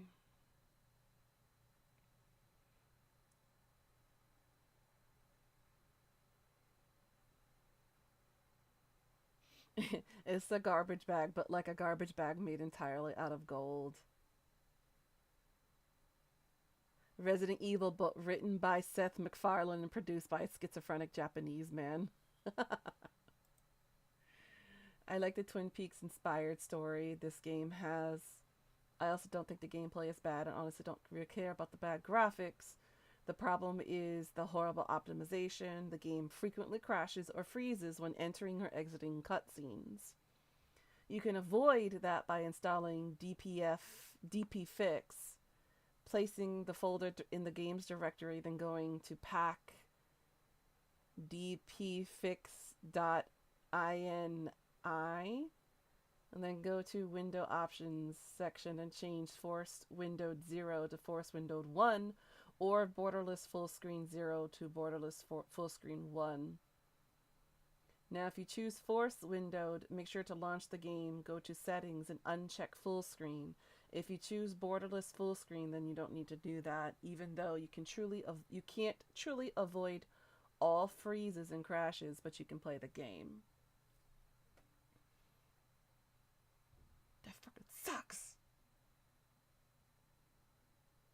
Went through a door, died. Oh, man.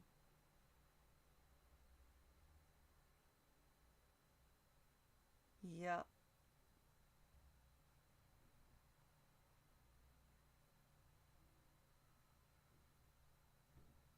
Game was playable back on release, but nowadays is borderline impossible to play on PC.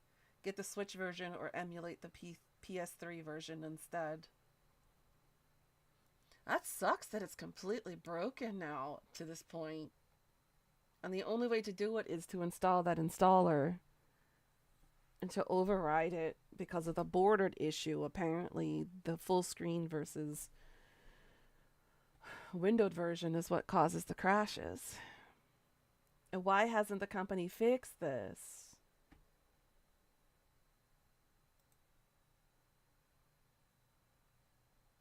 But then we also have another one called Twin Mirror that was also given to me over the weekend. This looks pretty good too. Look, you've been helping me for a long time. Even today, without you, I would still be lost in my own head. I'll take the compliment. But the two halves of your world, They don't mix. There's Sam, the well-adjusted human. Thank you so much. And there's Sam, the depressed, truth-obsessed misanthrope. I'll tell you what the truth is. To be happy, sometimes you need to focus on people Thank you, Sam. and not things. They're facts, not things, and they should matter to everyone. Objective reality is a subjective myth. Why does it have to be so complicated out there? Don't touch me! But you're still here. Still trying. You just have to care more about the people around you. You always make it sound like you care, but all you want is to change me. You adapted to other people. Wasn't it nice to feel accepted? Stop pretending you're someone else. Or keep looking for a truth that may not exist and leave everyone else behind.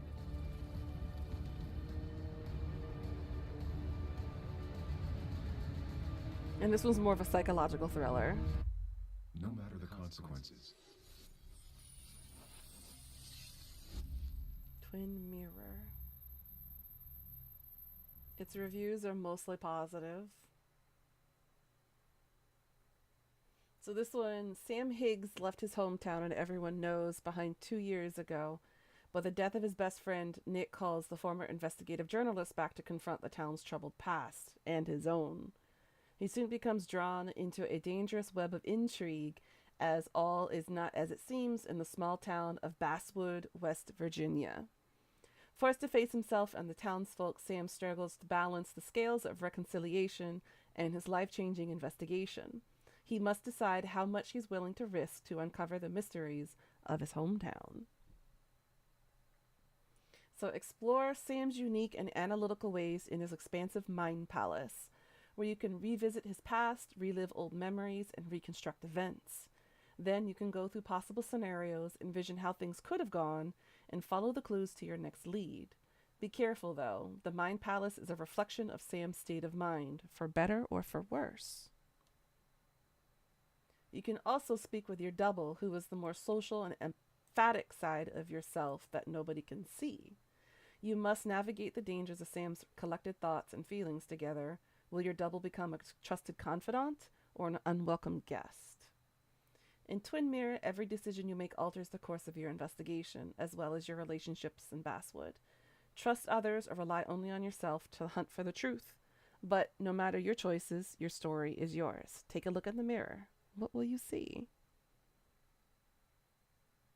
This is my kind of game, too. Good characters, amazing story with good twists. I like the choices. Thankful the game is not actually long. 6 hours is roughly the opinion for this type of game. I think if it was longer, we would be dragging the plot for no reason. Oh, somebody mentioned Deadly Premonition right here, too. Imagine Deadly Premonition with the same kind of small town archetypes and a very similar hero. And now take out all of the goofiness, the jokes, the comedy, the collectibles, and the wonky car, and replace it with the boring dystopia that would be in reality, and what Francis York and Zach would look like if they grew up in the reality, starting with the medication they would have to take. Oh, that is a nice... That's... Okay. They've got good word choice there. Yeah, Twin Peak is also... Twin Mirror is another one that we will be playing.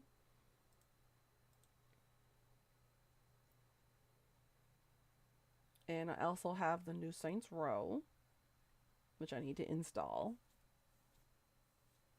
There's another one called Children of Silent Town. This one's interesting.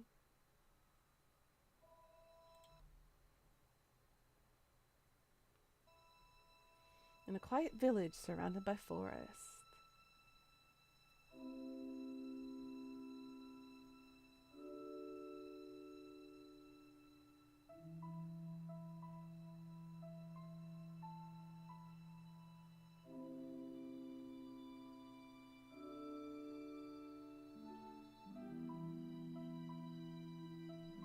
It reminds me of that, the vegan vampire game.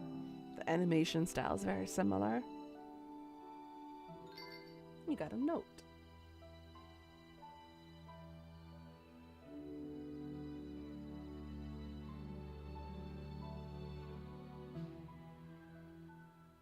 Lucy senses that she is not being told the whole truth.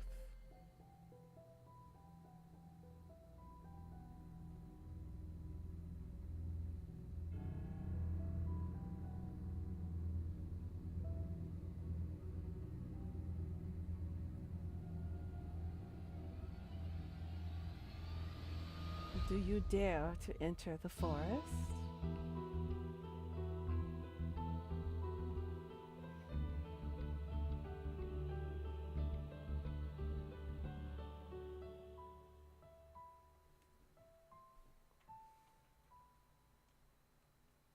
So that looks like a good one too. That'll be on the list to play.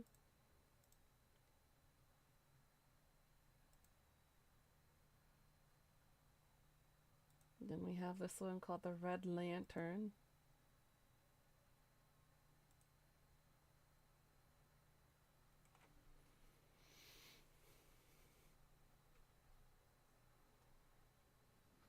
Did you know you're about to venture into the vast expanse of the Alaskan wilderness?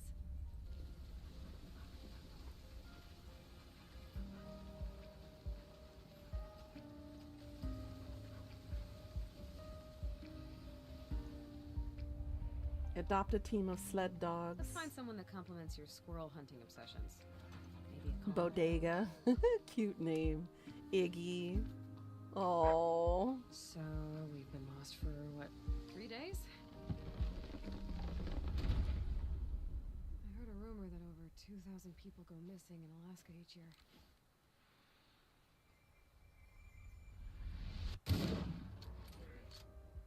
Will I become one? Choose wisely. A nightmare. Okay, well, at least I have an idea of what could happen to me out there. Learn from your nightmares.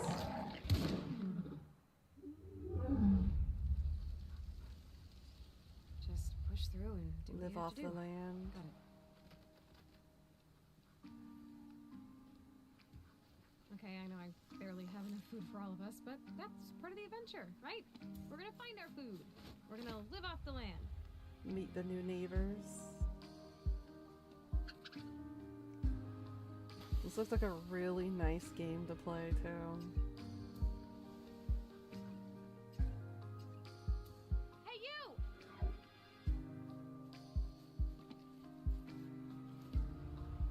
Live wildly. So let's go. Let's get out there and live wildly. Look at the Live little the life tails that just feels going true to around in us. a circle like a helicopter. It's so cute. It's called the Red Lantern. All right, Chomper, you got this.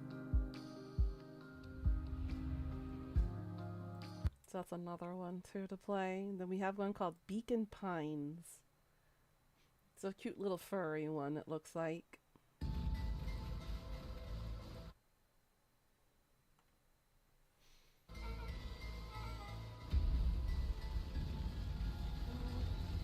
Run! Wait. No, that's not how this is supposed to end. There has to be another way. We just need to find it.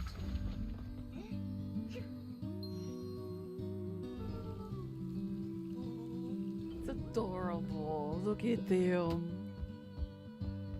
So we went from horror to wholesome in a span of a few minutes. Welcome to Beacon Pines. Look at A them. place where things don't always go as expected. But it's okay. We can figure this out. Together.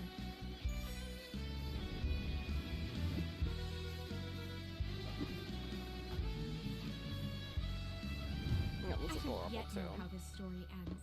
But I do know one thing. This is a story about change. It's cute. It's a cute and creepy adventure set with a mysterious book. And then we have this random one called Hell Pie. A legend is told about a pie created in the horrid fires of hell. It was made by Nate, demon of bad taste.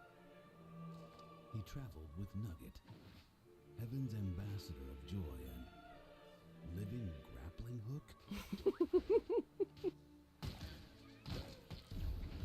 This is very He used the power of like divine Alice kind of style. Alice, Crash Bandicoot, and Spyro put together. It is told that his quest led him to the most degenerate places north of hell,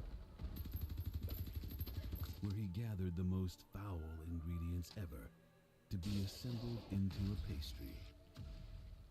So we gotta gather ingredients to make ourselves a pie. That you have to buy this filthy game.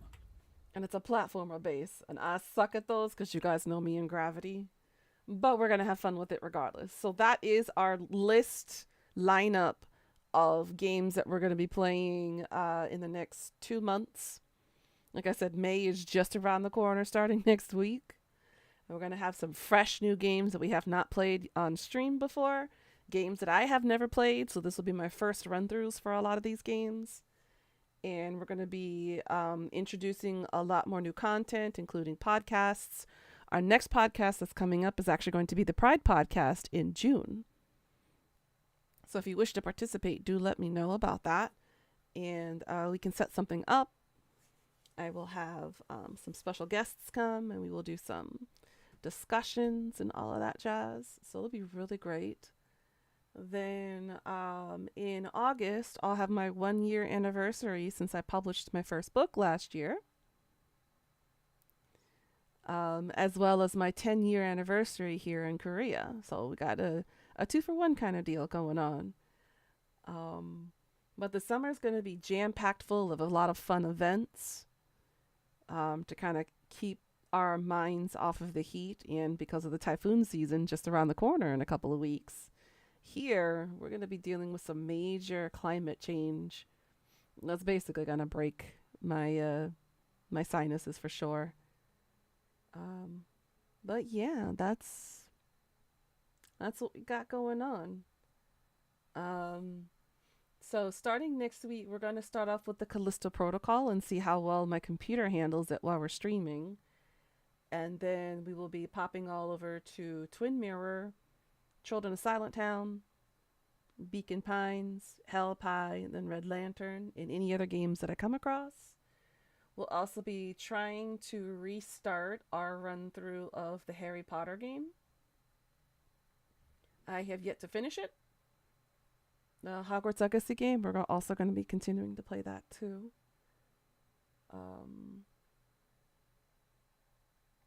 And then, of course, when the new stuff comes out for Elden Ring, we'll also be playing some Elden Ring too. I'm so not looking forward to that, but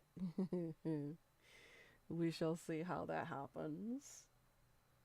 And, of course, when I get called upon it, we'll be doing some more Dark Souls. Woo woo. So not looking forward to that. Then we've got Ghostwire Tokyo. It Takes Two, if I can get a partner to join me on that one.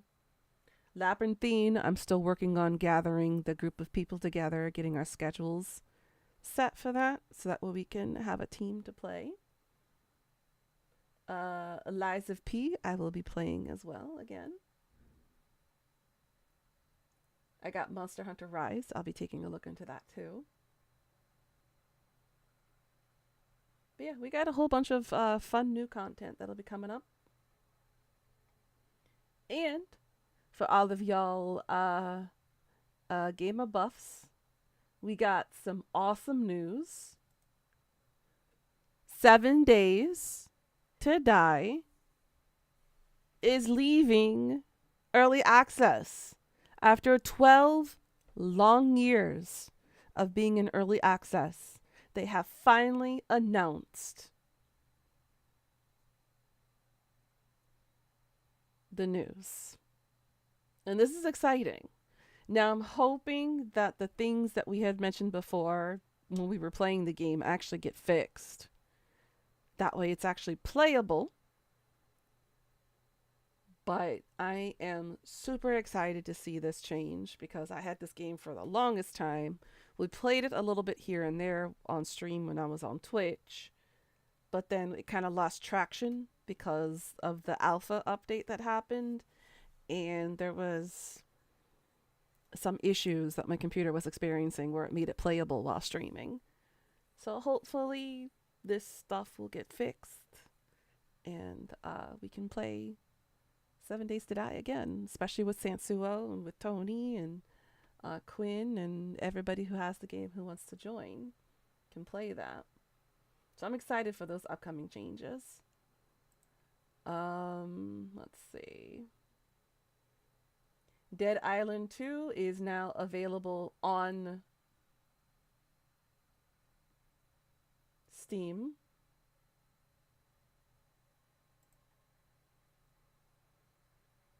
Because this was originally just stop. This was originally just a an Epic exclusive. But now Dead Island 2 is available on Steam. That's going on my wish list. I played the first 2 games on stream. I had Riptide and the first one, which I love the gameplay, I love the style, I love the characters and everything, but the story for the first 2 games lacked justice. It just sucked. The endings for both of the games were left up so that way they could potentially set it all up for another sequel. And then the sequel comes, and this one apparently is a lot better than the previous ones. I think because they changed engines, I believe. So, hoping we'll be able to play this one at some point too. I need a better sale than that. 50% off for me is not good enough, because that's still $30 for me. But yeah. And then they added a patch for Power World. The electric egg incubator now has increased hatching speed. Valheim has a patch for the Ashlands. And the Goss Prime access is ending soon for Warframe, which I haven't touched Warframe in a couple of months. I need to get back into that and do some grinding again when I get the time. But yes, guys. So I think tomorrow, since unfortunately Deadly Premonition is unavailable to play, I think I might start the Callisto Protocol tomorrow. Because unfortunately, Deadly Premonition is just... I can't touch that techie stuff. I'd rather not accidentally break my computer just for that one game. So it's either going to be the Callisto Protocol or the Twin Mirror tomorrow. I'm leaning more towards the Callisto Protocol because I'm like super excited to play that one. I did play all 3 of the Dead Space games on stream 2 years ago, a year and a half ago, about. But now it's time for this new one. But I guess since the game is broken today and we can't play it, I am gonna wrap up stream in a couple of minutes. Unless you guys have any questions or anything you want to talk about before. This sucks that the game just freaking broke. I can't fix it easy. Only not even 3 hours in the game and it just goes poof. That sucks that they can't fix it or don't want to fix it. But yeah. I'm going to try to see if I can get God of War up and running on my PC too. I know I meet the bare minimum requirements for the specs, but just like Red Dead Redemption, because it is heavily graphic, it's a heavy game, my PC just kind of skirts by and it struggles. And now knowing what I know now about my computer, I don't want my computer to experience burnout. And I don't want to fry my graphics card or my motherboard. Considering that right now my PC is on a lifeline. So I don't want to force myself. You mean Grand Theft Horse? Yes. I don't want to force my computer into an early grave by playing too many heavy graphic-centered games that take a lot of GPU and CPU. So I'm going to be a bit more cautious with the things that I play that pull too hard on my PC for now, until I can get my secondary internal storage put in there, which should be sometime next month. And then hopefully my computer will be able to run better, faster, and won't be pulling so hard on just the one drive that I have. Again, hindsight, is 2020 here, and now I know what I know. So now I know that I needed to start taking better care of my computer and be a bit more softer on it, because I'm probably running it ragged to the point where it might burn before I'm able to get the updates that I need or the upgrades. So I'm going to be careful. I'm going to be very careful. But God of War is on the list of games to play at some point too, along with Red Dead Redemption 2, which I have yet to play because the game would not run on my PC because it just kept freaking freezing. The frame rate dropped dramatically, and all you get is like cuts. So whenever you're in a cutscene, people are like, it literally just like, it just cuts. It stutters. It just completely 100% unplayable. Even when you drop down everything to its most minimum, still can't play the game. So, but I did play the original Red Dead Redemption on the Xbox 360, and that was fun. But sadly, I have yet to play number 2, and it's been a few years, and I really want to play it. I have it. I just can't play it, which is, it's hurt my soul because I loved the original Red Dead. It was so much fun. Especially when you get the random bugs that pop up. So you have people flying in T-pose, up in the air, and all that kind of stuff. It was fun. Especially if you played the zombie mode. The zombie mode was a lot of fun. Me and my brother had a lot of fun playing that one. And I'm also thinking of putting in Borderlands. I think I've only played number 3. Yeah, I've only played number 3. I need to play the Game of the Year Edition Enhanced and Borderlands 2, which I have not played yet. These were gifted to me in a bundle. I forgot how long ago I was gifted these. But I never could play Borderlands solo. So if anybody ever wants to play these games with me and you have it, you're more than welcome to be my partner in the multiplayer aspect of it. Because I think that'll be fun. But yeah, that's basically our trajectory for the next 2-3 months with those games, depending on how long it'll take us to finish. And in between different events that we're going to have. I'm still working on trying to set up a cooking stream for you guys, but right now, because again, like I mentioned, the inflation with the prices and everything, the ingredients that I wanted, I totaled it up. It's about $300 for all the little ingredients, the sauces, the spices, the components, everything that I want for that traditional Korean dishes that I wanted to cook for you guys. It all totaled up to close to $300. And that is not money we have sitting around right now for our budget.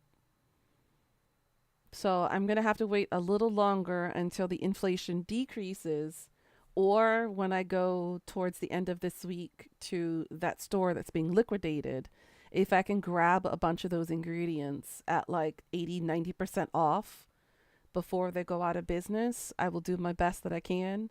But right now, the best I can do for food streams is like eggs, bread, pasta, chicken. That's all I got. And that doesn't really make for any interesting content. And ramen, which I think everybody at this point should know how to make ramen. If you don't know how to make ramen, then you need help. But yeah, just do be a little bit more patient. I'm still trying to work things out, but because of tight budgets and everything, I don't have that kind of money sitting around to be able to get that kind of groceries. Because everything that I need to make for those dishes has to be fresh. All the fresh fruits, the vegetables. It's the fresh food aspect of everything that's super expensive right now. Where's my man when I need him? Oh my goodness, Gazen.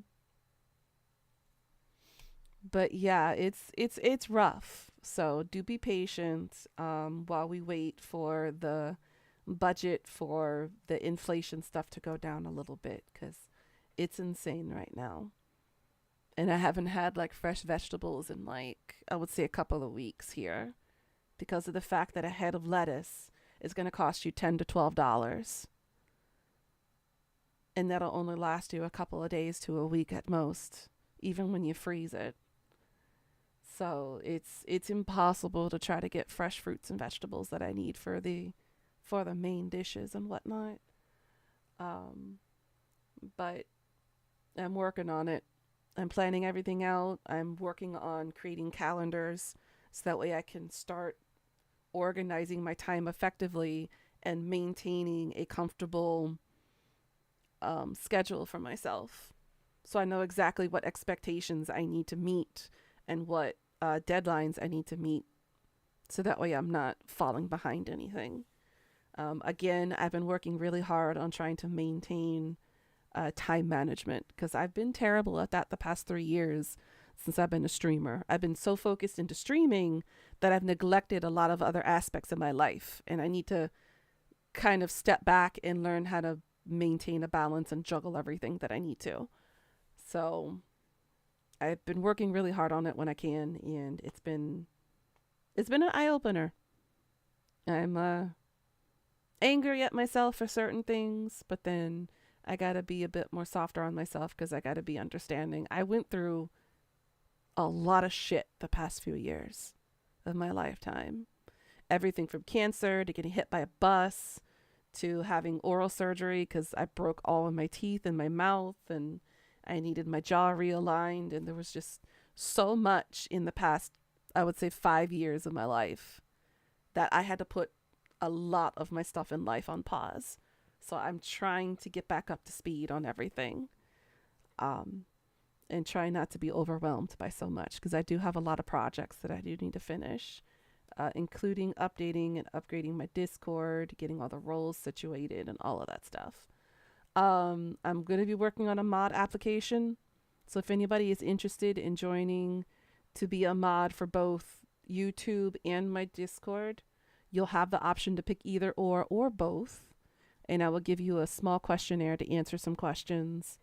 If you have any knowledge or background on being a moderator for either of them. If not, it's completely fine.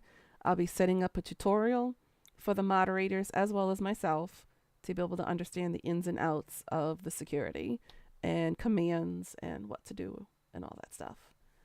So do be patient. There will be a lot of changes happening, but they are slow. I got you, Kazan. I got you. But yeah, thank you again for joining today, guys. I'm sorry that the game didn't go as well as we had hoped. I wasn't expecting for crashes to happen. It sucked that it did happen. But, you know, as being a scuff streamer, there's this good something unexpected will happen.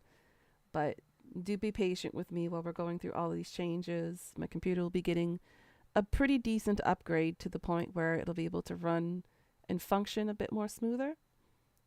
Again, thank you, Kazan, Deathisper, and everybody else who's been involved helping me get everything together and teaching me on how to properly manage my computer and to help me take care of it. But we're going to go ahead and end here so I can go ahead and get a kickstart on some of the stuff I need to do. But you guys have a good night and enjoy what left of the night you have. And I'll see you all tomorrow for some Callisto Protocol. Another spoopy game. Alright guys, thank you again so much. I love you all. Good night. Sweet dreams. Till next time. Annyeong. Ciao ga. Mwah.